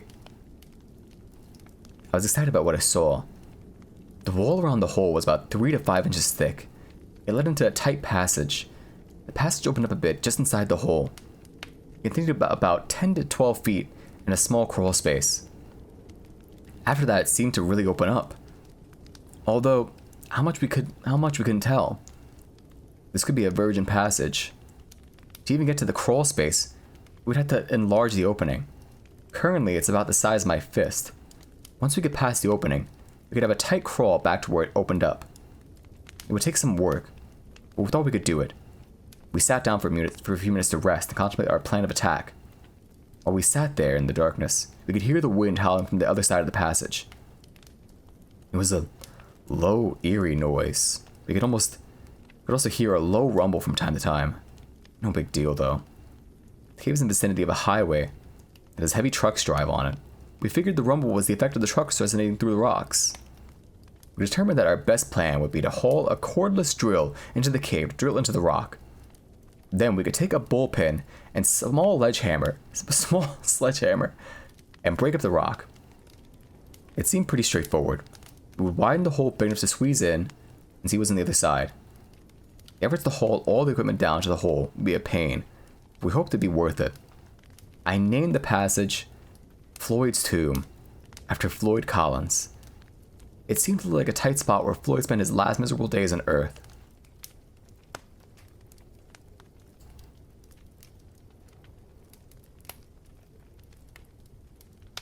We gathered up our gear and headed for the surface.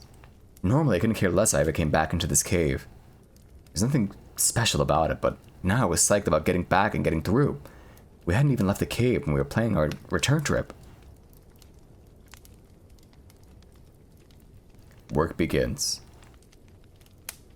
B and I were both excited to get back into the cave and get to work. I figured with about four hours work, we could be in and see what was on the other side. We had arranged to borrow a DeWalt cordless drill to bring with us. We also had masonry bits to drill with, sledgehammers to break up the rock, bullpens to insert into the drill, and a few other tools we ended up not using. Getting tools down to the worksite proved to be a challenge. One of us would climb down the rope, stop at a ledge or a good resting space. Then the other person would lower the tools. We kept repeating this routine until we got to the bottom of the cave. Then we had to drag the tools through the hole. It took about an hour to finally get to work. B took the first turn at the hole. After an hour of exhausting work, we could tell we were not going to get through in one session. We kept trading off after we worked ourselves into a sweat. One could take a break and get some food and water while the other one went to work. The routine went on like this. To begin work, we had to get down on our knees and do our best to avoid smacking our heads in the ceiling. Working in this awkward position, we would drill into the wall around the hole. It was difficult work. We really had to push in the drill. It was still slow progress. Then we inserted the bullpen into the hole and hammered on it until the rock broke up. Then we repeat the process to give you an idea of how slow it went. Typical size rock that would break off was about fingernail size. If we broke off a large piece, about a third the size of my palm, it was a cause for celebration. From time to time, for variety, we would just whale on a cold chisel with a 5-pound sledge. It was slow progress. The problem with the sledge was that we couldn't take a good swing because of the tight quarters. After a couple of hours of hard work, we realized what our limiting factor was going to be. It was about then that our first battery met an abrupt death. We had a second battery, so we sought them out. The second battery lasted a little longer because we hammered and chiseled a little more often and a little longer each time. Finally, after about 3 more hours of drudgery, the second battery died. We called it a night. Whew. We could tell that we had done some work in the cave, but it was not much. For the first time since we got in the cave, we sat back. Both of us took a break. It was nice to check out the results of our hard work.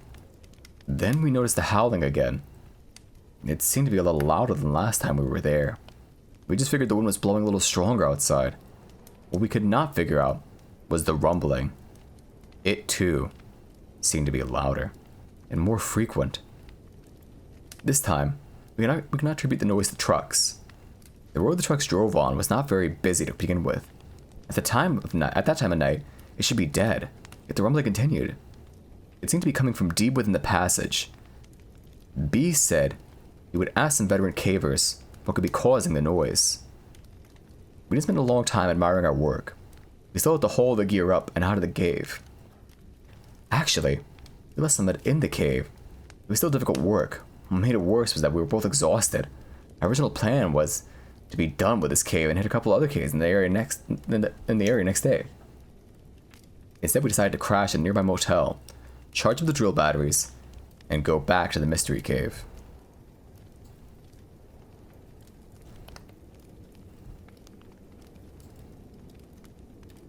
On caving. Before I continue with the next journal entry, I thought it would be helpful to the reader to explain a little bit about caving and about the atmosphere in the cave. As I reread and think about my description of the cave, I noticed that much of the language I use in my caving journal and the descriptions, or lack thereof, assume that the reader has a knowledge of caving and what it's like inside a cave. In other words, I write my journals for me.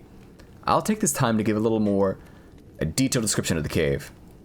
I'll tell about what it was like while we worked in the cave, and I'll summarize our feelings up to this point. The cave was discovered several decades ago when construction in the area unearthed its entrance. From that time to the present, it has been visited by mostly locals in the area and avid cavers in the region. Beer cans can be found intermittently in the cave, mostly in the upper half. When the cave was first entered, it was probably beautiful. Dust, graffiti, vandals, pigeons, and regular use have diminished its appeal. There are still places in the cave where small formations remain undisturbed, as a reminder of what the rest of the cave used to look like. To enter the cave, one must have good length of rope in order to rappel down to the rock. A nearby tree serves as a good anchor point. Once the rope is tied to the tree, about 20 feet away from a small cliff, they can be tossed over the edge of the cliff to a small ledge 15 feet below. Cavers can then descend the short distance to the entrance. Once inside the cave, artificial light must be used. My light source of choice is a battery-operated helmet-mounted light known as a tag light. Safe caving calls for at least two sources of caving calls. Safe caving calls for at least two sources of backup lighting. For my backup lighting, I have a mini mag light mounted to my helmet, another helmet-mounted light, and my pack, which I always carry with me. I also have glow sticks that I carry with me. These are not considered good sources of backup light by some, but they're good to use for taking lunch breaks, and they could be used to get out of a cave if the other sources fail. After a short climb over large rocks, the caver comes to a large pit. The same rope is used to reach the bottom of the pit. The drop is only 50 feet or so, but it's not free hanging. In other words, sorry, that was the lunch way with glow sticks. In other words, you can't slide straight down the rope, which is preferable. You have to snake your way around sharp rocks as you descend. The descent is made more difficult for the same reason. The pit varies in diameter from about 10 feet to 3 or 4 in a few places. The walls are lined with a sharp white rock called popcorn. Let me correct that. It used to be white, but it's now covered with dust and dirt that was kicked down from above by years of caving. The popcorn makes it painful to brush against the side of the pit. My choice of clothing is Levi's, a t-shirt, gloves, and knee pads. I usually leave the cave with a few scrapes, so at least I'm comfortable while I climb around inside. The temperature is stable year-round. It feels cool in the summer and warm in the winter. We've gone in freezing days, and 10 feet into the cave, it's warm that the coats aren't needed. It's a good temperature to work in, as we learned. For this size drop, I usually use a figure 8 descending device. For the climb up, I attach myself to the rope using a pedestal ascender. But I climb up my own without using the device. It is there merely as a safety attachment in case I slip. Other cavers have their own methods of getting down and up. At the bottom of the drop, the caver gets to do some crawling for a while. There's a small room, about 6 by 6 feet, at the bottom that gives the caver a spot to leave his harness and ascending gear. Since there's no more steep drops, the harness is not needed and will not get in the way. Once the caver gets down to the 6 by 6 room, he can take a break under a ledge while the rest of the party comes down. Then he must drop to his knees and negotiate a 10-foot long passage that's only a few feet high. This is where the knee pads come in handy. The floor is covered with soft dirt intermingled with bits of broken rock from above. The thin layer of dirt is meant to soften the blow to the hands and knees as the caver works down the crawl space. As a reward, at the end of the crawl, he gets to drop to his belly and scoot under a tight squeeze. Not really tight, just something low enough to make the caver scoot along in the dirt. Once the caver gets on the other side of the squeeze, there are a few feet of crawl space, and the cave opens up to enough stand. For most of the rest of the caver can stand, or at least stoop. The cave splits off into several passages at this point. The two routes wind around rocks and crevices and come to abrupt ends. The other two lead to small pools of water. Each route is fun to explore. They all lead on for 100 feet or so in a gradual downward slope. Most of the time, the caver can walk upright in the passages. Other times, have to climb over large boulders or occasionally crawl on hands and knees. Water is a common occurrence in caves. I've been told that one of the local residents was one of the first people in the cave, that his cousin dove into the pool using scuba gear. He said the cave continued down for a couple hundred feet underwater. What were they hoping for? And what happens frequently is that the passage comes up somewhere else, with virgin cave openings to explore. Unfortunately, I don't have the knowledge to give more detail about the types of rocks in the cave. When we were drilling, we would have some parts that were easier to drill than others, and there were different colors in the rock, per to the photo taken in the cave. That's the best I can do to describe the makeup of the cave. At the point the cave splits into 4 routes. 2 passages that dead end are to the immediate left of the caver, straight ahead and to the right. Passages that lead to pools of water. The entrance to the passage on the right is the largest of the 4. The arched opening rises nearly 10 feet in the air, ending a mere foot below this cave ceiling. As the caver enters the passage, the ceiling gradually lowers until it's about 6 feet high. It continues at the same height for the 40 feet. Passage travels in a continuous, direction. God, I'm so sorry. The section of cave resembles a hard rock mine. It's arched nearly perfect and the floor flat and easy to walk on. It's easy to picture rusty mine cars on rail lines and dust-covered miners with blistered hands, gripping dull picks. The pseudo-mine comes to an end, and the caver is once again forced to drop onto hands and knees and get reacquainted with the floor of the cave. This time the crawl lasts about 20 feet.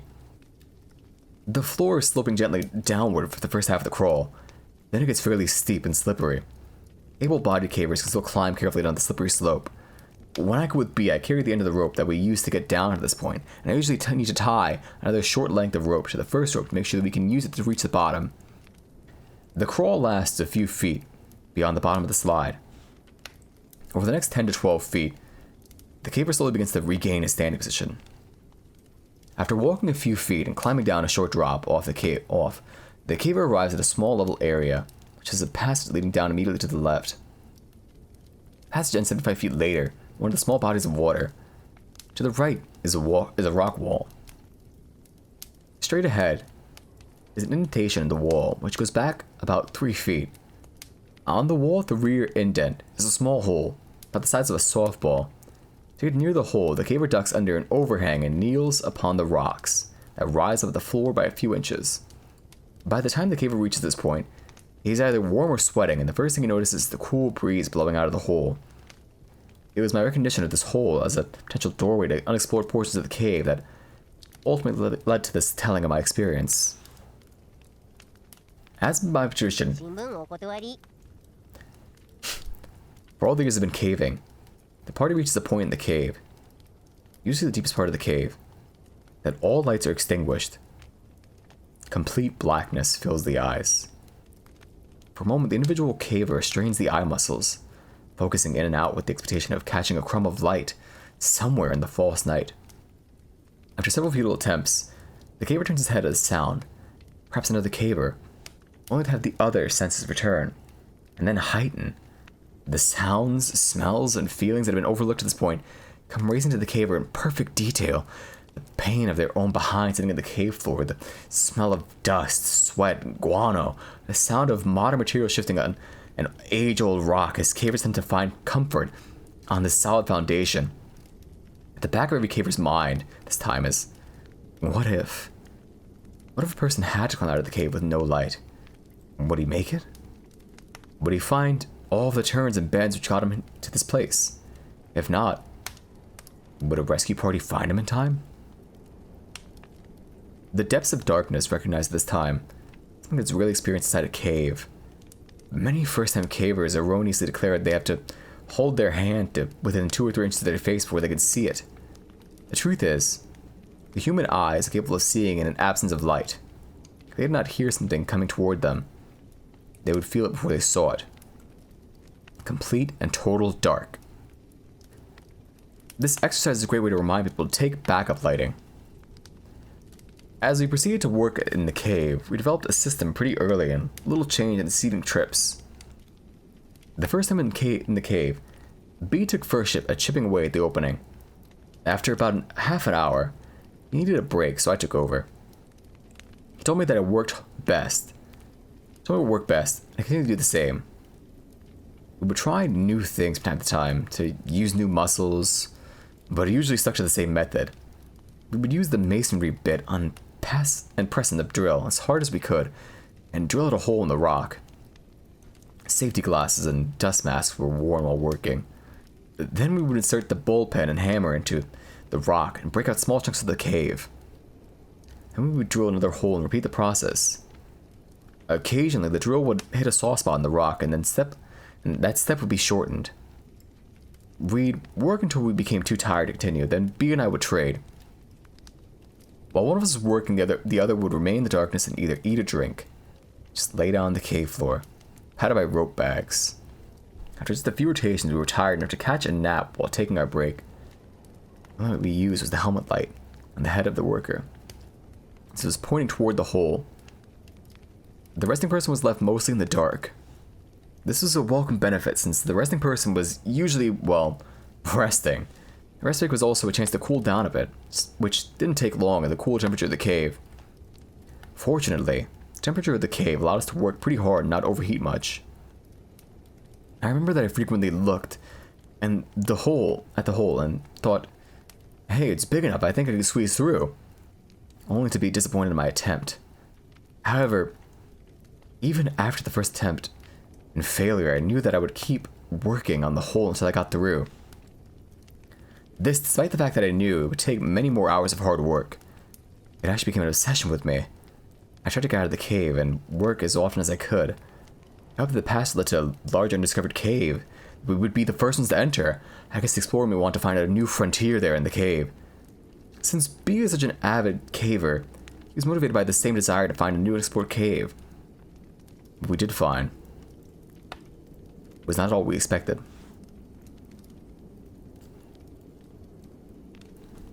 Scarcely 2 weeks had gone by, and already we were on our way back out to work in the caves. We admit we had become obsessed with the idea of getting through the passage. That may be a sign of how exciting our lives really are. It's not that we think there's going to be something great beyond the passages. We just like the idea of being the first humans on the face of the earth to set foot in a virgin part of the cave. Although if we found a hidden treasure, that'd be fine with us. We got a late start, and we're part of the way in the dark. When I tell people that I go caving at night, they wonder why. We just have to think that it's always night once you're inside the cave. All the way out to Mystery Cave, we talked about new ideas to speed up our work. B also told me he talked to some caver friends of his that came up with the explanation about the rumbling noise. They thought it might be the sound of water deep within the cave. Possibly a waterfall. They couldn't really explain why the noise seemed to come and go. To me, it's just one more reason to get through. So we can solve the mystery. This trip, we took B's dog, Whip. She's a Jack Russell Terrier. I was not at all concerned about taking the dog into the cave. We've taken her before. She answers the call of nature before we go in, and then waits until we get out again. Also, she's well behaved inside the cave. We simply have to lower her via a custom-made harness until she reaches the bottom of the main drop. Then she negotiated the rest on her own. She loves to explore, but won't go out of our sight. She doesn't have a light to attach to her. She has to wait for us. Another reason I didn't mind bringing Whip along was because she planned on putting her into the small hole. Or we. And see how far into the passage she would go. That might give us an idea what's on the other side. We knew that if there were a drop-off that we couldn't see, the dog would turn around and come right back out. We thought we might have to do some work on the hole even before the dog could get through.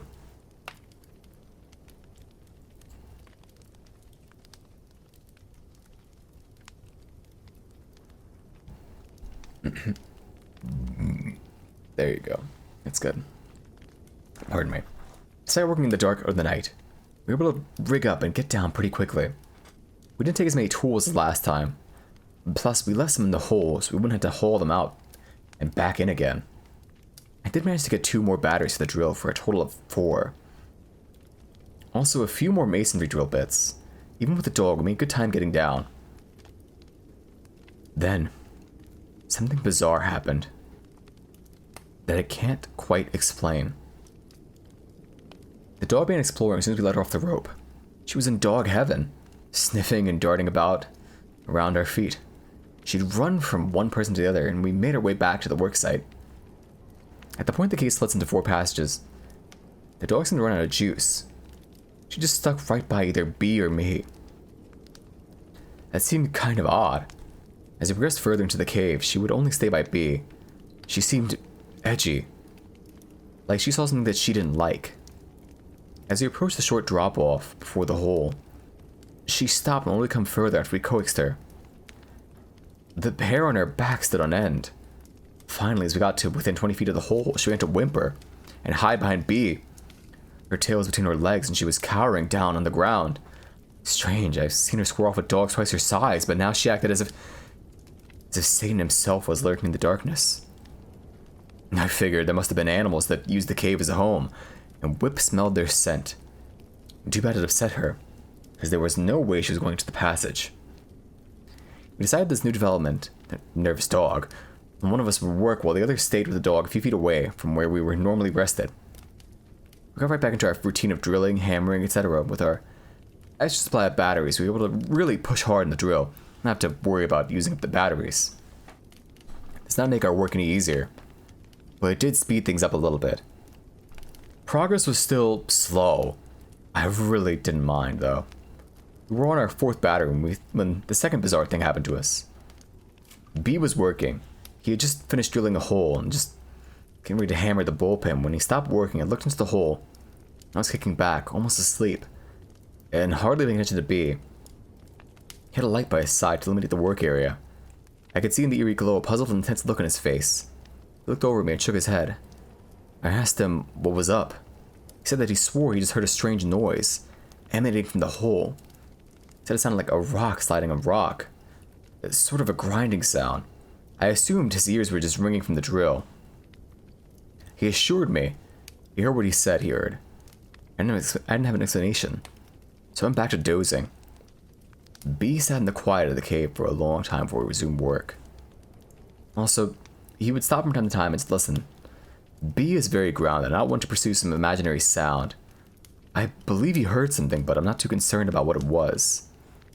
I assume we will figure it out once we get through the passage. The final battery lasted another hour or so. We were sitting around talking about our progress when I decided to see if I can get my head through the hole. My head easily fit, but there was no way my shoulders are going anywhere. As I was kneeling there, contemplating how close we were, I noticed something that B overlooked. The wind had stopped. In all the times I've been in the cave, I've always felt the wind blowing. The last time we were out working on the cave, the wind was blowing worse than ever. Even earlier, remember the breeze cooling us off, but now, nothing. B said he did not know when it stopped. The rumbling had ceased, too. Bizarre. This plain old cave was something mysterious. We talked for a long time in the dark of the cave. We debated what could possibly be causing those unusual events to occur. I think part of the reason we were sitting in the dark was because we were able to hammer to move. Come up with no reasonable explanation for the strange things happening in the cave. After sitting for at least half an hour, we slowly loaded up our gear and started for the surface. Whip couldn't have been happier to get out of there. Once again, we left some of the tools in the cave. We just put them in a hole. Not enough people used the cave to worry about. Plus, we were too tired to care. We made a lot of progress this trip. Helps to have the extra batteries. Still have a long way to go, but it's nice to see how far we've come.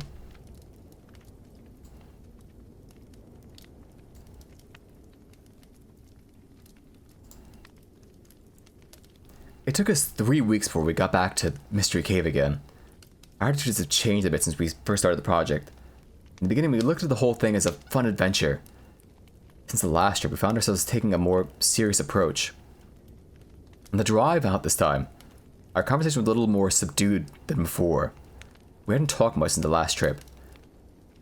Instead of discussing ways of getting through the passage, we found ourselves talking about rational explanations for what had happened. Neither one of us had any idea that could explain the unusual occurrences we'd experienced on the last trip. We were amused to find out that neither of us had talked much about the last trip to other people. It's a complete reversal from the other trips. It had been fun to report to friends and family about our progress. It's always fun to tell people about the tight squeeze we're going to have to go through to get into the passage. Most people have little desire to voluntarily subject themselves to such incredibly tight spaces. Actually, neither do I. But I'll do it in order to get to the other side. Good motivation. We left town early in the afternoon to beat traffic. I don't really recall what time we finally got to the cave. Like I said, the mood was subdued. I got rigged up and started down. Obviously, B left the dog home this time. We took essentially the same gear as last time. Left some of the tools in the hole to save our backs the agony, hauling the extra weight. Even with the gear, we got down in good time. We really have a good system for getting up and down. There was only one minor mishap this time. B scraped his arm on the descent. Not real bad, fortunately. We waited until he got all the way to the hole to patch it up. It was a superficial cut. When I was getting the wound cleaned up, I started working. We both took note that the breeze was back, and the rumbling present. We had 4 fresh batteries, and 4, or maybe 3.5, fresh arms. I had high hopes this would be the day. It started out pretty slow. When we first started working on the hole, the thickness was about 3 inches. As we've enlarged the hole, the thickness has increased. As a result of our progress, it becomes slower. Still, we continued this with as much energy as we could put into work. The hole is big enough, at least, for me to put the hammer to the hole for reference. I put the camera to the hole. Take a picture of Floyd's tomb.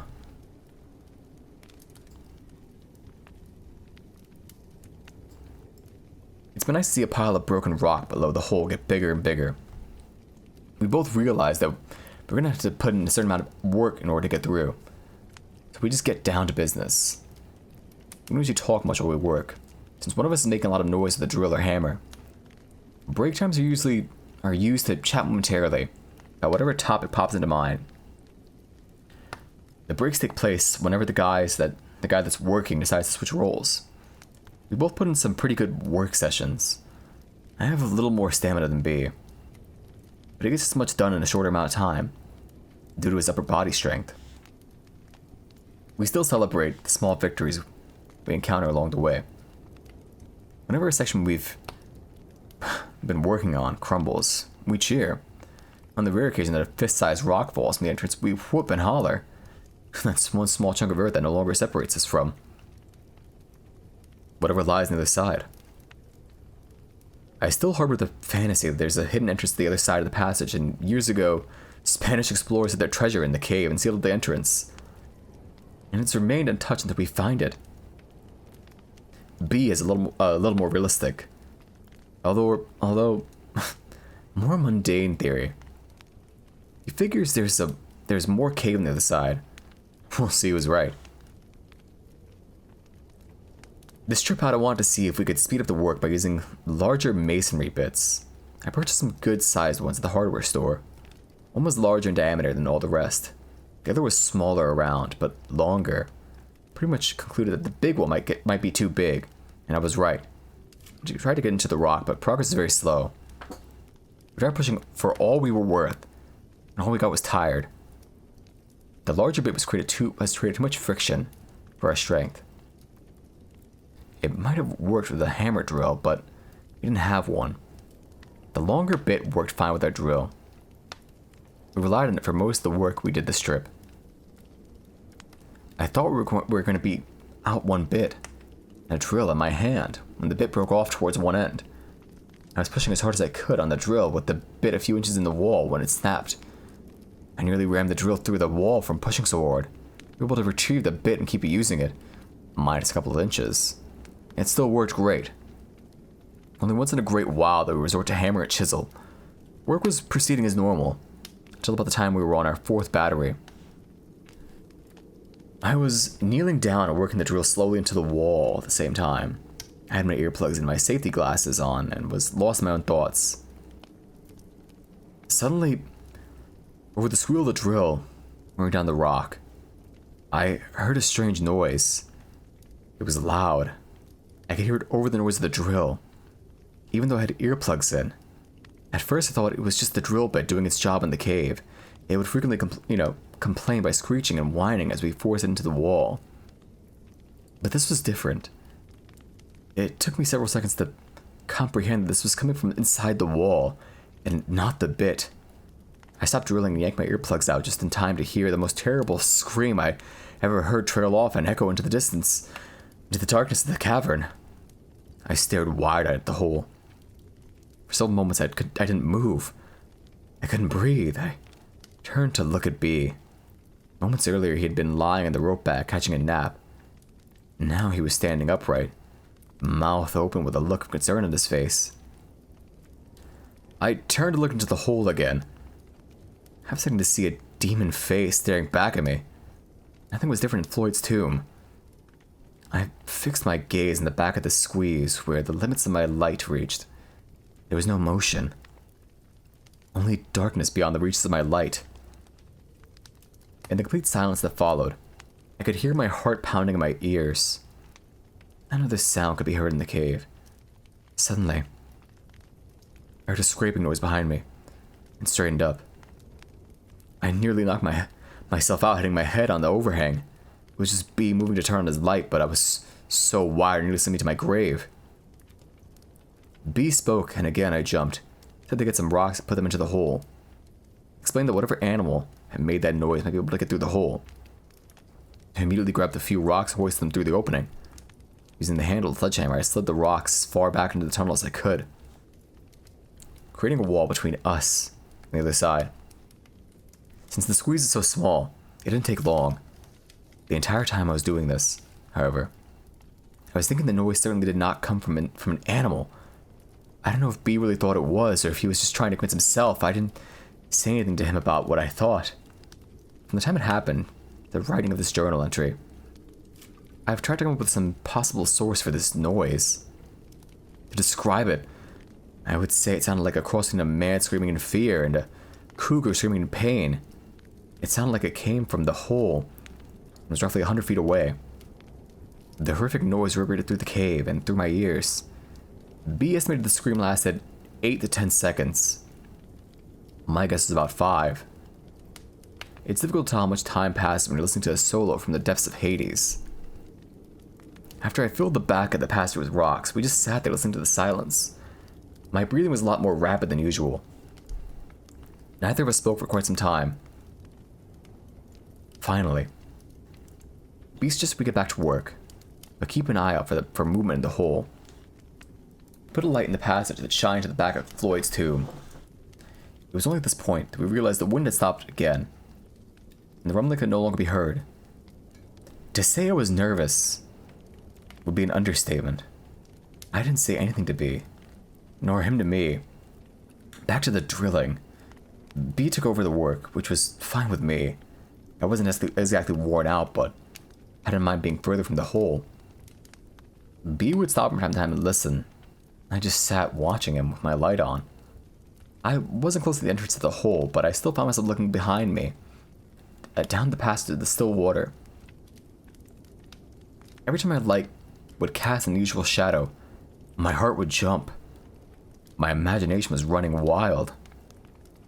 Oddly, B seemed to be less concerned about the strange noise than me. After a short time, he seemed to be focused entirely getting through the passage. I was still strained to listen above the sound of the drill.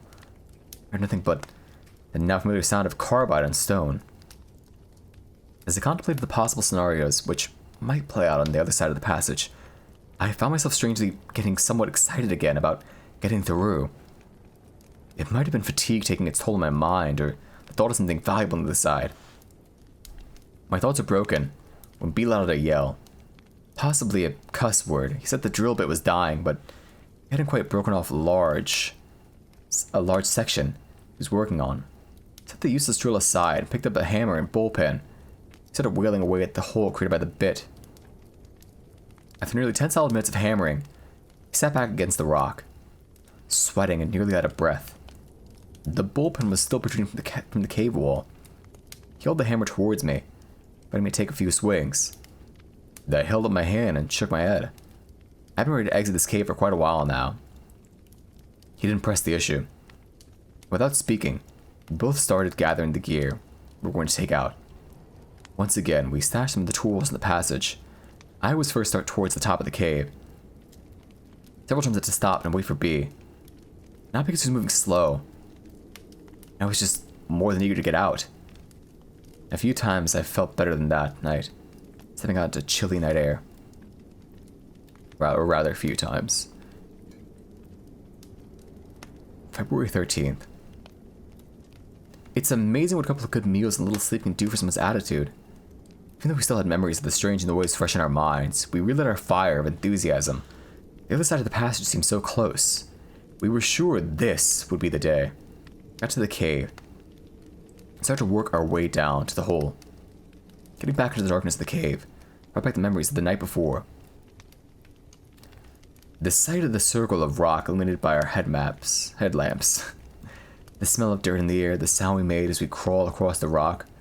Once we reached the entrance to Floyd's tomb, however, we were once again ready to blaze the trail leading to the undiscovered part of the cave. We immediately noted that the presence of the breeze flowing out of the cave and the rumbling. The bullpen sticking out of its hole was an obvious sign of where we needed to begin work for the day. B took over where he left off the day before. I took up residence at the same spot I occupied the night before.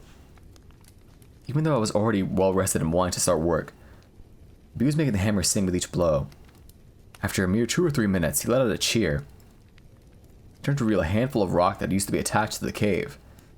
He was breathing heavy, but had a big smile on his face. So did I. For the first time, strange noises had been forgotten, and the vision test captured our attention.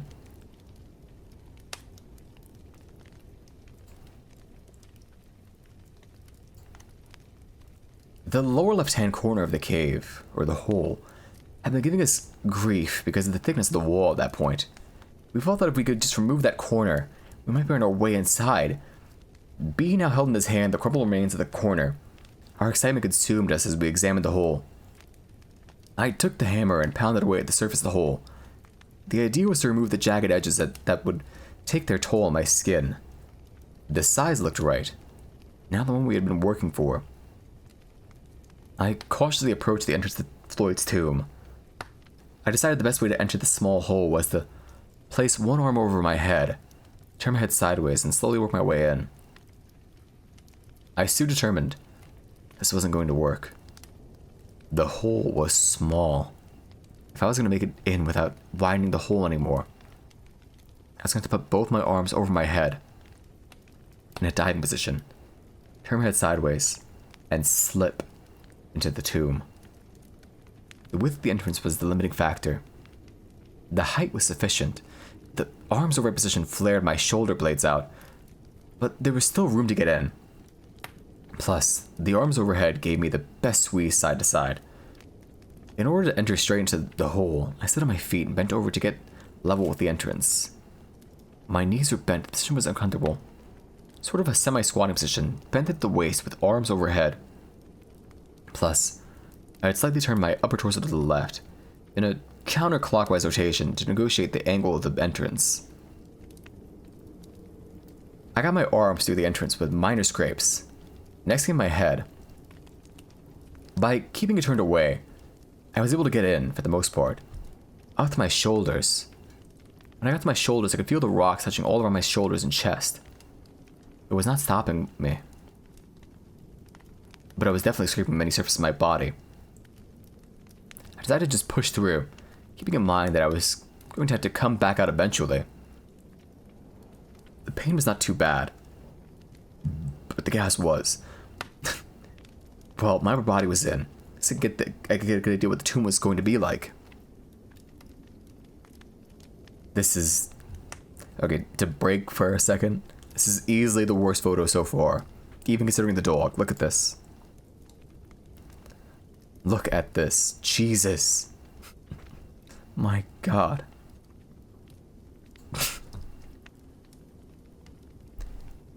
Once inside the tomb, I had a few inches all around me in which to position my body. This is the large part of the passage. It was conveniently located right at the beginning of the crawl. That gave me a little room to get positioned to crawl further into the passage.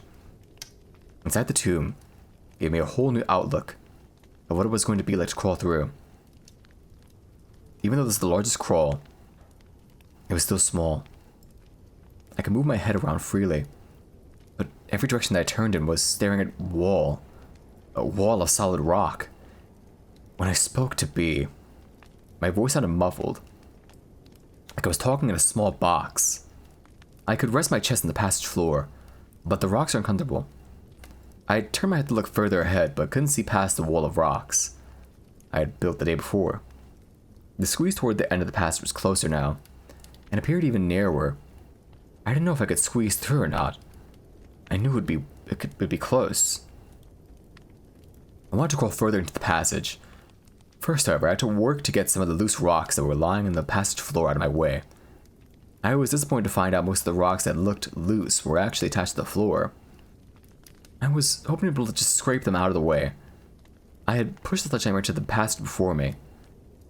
So at this point, I used it to push the rock wall we had made further back in the passage.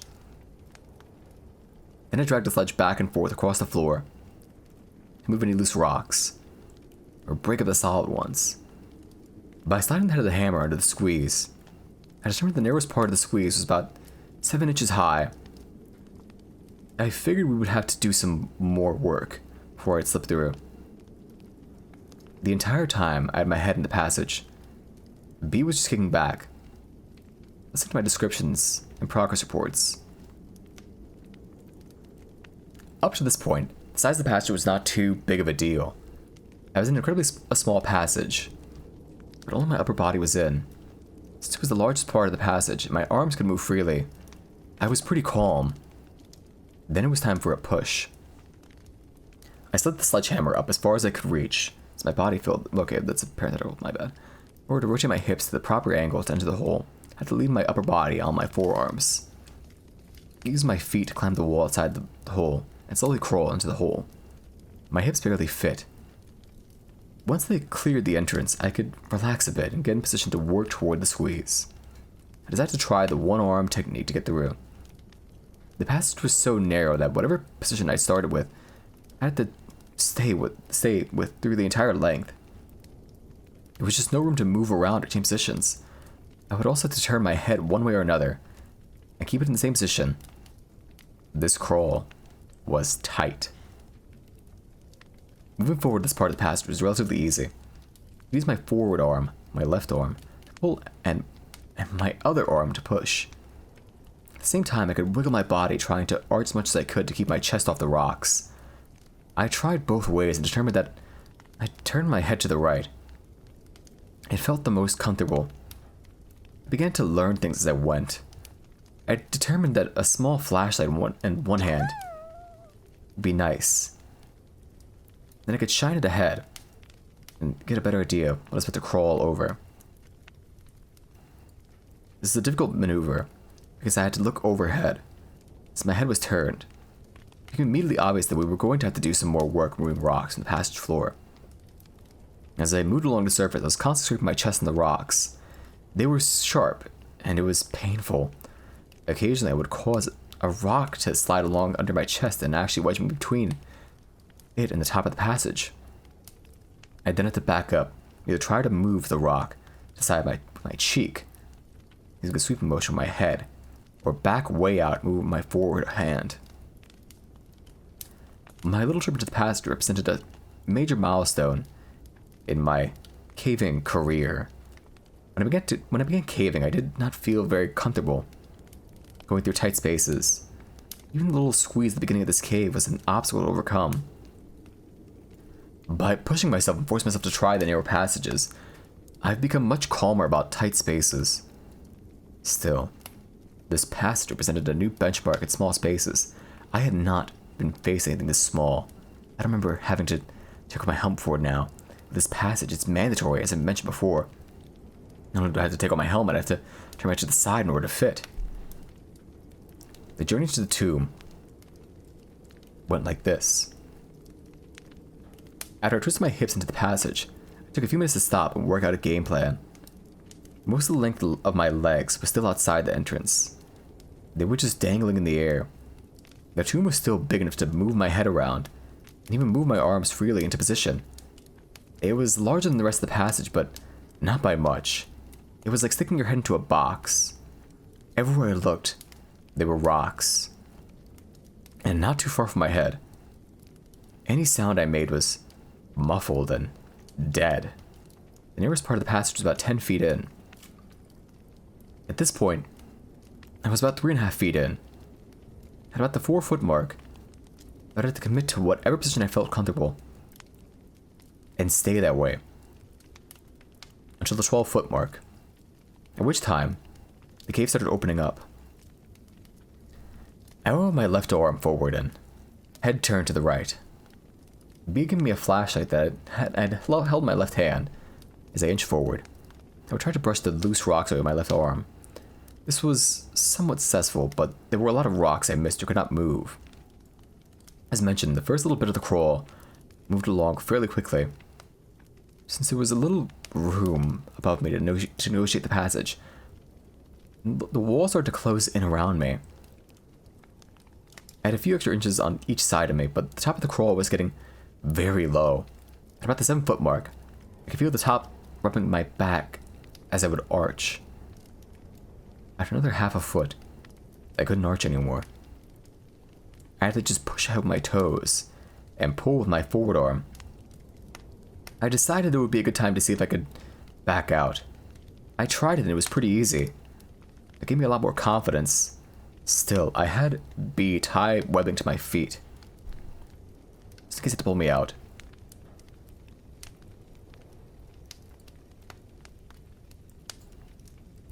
My neck was starting to get sore from being cranked to the side. My head was getting heavy, but to rest it, the only option I had to lay down was on broken rocks. It was painful, but I did it frequently. I was staring at the wall to my right. It was a mere 4 to 5 inches from my face. Most of the time I wasn't watching the wall.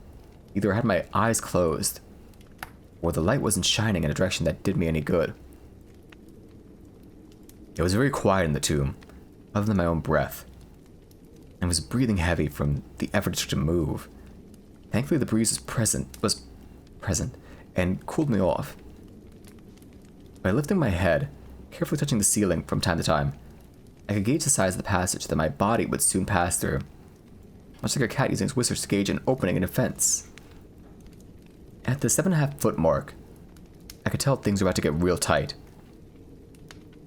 While lying in the darkness, a passage deep within a cave, one is in a unique position to ponder. A mountain, literally resting on top of you. The entire earth lying below. One tiny movement of earth, and I would cease to exist, or worse. Recognize the fear shared by Floyd Collins as he lay there, trapped for days, deep within the heart of Mother Earth, incapable of freeing himself from his earthen prison. Picture yourself in my position, lying on your stomach, your left arm is extended over your head, your right arm is at your side, having only a few inches in which to move. Your arms and hands are sore and bleeding from crawling and pulling yourself across the broken rocks. Your entire body is resting on the rocks. Your neck gets tired of holding your head off the rock, so you gently rest your cheek on the rock to rest. Once you start again, you have to push with your toes to scoot your body forward, sliding across the rocks. After moving a few inches, you're breathing hard and have to rest. As you inhale, you can feel your back pressing against the top of the squeeze, and the gas in your belly. It takes several minutes before you recover enough to press forward.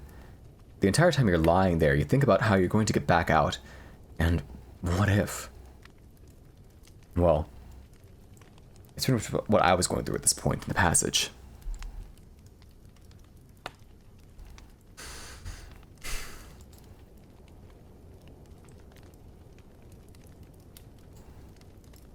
When I reached the point where my back was rubbing and I could feel with my head the passage was not getting bigger, I knew I was most likely not going to get through.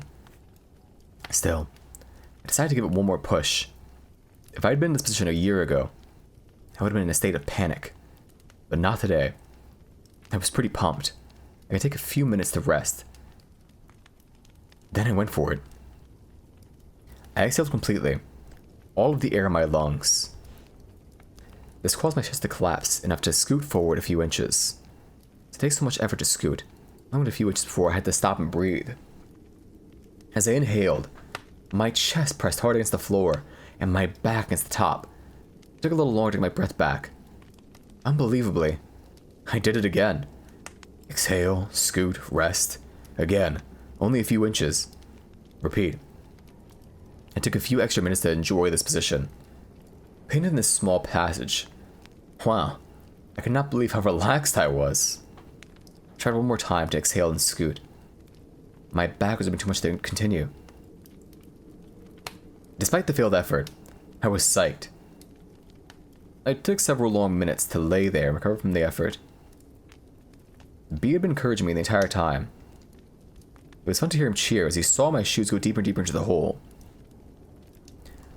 Backing out was not too difficult, but it did take some work. I encountered the same obstacle as when I went in. After I wiggled my hips out of the hole, which took some time, I was getting my shoulders out. Both arms were overhead at this point. My shirt was getting caught in the rocks. My shoulders were brushing the sharp rocks. After struggling to find a good position, I gave up and just pulled my upper body out. My shirt pulled over my head, and I had some nice scrapes on my shoulders. But I didn't care. To me, this trip was a success. I had pushed myself beyond what I thought was possible. I kneeled at the entrance and looked into the narrow passage I had just been in. The rock wall was now at the 11-foot mark. I had pushed it with my forearm. The smallest point was at the 9-foot mark. We were close. Between the work and the sentiment, I was tired. I just sat in the rope bag, grinning. What a trip.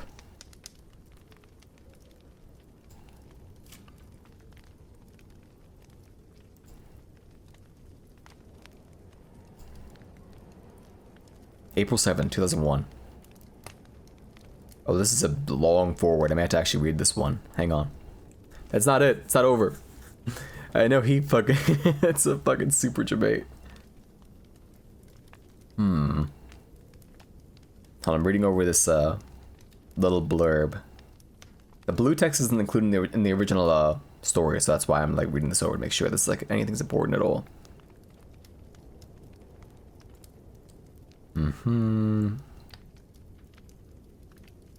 Okay, he's talking about like the tool that they like, you know, MacGyvered to like further like work through the cave. Okay. Here's a picture at the very start. This is B.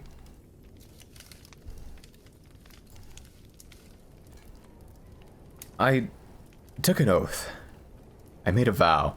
I would not leave the cave until I'd made it through the passage. Conquered Floyd's tomb. This would be the trip. It had been a long time since we had been out to mystery. We had been busy though. We made the tools we had talked about. It was fun coming up with ideas for tools. Also, we made a squeeze box determined the best technique for getting through the tight spot. Plus, we knew about how much rock we need to move before we could get through. We were excited to get back out to the cave to finish our project. Our climb into the passage took a little bit longer than usual since we had extra tools to carry. Once we got down to the passage, we immediately got to work using B's scraping tool with the pipe I had made. It worked like a charm. We could hammer the pipe on one end, and the scraping tool on the other end dug into the rock. Then we could push debris all the way through and out of our way. We needed to measure our progress. We would turn the scraper sideways in the passage to observe the clearance. We worked for about 2 hours before I decided to try the tomb. I just wanted to make sure I was going to make it through in the first try. B made one more sweep of the passage floor, clearing any loose rocks from where I would be crawling, and pushing the wall we had made to the back of the squeeze. I made preparations for the crawl by fashioning duct tape suspenders to prevent my shirt from sliding around while sliding across the rock. I went with a flashlight in my hand. Even though my hand would be at my side, I knew I would need it once I got through. As an expression of faith, I did not tie a rope to my feet. I was confident I was going to make it. Finally, I made the attempt. Since we didn't do any work to the entrance, I had to go through the same dance routine to even enter the passage. Once I got my upper body through the hole, I shined the flashlight ahead of me to work out a plan of attack. The passage didn't seem any bigger than last time, but most of the work was done deeper in the squeeze. I paused for a few minutes, then twisted my hips to get my lower body in. I slowly inched forward as my entire body slowly filled the passage. Before I was completely in, I got into position for the push. I dropped both my hands to my side and turned my head to the right, then began to inch forward. Once my toes were inside the cave, I used them to push me forward. To keep from scraping my body, I would walk using my shoulders, knees, and toes. Progress was slow but steady. That was fine by me. A foot or two before the tight spot, I could already tell there was little more room. Even so, I began to touch the roof of the passage with my back. This time, however, I was able to continue moving forward. I reached the lowest point in the passage, and I could tell it was still going to be tricky. Even with the work we had done clearing out the loose rocks, I still felt sharp pebbles rolling into my chest as I slid along. When I could feel my back brushing against the top of the passage in several places, I reversed my technique of exhaling. Before it began, I took a minute to lay there in the passage. I could see the glow of B's flashlight as the rays of light managed to squeeze past my body. I could feel the cool breeze evaporate the drops of dirty sweat on my forehead. I could feel 1,000 sharp edges dig into the surface of my skin. I felt a twinge of excitement as I realized that the goal we had set out to achieve weeks ago was about to be realized. This thought allowed me to want to keep moving. No matter how tight the passage became, I breathed in and out rapidly for a few moments, then began. Exhale. Scoot. Stop to breathe. Repeat. After each of the few inches of scooting, I could raise my head off the floor of the squeeze to let the passage begin to open up. I relayed this to B. Both took a few seconds to celebrate. During the rest of the slide through the passage, B was cheering me on. Virgin Passage and Neil Armstrong territory were the phrases kept repeating. I was grinning ear to ear. Even though the passage was beginning to get larger, it was still slow going. I had to continue scooting along for another foot and a half before I could slide my arms underneath me to use them to crawl. At that point, I felt my journey was essentially over. I was able to sit up slightly and move the rock wall we had erected several trips ago. Those rocks served as a somber reminder of how gassy we were when we left for the cave this morning. Of that little caution. I shouted back to B that I was through. We all took a moment to congratulate ourselves on our success. B would likely never be able to squeeze through the passage and see what I was seeing, so I gave him a description of what the cave looked like.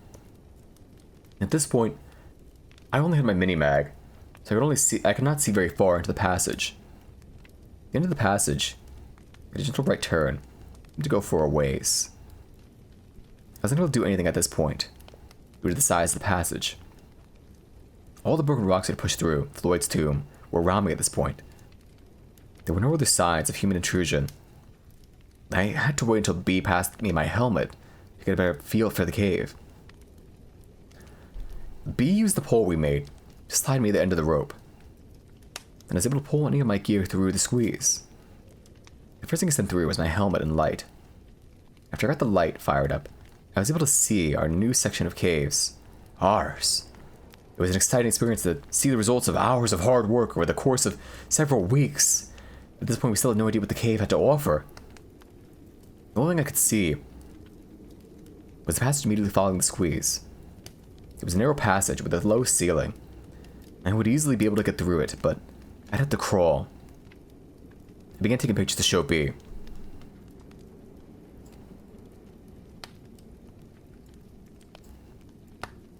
I asked B how far he thought I should venture to the new cave. In light of the strange events that had occurred, for the first time, he, too, toned down his enthusiasm.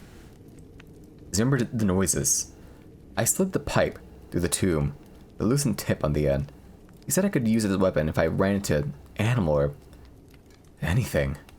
It told me to make sure we could hear each other as I progressed into the cave. I meant to say he slid the pipe, but you know. I strapped on my gloves and knee pads, grabbed my camera, and began my adventure. I crawled through the passage pictured above, which was 20 feet long. At the end of the crawl, the cave bent slightly to the right. I'd have to climb up a gentle slope, but then I'd be able to stand by the end of the next section of cave. The next section was about 40 feet long. In addition to having a higher ceiling, the wall was a little wider than the section I just crawled through. Both sections were relatively straight.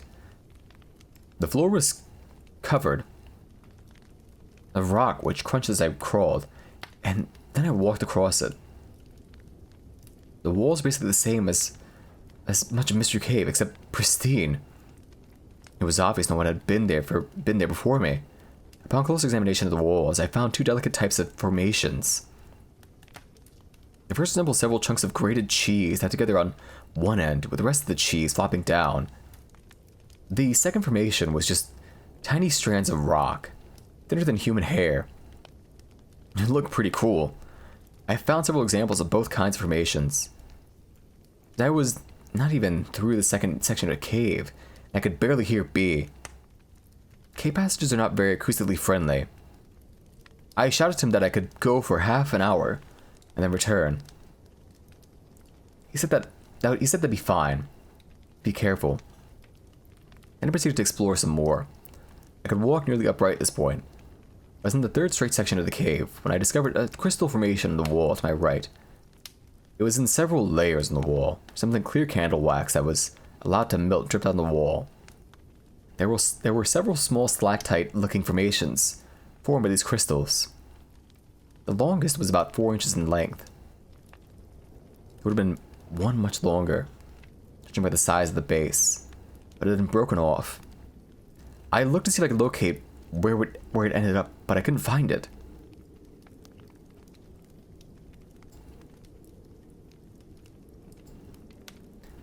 The passages continued on for another 100 feet or so before the cave opened up a little. It's at the end of a short, straight segment of the cave. At the very end of the segment, the cave made a bend to the left. It opened into a room. Just at that point, where the room began, there was a round rock that appeared to be leaning against the wall. This seemed odd. But singular formations are common at caves, so it's by no means unique. I crawled and stepped over large chunks of rock that fell down from the ceiling. But this one was more round than the others. Once past the rock, the room opened up to a height of about 15 feet. It's about 15 feet wide in width, and about 20 feet in length. At the far end of the room, there was another passage leading straight out. As I entered the room, I had an eerie feeling. It was like the old saying that I felt like I was being watched. Once again, the excitement of the new find faded, and the memories of the mysterious side of the cave kept back into my mind. Suddenly, I felt very alone. Fortunately for my ego, I was nearly out of time. I had to get back to B before my half hour was up. I took several pictures of the room. I was going to just get a feel for how long the passage was, and something caught my attention. On the left side of the room, on the wall, at about eye level, I discovered what happened to be hieroglyphics. Or rather appeared. It was a single drawing that almost appeared to be just part of the rock coloration. It looked like a very crude representation of people standing below a symbol. I was pumped. This meant that there had to be another entrance to this cave. Even if the entrance was closed or blocked, it might mean an opportunity to open it and get B into the cave. I took another look at the drawing to make sure I could describe it to B. I took some more pictures, headed back to B. When I got back to the Squeeze, I could barely talk fast enough to let B know everything I had discovered. He was just as excited as I was about our newly found treasures. As we debated what our next move would be, I began to send my gear back through the tomb to B. I told him it'd be best if we got something else to come back with, in case something happened. Or someone else, rather. He agreed. Once I got all my gear through, I was faced with the wonderful task of having to negotiate Floyd's tomb again. I determined in advance that I would attempt to go head first through the squeeze. I knew that I could definitely make it by going by feet first.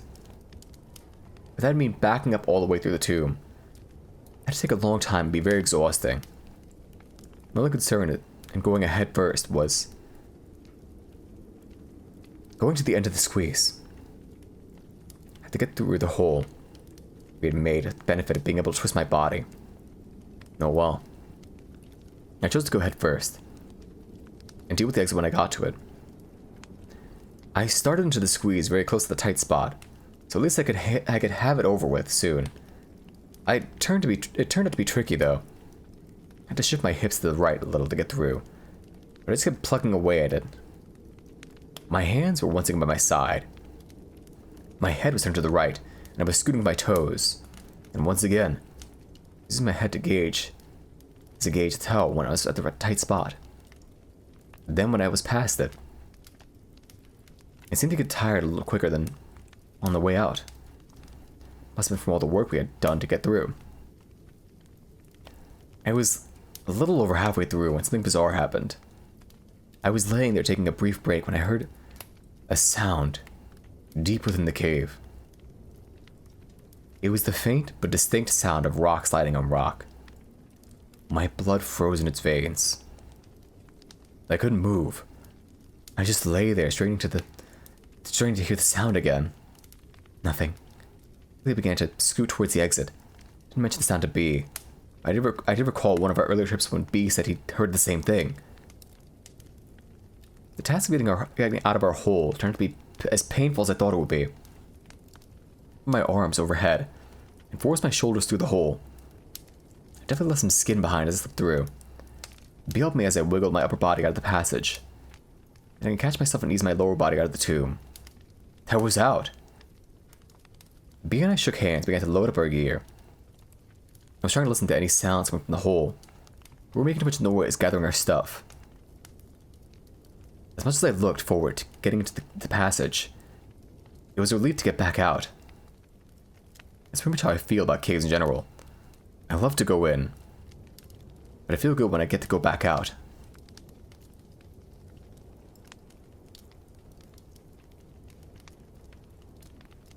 This is what he saw this is the hieroglyphic he saw.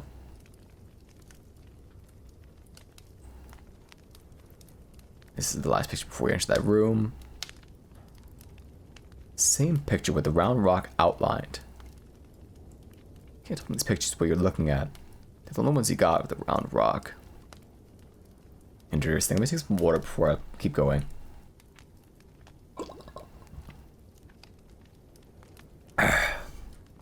Okay, finally. Alright. Oops. April 14th, 2001. Only a couple days elapsed before B found someone who wanted to explore the passage with us. B told me he talked to a few other people who couldn't make it because of schedule conflicts. He said they really grilled him for information about the cave, about the passage. And he wouldn't tell them which cave it was to ensure that we explored it to our satisfaction before we made it known to the public. Even the guy who ended up going with us didn't know which cave until we were very close to it. And he has sworn secrecy. He would not reveal the location of the cave to anyone on this planet. We'll refer to him as Joe. Joe, B, and I set out early in the morning to make sure we would spend all the time we wanted in the new passage. When we got to the cave, we were able to rig up and descend rather quickly. It helps when you don't have to haul a half hardware store down to the cave. Joe was impressed by our work. Even B and I took a minute to pat ourselves on the back for all the hard work we put in. And for the fact we made it through.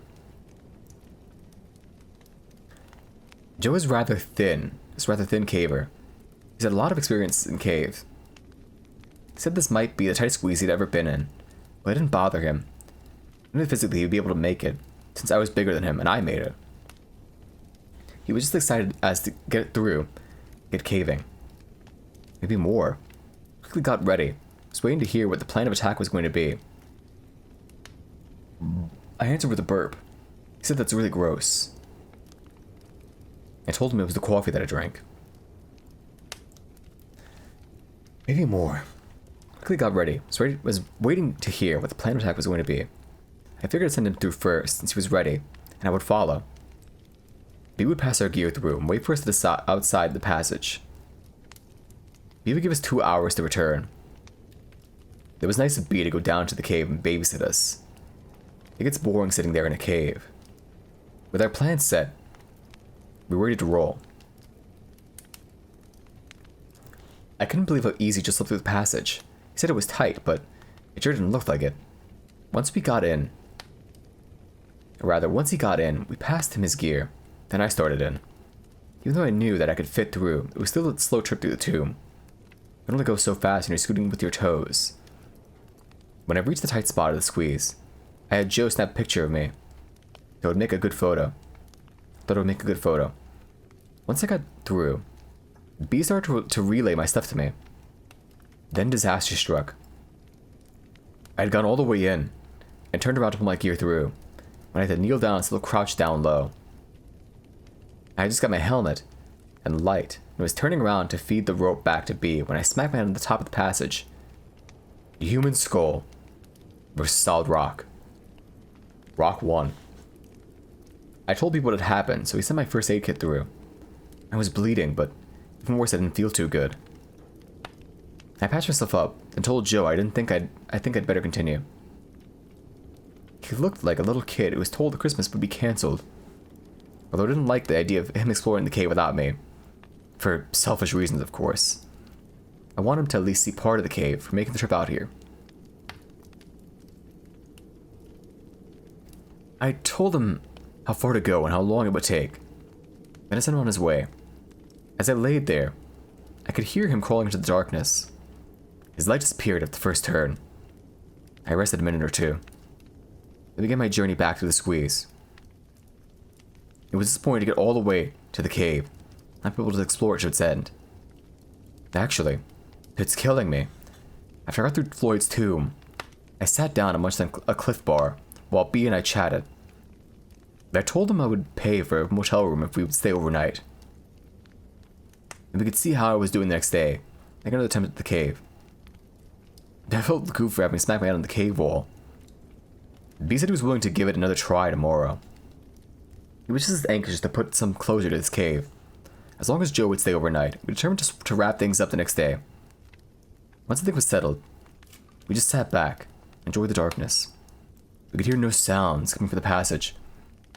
The silence reminded me of the scraping noise that I'd heard last time we were there. I brought up the subject with B. Stan and I explored the cave completely. I kind of offered an explanation of what would be making the scraping noise besides an echo arc. With the change of the wind strength. With the rumbling. With that terrible scream we heard. Suddenly we both wished we had not sent Joe into the cave alone. B went to the hole, yelled into it, "Joe!" No answer. Not surprising. You just can't hear each other when you're very far apart in a cave. We nervously awaited any sounds. Good sounds, that is. Joe-type sounds. The 20-minute time limit we had set passed. And 25. I really had no desire to climb back through the squeeze. My head was still throbbing and the squeeze looked tighter than ever. Still, I knew I was going to have to make sure Joe was safe. Just as getting prepared to go back through, I saw a light deep in the passage. Joe? Nothing. Joe? Still no answer. The light got brighter, and I could hear the noise of someone crawling across the broken rock that lined the cave. You okay, Joe? No, was his weak reply. I got to the side of the tomb. He said he wasn't feeling well. We took off his gear, put them in the bag, so we could pull it through. As I pulled the bag through the passage, I had to climb back through the tomb. We didn't get a chance to question him about what he saw before he was coming back through. We looked up through the squeeze, and the hole. We finally got a look at him. He looked terrible. His face was pale. He was out of breath. The dust that covers the floor of the squeeze left its mark on his face and clothes. He had numerous small cuts and scratches on his face and arms. Probably from rapid exit the passage. His eyes were open wide. We only had a brief moment to look at the change that occurred to Joe before he started to head up and out of the cave, without saying a word. While Joe and B started for the surface, it took a minute to gather our gear, and I stopped listening to the passage. I heard nothing, and I felt nothing. The wind had stopped. Part of me wanted to get out of the cave as fast as possible. Another part wanted to immediately climb back through the passage to find out what made this cave tick. Then was at the time. I still felt a little dizzy from my injury. At that moment, I noticed B and Joe had made good time getting up the cave passage, and I was left alone. Chills went through my body as I scurried to catch up with them. Once we got outside the cave, I figured we'd be able to find out more from Joe. When he got up the final climb, he unclipped from the rope and went straight to the truck. The light of day looked even worse than in the cave. B and I gathered up the rope and our gear, and headed for the truck. Joe said he did not want to stay overnight because he felt terrible. We believed him, so we headed home. We could get no more information from Joe. He just stared straight ahead. He was shaking like a leaf. And he said he wasn't cold. We tried to question him. His answers were short. I asked him if he saw the hieroglyphs. No. Did you hear the yelling? No. Did you see the round rock? No. Did you see the crystals? No. He said he just went a little ways in and started to feel sick. Something was fishy about his answers. He would have had to have seen the crystals if he got far enough into the cave that he couldn't hear us yelling. But why would he not elaborate? April 28th, 2001. 2 weeks after our trip with Joe, we were on our way back to the cave. To prepare for our trip, we contacted the local cave rescue group and got permission to borrow their low-voltage two-way phone. The phone consists of two transceivers and a long spool of thin wire. I was then able to unwind the wire, so I went to the passage and stay in contact with B the entire time. I also thought it would be a good idea to take a video camera with it into the passage. I purchased a case that would protect my video camera from dust, as well as sharp rocks. I was more than willing to pay the cost of the case just to make sure B got to see the entire passage. My head was doing fine. I saw a light red line to mark the spot where I had tried to break the rock on my head. I never went to the doctor, but it was a painful experience. I've thought about what would have happened if I had been able to go into the passage with Joe. He was a changed man after he came out. I've been calling his house nearly every day trying to talk to him, but went into his phone. B called his work. A mutual friend told him that Joe called in sick 2 weeks ago. Hasn't been seen since. He said Joe warned his boss he might be out for a while. I even stopped by his house 2 times. The first time, it looked like someone was home, but no one answered the door. Second time, his car was gone, and there were no lights on. I talked to him before his trip, but it didn't work out. As we were rigging up the rope to descend into the cave, I felt something for the first time. I did not want to go into the cave. It was a feeling of foreboding. I was not receiving some premonition, but I had no desire to enter the underground world of Mystery Cave. I didn't share this feeling with B at the time, even though I had no desire to go into the cave. I knew we had to.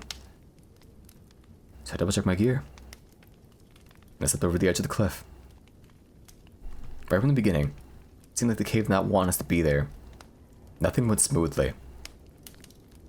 Every time we tried to a carboner, or tie a knot, or attach something to the rope, we had to do it 2 or 3 times to get it right. Fortunately, I recognized that this made sure everything was safe and secure. So we slowly made our way down. I assume it's like a fastener or a clip of some sort that cavers use. We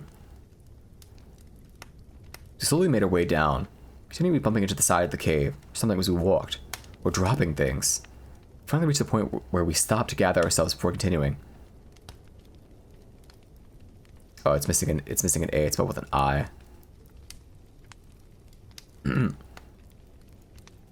Our load was relatively light, but we were taking forever to get to the hole. Finally, we made it. Checked the camera and phone to make sure they survived the trip. Tested everything and gathered the gear while I was taken to the passage. Then it was time. We looked at each other, but said nothing. Then I turned to face the passage. As I twisted my body to begin entering the tomb, I desperately hoped it'd be the last time I'd contort my body to enter this claustrophobe's nightmare. The trip through Floyd's tomb went smoothly, figuratively speaking. After I got through, it took several minutes to get everything passed through to me. I got suited up, tested all the equipment. The phone worked like a charm. I videotaped the squeeze in the first section of the new passage. Since I'd been unable to tape while I crawled, I found to get the gas in my fucking system, Jesus. So I crawled to the next section and then stopped filming some more. I could video what I had just been through, and then video what I was going to crawl through next. That way I can get each section from both ends. I was starting to feel pretty good about the trip. I felt a sense of personal satisfaction at being able to provide a way for B to see the fruits of his labor. It was awkward lugging the camera and unrolling the phone wire while trying to crawl. I knew it would be worth it though. The small formations were too small to show up on the video. With normal outside lighting, it'd be no problem, but with my headlight as the only source of light, the effort was futile. The crystal formations turned out quite nice. They were easily large enough to and made for some pretty footage. I took advantage of the film to stop, check the phone.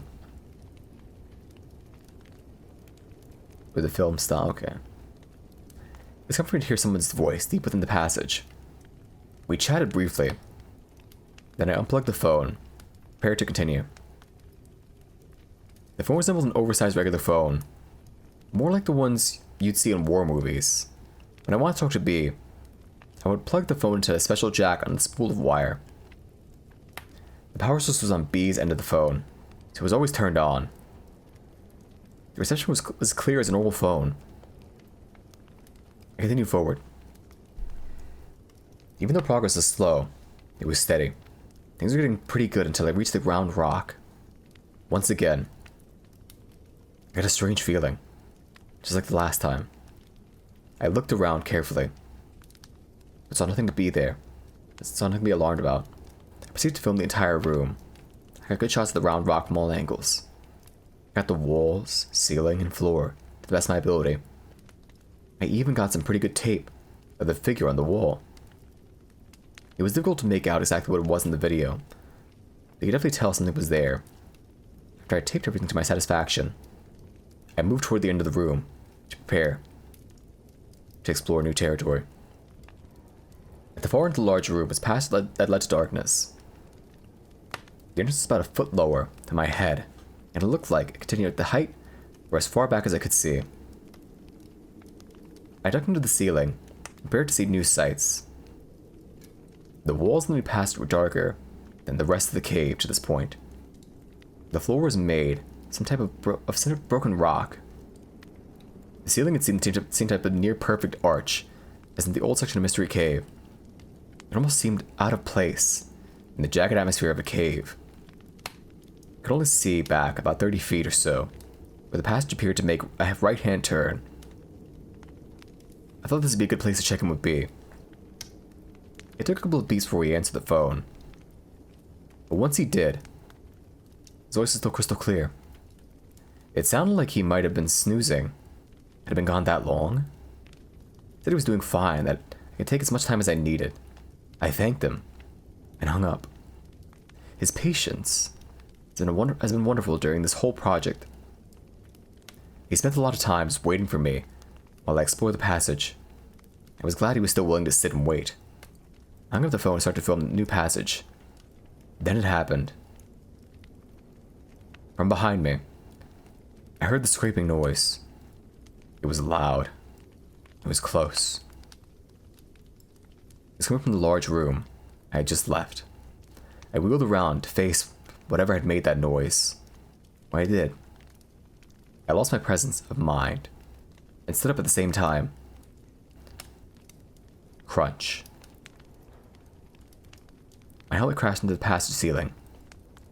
My light broke, and I was buried in the heavy darkness. Pain shot through my neck and down to my back. The helmet wrecked my head, but my neck was nearly numb from the impact. Fear enveloped me. My knees began to weaken. I slowly and voluntarily slumped to my knees.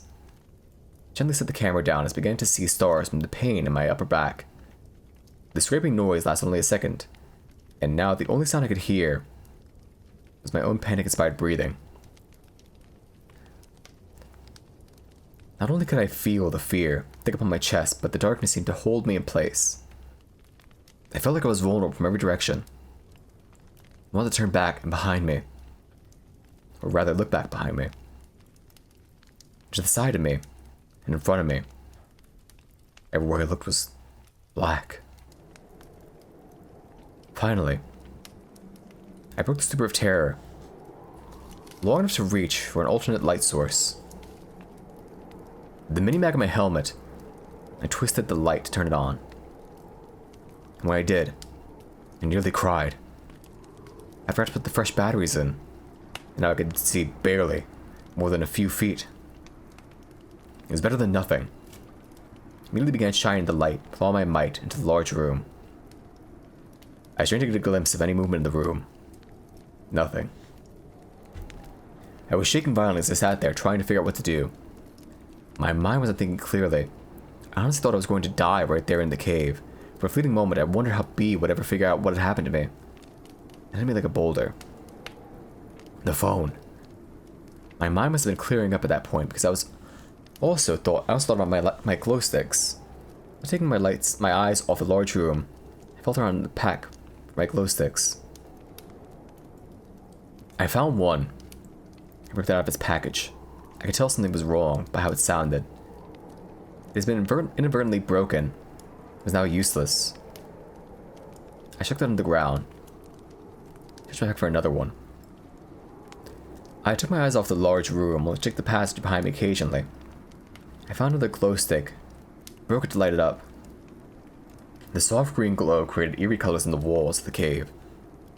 The stick provides barely enough light to see the immediate area, provided no hint of what lay ahead. I felt the pack for one more light. Again, without taking my eyes off the room, I felt a third glow stick with out of the package. Waiting to make sure it worked. I hesitated, then threw the glow stick into the large room. The throw was a perfect one. The stick sailed through the length of the room. In the brief moment that the light traveled through the room, I saw nothing but curved walls. The absence of anything unusual did nothing to ease my state of panic. At the far end of the room, I got a brief glimpse of the round rock as the light bounced on it. And the light went behind the rock, seemed to disappear. I was still shaking. At least I didn't see anything. Still, there was noise. I used the glow stick to light the phone reel, and with fumbling fingers I managed to plug my phone into the jack. I put the phone to my ear and heard nothing. The usual beeps indicate connection with the other phone were not there. Terrified, I pulled the phone from the jack and reinserted it. Again, silence. The line was dead. What could have happened? I just talked to B. I found myself nearly sobbing with fear. I knew the only way out of here was back the way I came. But something was there. I thought I was making contact with B, but with the same results.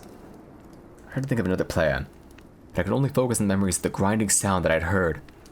My weakened state, I slumped against the side of the passage, breathing like I had just finished a race, never breaking eye contact with the shadows of the large room. As my shoulder touched the wall, I had a powerful jolt of pain, reminding my collision with the roof of the cave. Despair. Agony. Terror. I can't say how exactly long I sat there. My feet were tingling, my knees were sore. Pain in my back crept lower. although my neck felt no different. I was about to make an attempt to exit this evil passage. I knew if I waited too long, I would lose what little light I had. I attempted to stand, but not have the strength. I crawled slowly to the near end of the large room, dragging my pack beside me, using the walls of the cave as able to slowly stand. Though not straight due to my sore back, still breathing rapidly, I slowly advanced through the room. I wound up the phone wires as I went. My eyes were staring straight ahead, straining for any signs of movement. With every step my light cast ever-changing shadows on the wall, keeping me busy trying to look at every one. My eyes burned as I realized I had not blinked for many minutes. How many? How long has this been going on? The only sounds I could hear were the crunch of my feet, the broken rocks, and the wheezing of my breath. As I wound the cord, I could hear the squeak of the wheel. With each turn, bringing me closer to the tomb, closer to B, closer to safety. The short trip through the room took an eternity. As I passed the crude drawing, it seemed to glow, as if offering some kind of warning. I didn't know what the drawing represented, but everything about this cave seemed to instill fear. Toward the far end of the room, I could see the round rock dimly, the far reaches of my light. Something was different about it, but I couldn't tell what. When I got within a few feet, I could finally tell what had changed. It had moved. That was the sound I heard. Again, terror gripped my entire body as I realized how close I was to something. I had no choice but to continue. Still, it was not easy. I inched toward the rock, holding the close ahead of me, my shaking hand, using it to pierce the darkness. I stopped, just this side of the rock. I wound up the slack in the phone wire. Then I realized why I had lost contact with B. The rock was now sitting on the wire. I gave it a tug, and the wire snapped. My only hope of contact with the outside world ceased to exist when that wire broke. I never felt so alone and helpless. Buried deep within the earth, I had voluntarily descended into my own grave. The casket, a solid rock. With the phone now useless, I set it down in the passage. My gaze fixed on the round rock, I proceeded forward. My breathing was rapid, with my throat dry, aching and my mouth dusty. With every crunch of the rock below my feet, my heart seemed to stop. No movement could be seen in the green glow of my stick. I got to the rock and peered over the top. Seeing nothing, I took several rapid steps past it. When I reached the other side, I recoiled in horror at what I saw. In the side of the passage, near the floor, was a hole. Another passage revealed. It had been covered by the rock, but now it was exposed. The rock could not have moved by itself. I backed away from the cave, or the hole, and collided with the opposite wall. I had not paying attention to the pain in my back, but now it came back to me in all its fury. I stared down the newly discovered passage. It went down at a 45-degree angle. I continued straight for as far as I could see. Several feet down, I could see the glow stick that I had thrown. It illuminated the passage enough that I could tell the walls were fairly smooth.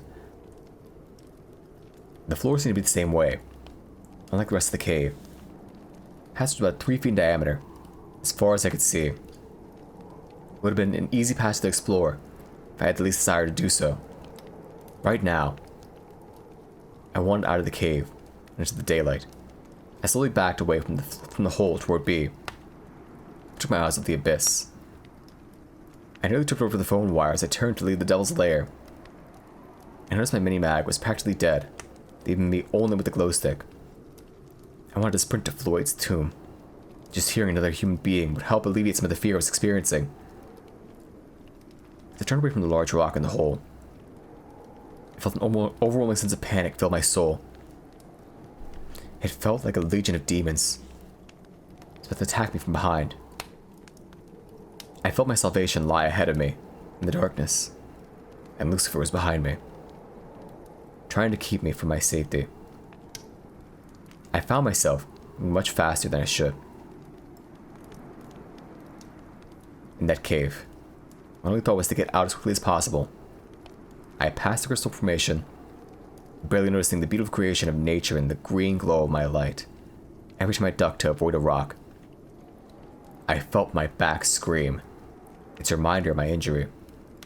When I got to the point in the passage where I had to crawl, I flung myself down on all fours, barely slowing down as I stepped, or as I dropped. My hands came in contact with the cave floor. I felt an electric shock shoot all the way down my back, and simultaneously down my arms. For the first time since this nightmare had begun, I let out a scream. I crumpled down and lay there on the rock with a new level of pain manifesting every time I inhaled, whimpering from fear and pain, trying to listen to any of the other noises in the cave. I could feel the silence pounding my head. I knew from the previous trips that B was still out there, out of earshot, but I was close. Forcing myself to move, I winced as I pulled my body onto all fours and started to progress along the cave. I still held the glow stick in my hand, but I had ceased checking behind me. Now my focus was ahead of me. I reached the point where I could yell to B, but I didn't make a sound. I didn't want to stop long enough to talk. Finally, I reached the last stretch of cave before the squeeze. As I was crawling toward the beginning of the tomb, I called to B. He answered back. I screamed to get everything ready to go. He asked if I was okay. I told him no, to get everything ready to go. When I reached the rope, I flipped off my helmet and shoved it into my pack. For the first time I realized I had forgot my video camera. It was a fleeting thought. I cared no more about the camera than a passenger of the Titanic cared about a hat or a coat. I tied the pack to the rope and told him to pull it through. I told him to start heading toward the surface as soon as he pulled the rope through. He asked why, and I screamed there was something in the cave with us. My back ached with every move I made. I knew it didn't matter. I was going to get through the tomb as fast as I could. Injuries notwithstanding, just as I started into the squeeze, I felt the wind in the passage increase, and with it, the most nauseating stench I have ever experienced. It smelled like damp, rotting, rancid, putrid death. I almost started to dry heave. I pulled my shirt over my nose to shield me from the overwhelming smell. At this point, B smelled it too. He yelled, "What is that?" And yelled at me to hurry up and get through. I told him I was coming. I took a deep breath through my shirt and started back through. B's yelling intensified. My fear and panic. As if I needed any help. I knew we could sense the urgency in getting out of this place. Still, as I worked my way through, I yelled at him to start up. That I would catch up with him when I got through. He said he would. He placed my glow stick inside the passage. The gas. This time through the squeeze, I had no regard for the tightness of the passage. I scraped my face, ears, arms, and shoulders. Every inch of the squeeze meant numerous scratches on my body, but I barely noticed them. My back was nearly paralyzing me with pain. Once again, I felt the rising need to vomit because of the odor being delivered to my nostrils by the breeze. Halfway through Lloyd's tomb, I took a big catch my breath. I was approaching exhaustion. My respiration rate was through the roof. The top of the passage seemed to rest my cheek. And the floor felt like broken glass my opposite cheek. As I paused briefly to recuperate, I heard the scraping noise coming from within the cave. It continued for several seconds, and then silence. I let out a cry, which startled me. I was no longer consciously reacting to the noise. The cry was a subconscious response to the fear which flowed through my entire body. In a panic, I began to scoot through the passage. As I reached the largest part of the tomb, I quickly slid my arms under my body to get in a position to exit through our hole. I grabbed the rope and pulled with all my might. When my shoulders reached the hole, they lodged, and I was stuck. I dug my feet into the rocks and wiggled my way back into the passage. I turned my body slightly and tried again. This time I was successful to pull my upper body through. Normally, I would carefully work my way out. There's a 3-foot drop on the outside of this hole. This time, I kicked with my legs and pulled my arms, and plop, I dropped out of the tomb, right onto my shoulder. I tried to roll to soften the impact. I wasn't able to do anything more than take the blow. Strangely, the pain was focused on my shoulder, apparently not affecting my already sore back. I rolled over onto all fours, and slowly rose to my feet. The smell was much less intense outside of the passage. I grabbed the glow stick and used it to find my helmet. I began to head for the webbing, to climb up while strapping on my helmet. When I got to the webbing, I raised to grab hold and recoiled in horror. The glow of the glow stick. I could see for the first time my injuries to my arms. My forearms were covered with deep cuts and scrapes. Much of my arms were covered in blood. The wounds were not deep enough to bleed freely, but rather ooze the blood. In that brief moment that I stopped, I noticed that there was silence in the cave. No sounds from the passage, nothing up ahead. Once again, the feeling of being alone returned. It motivated me to proceed. Climbing with a little drop off would be difficult in my condition. And the glow stick as the only light source added to the challenge. On the top, I scrambled to catch up with B. I was impressed with the speed of his ascent. I did not see or hear B until I reached the small area at the bottom of the drop. He was on a rope, climbing out as fast as he could. I could hear him moving quickly and breathing heavily. I called out to him, and his startled reaction told me he was nearly as tense as I was. I told me to get the rope and start climbing. We both knew it'd be dangerous, and something we would never do normally. But this was different. We both knew that'd be dangerous, not something we would... Wait. I stood there looking up. The rope had disappeared into the darkness above me. It danced around as B made his way to safety. He was out of sight, but I knew he was close. I knew the rope was my lifeline to the outside, to light, to safety. Behind me was darkness, fear, the unknown. I had the fleeting thought of a movie scene where the actor had outwitted the monster and reached the front door of the haunted house. As he reaches for the knob, he hears a sound behind him and turns only to see. I slid the glow stick into the cord of my helmet and reached for my harness. Then I thought I would let B get a little higher while I pulled the rope up. It was stretched down to the cave. That would make it easier to get out once I got to the top of the drop. I just had to wind the rope around my arm since it was sore and bleeding. So I just pulled it into the pile on the floor. From above, I heard B warn me. Rock. And I ducked near a ledge. Several small rocks landed on the floor near my feet. I quickly went back to pulling the rope in. I had about half of it, about 50 feet, when the rope hit a snag. It was solid. There was no way I was going to crawl back into the release. I decided to just get the rope, get my harness on, get out of the cave. I knew the harness around me. I started to buckle. Before I could secure it, I heard a strange noise at my feet. My pulse began to quicken. I looked down at the rope, only to discover, to my horror, that the rope was disappearing down into the darkness. Something was pulling the rope back into the cave. I let go of the harness and began clawing my way up the rope. The unbuckled harness fell to the floor. Fortunately, I held onto an ascender. At the moment I could not think straight, began climbing out of the cave without being attached to the rope. As fast as my battered body could help pull me up, I was in near panic state again, and consequently was scraping, bumping, and gouging my arms and legs. As I climbed, I screamed to B that something was pulling the rope. He yelled back to hurry up. Luck was with me, and I didn't slip and fall back down into the hole. If I had, I would have bounced several times against the side of the cave before smashing onto the floor. The injuries would be fatal, without the necessity of having to stop to slide the ascender up the rope. Made excellent time getting up. I could see rays of light above me. From the entrance of the cave. Told me exactly where I was in the cave.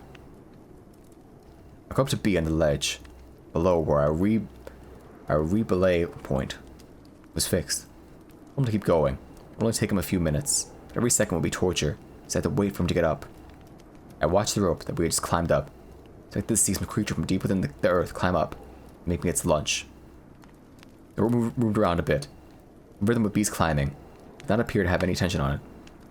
As I stood there, waiting for B, I kept watching the rope for signs of anything bizarre.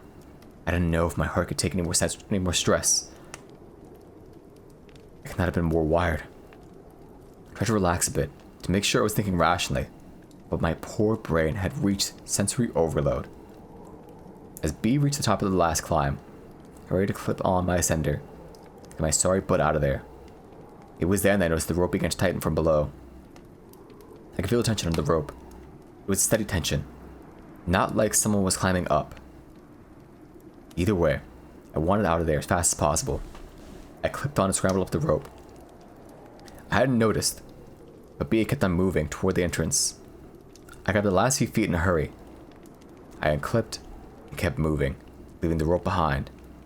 By the time I got to the entrance of the cave, in daylight, B was almost up to where the rope was anchored.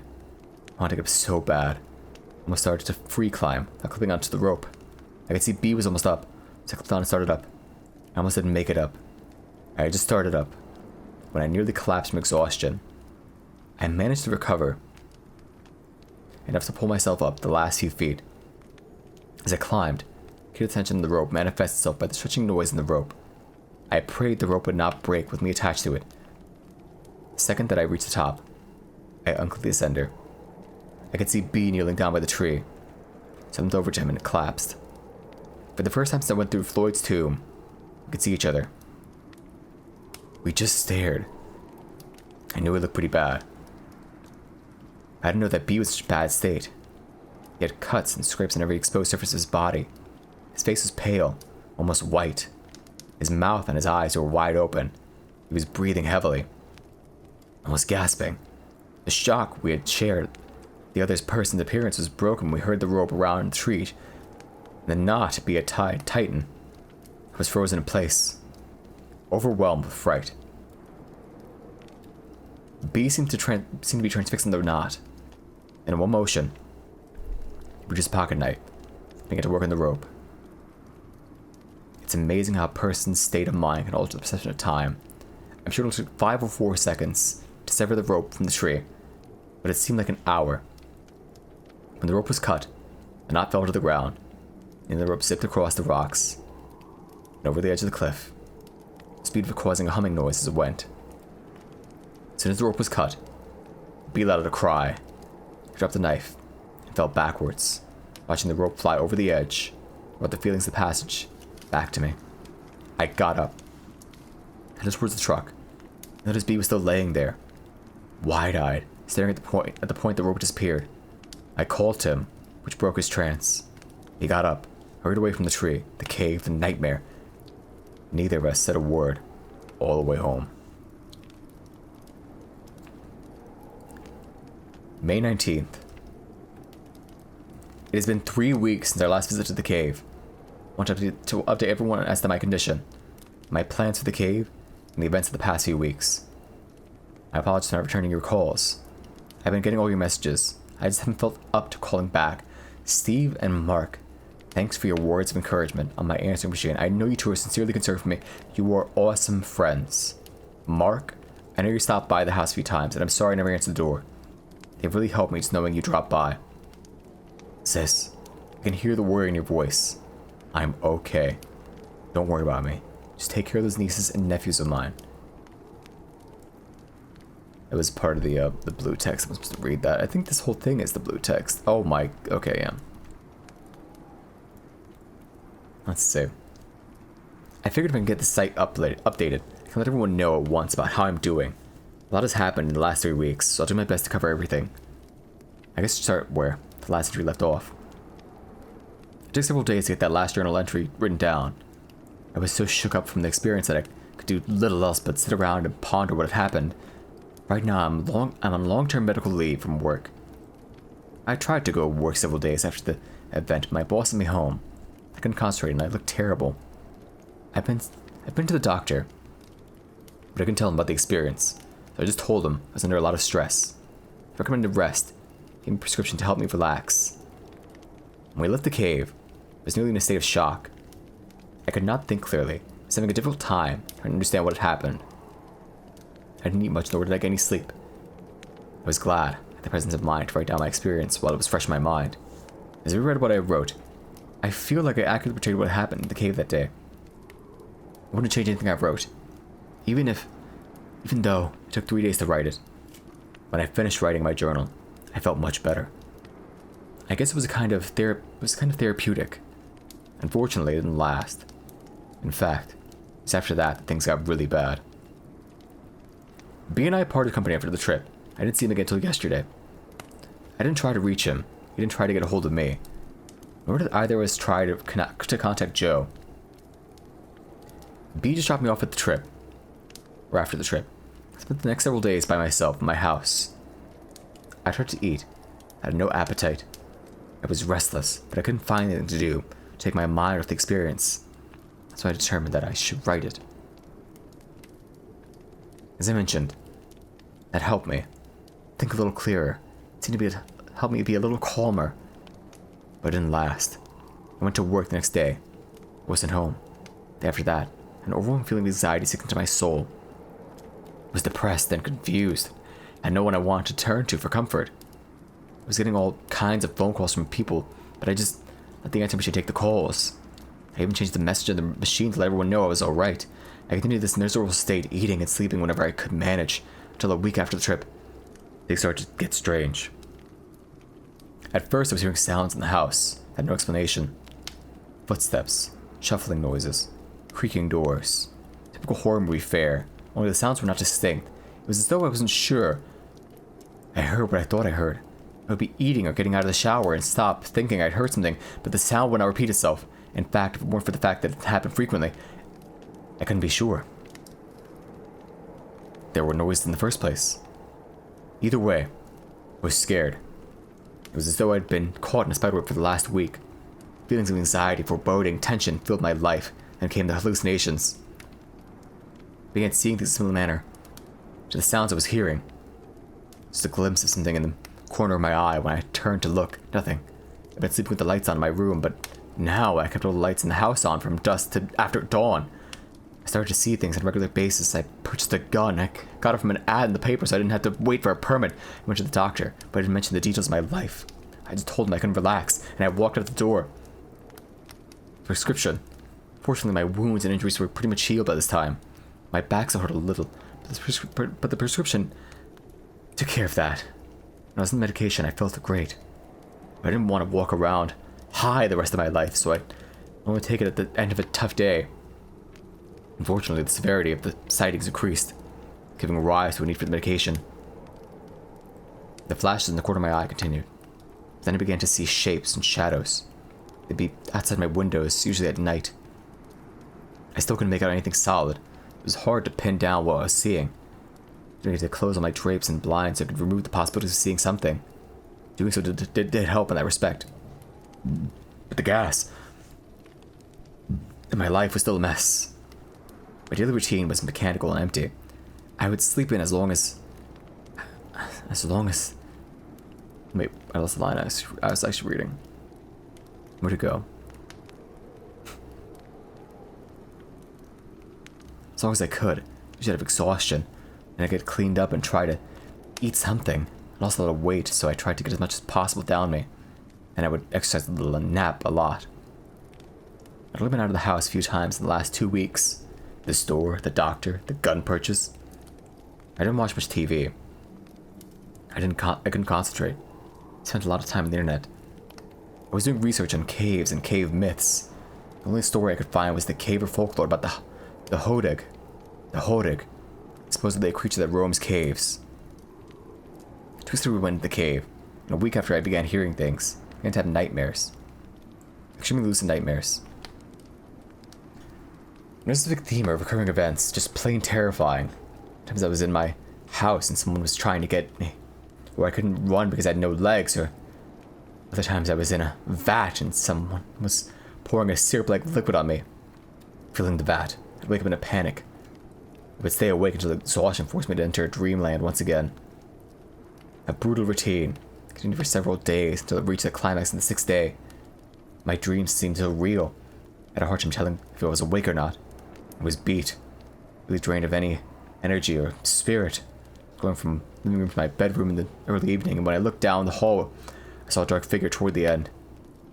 I thought it was a thief, and we had to back up slowly. It didn't move. As backing up, the lights flickered off and on. Every muscle was tense. I stopped to stare at the figure. Just then the phone rang. It startled me so bad I stumbled over a chair. When I got up, I wheeled around to look down the hall. Nothing was there. I grabbed my keys and left the house. I felt compelled to get in the car and drive. My pulse pounded in my temples as I got in and started the car. I wanted to drive to the overlook to see the city lights. I didn't know why I needed to go there, but I knew I had to go. The closer I got, the more urgent the feeling. When I arrived at the point, I saw something that at first startled me, but then caused me to be more relaxed than I'd been in a long time. Joe was there. He was out of his car, standing to look at the lights. We looked at each other. I could see from the tired look in his face. We were going through the same miserable trial that I had been experiencing. I could tell from the look on my face that we had shared some terrible experience. Our conversation was unbelievably brief. "You've been back?" he began. Even though he knew the answer, yes, we need to return. Tomorrow? Good. I asked. Yeah, noon. He got in his car and I got into mine. I didn't even want to talk to him about the experience. Obviously, he didn't want him to know mine. I drove over to B's house. When he answered the door, I thought that B actually looked like he was doing fine. Somewhat happy. One look at me, and his position changed. Our conversation was also succinct. I ran to Joe. We're going back tomorrow at noon. B looked dead serious. He only nodded. I asked him if I could spend the night at his house. He eagerly let me in. I didn't notice until later, but every light in the house is turned on. Let me to his spare room. Help yourself. Thanks. I washed up in the bathroom, took some medication, and got the first decent sleep in a long time. I woke early this morning, home to get ready for the trip. I thought I would send out this update so no one will wonder what's going on with me. I suspect that by the time most of you read this, I'll be back home. I'll have a great story to tell. I promise that if you've heard from me by now, you will very shortly. It is now 10 a.m. on Sunday, or Saturday, the 19th. We'll be leaving for the cave in 2 hours. Preparing for this trip will be like no other trip I've been on. For the first time in my life, I will carry a gun to a cave. I'll also carry a knife, a extensive first aid kit, plenty of food and water, and a camera. I'll take several sources of light and a pad of paper and pencil. I'll take all my climbing rope, since B lost his in the cave. I'll carry a good length of rope with me on the other side of Floyd's tomb. There's so many things I hope to accomplish this day. So many errands I hope to find. A tiny passage hidden from my view. Reflecting on the events leading to today leaves me feeling dizzy. Was this all a bad dream? Unfortunately, I'm wide awake. And still, in a few short hours, I might face my nightmare. The thought of having another person with me in the passage and something to alleviate the fear I feel. I almost chuckle as I ponder a childish notion that we'll have to consider who will enter the tomb first. Who will lead the way into the dark unknown? Who will decide when to turn back? Foremost among the questions in my mind was about the video camera that I left behind. It's supposed to be able to record in complete darkness.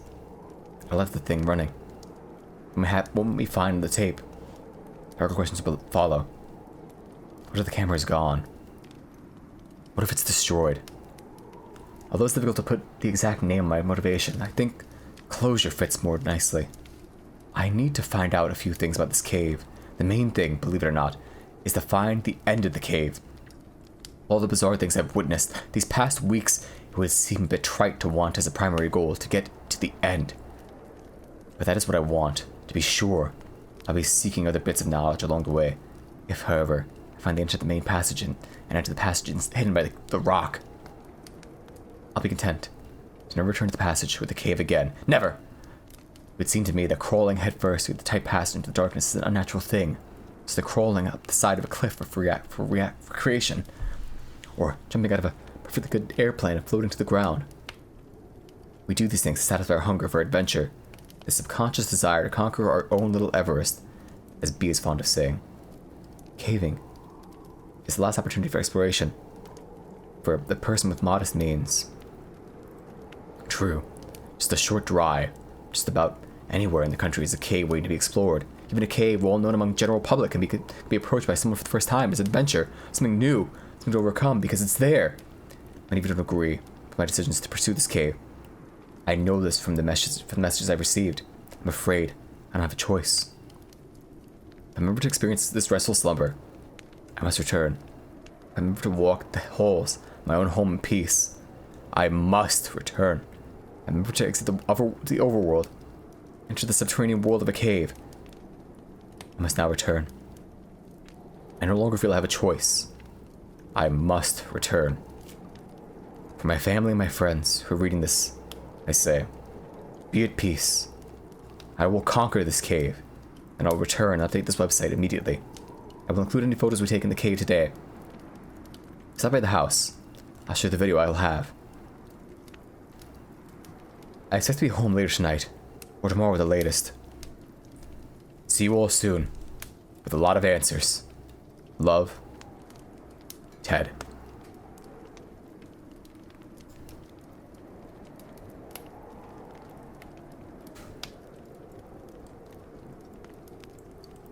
Ugh. What an ordeal. My god. What was that word I started on so fucking hard? It was like something with a P. Or a T. Titanic, that's what it was. That fucking was so bad. My mouth got so tight. I didn't think it'd be that long of a fucking story. That was actually an hour, I think. I'm glad you enjoyed it. That was a pretty intense one, I would say. And with that, I think it's a good point to end, actually. So with that, I say, bros, thanks for tuning in. If you're for a little bit, if you're for a lot of it, if you chatted, if you didn't, if you looked over Berserk, I had fun. Tomorrow. Tomorrow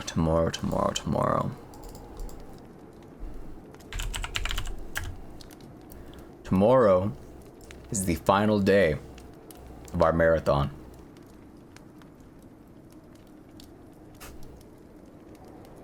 After that, I'll be taking a long fucking break. At least a week. But I think you won't want to miss tomorrow's stream. Probably. I don't know. Maybe you would. I know I wouldn't want to miss it for something silly like the game of bingo. Wouldn't that be funny? But I should figure out where to send you all, I guess.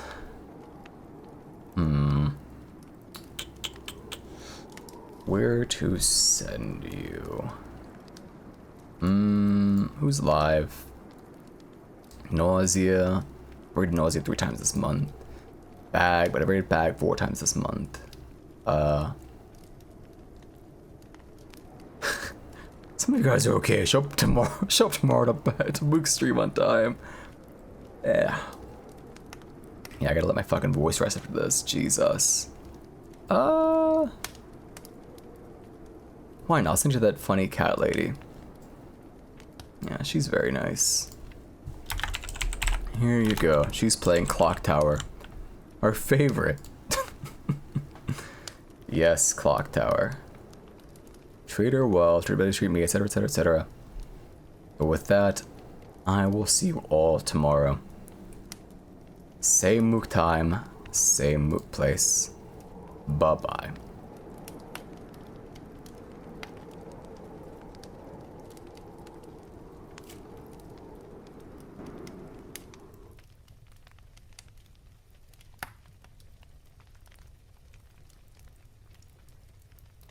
Roaring time, baby!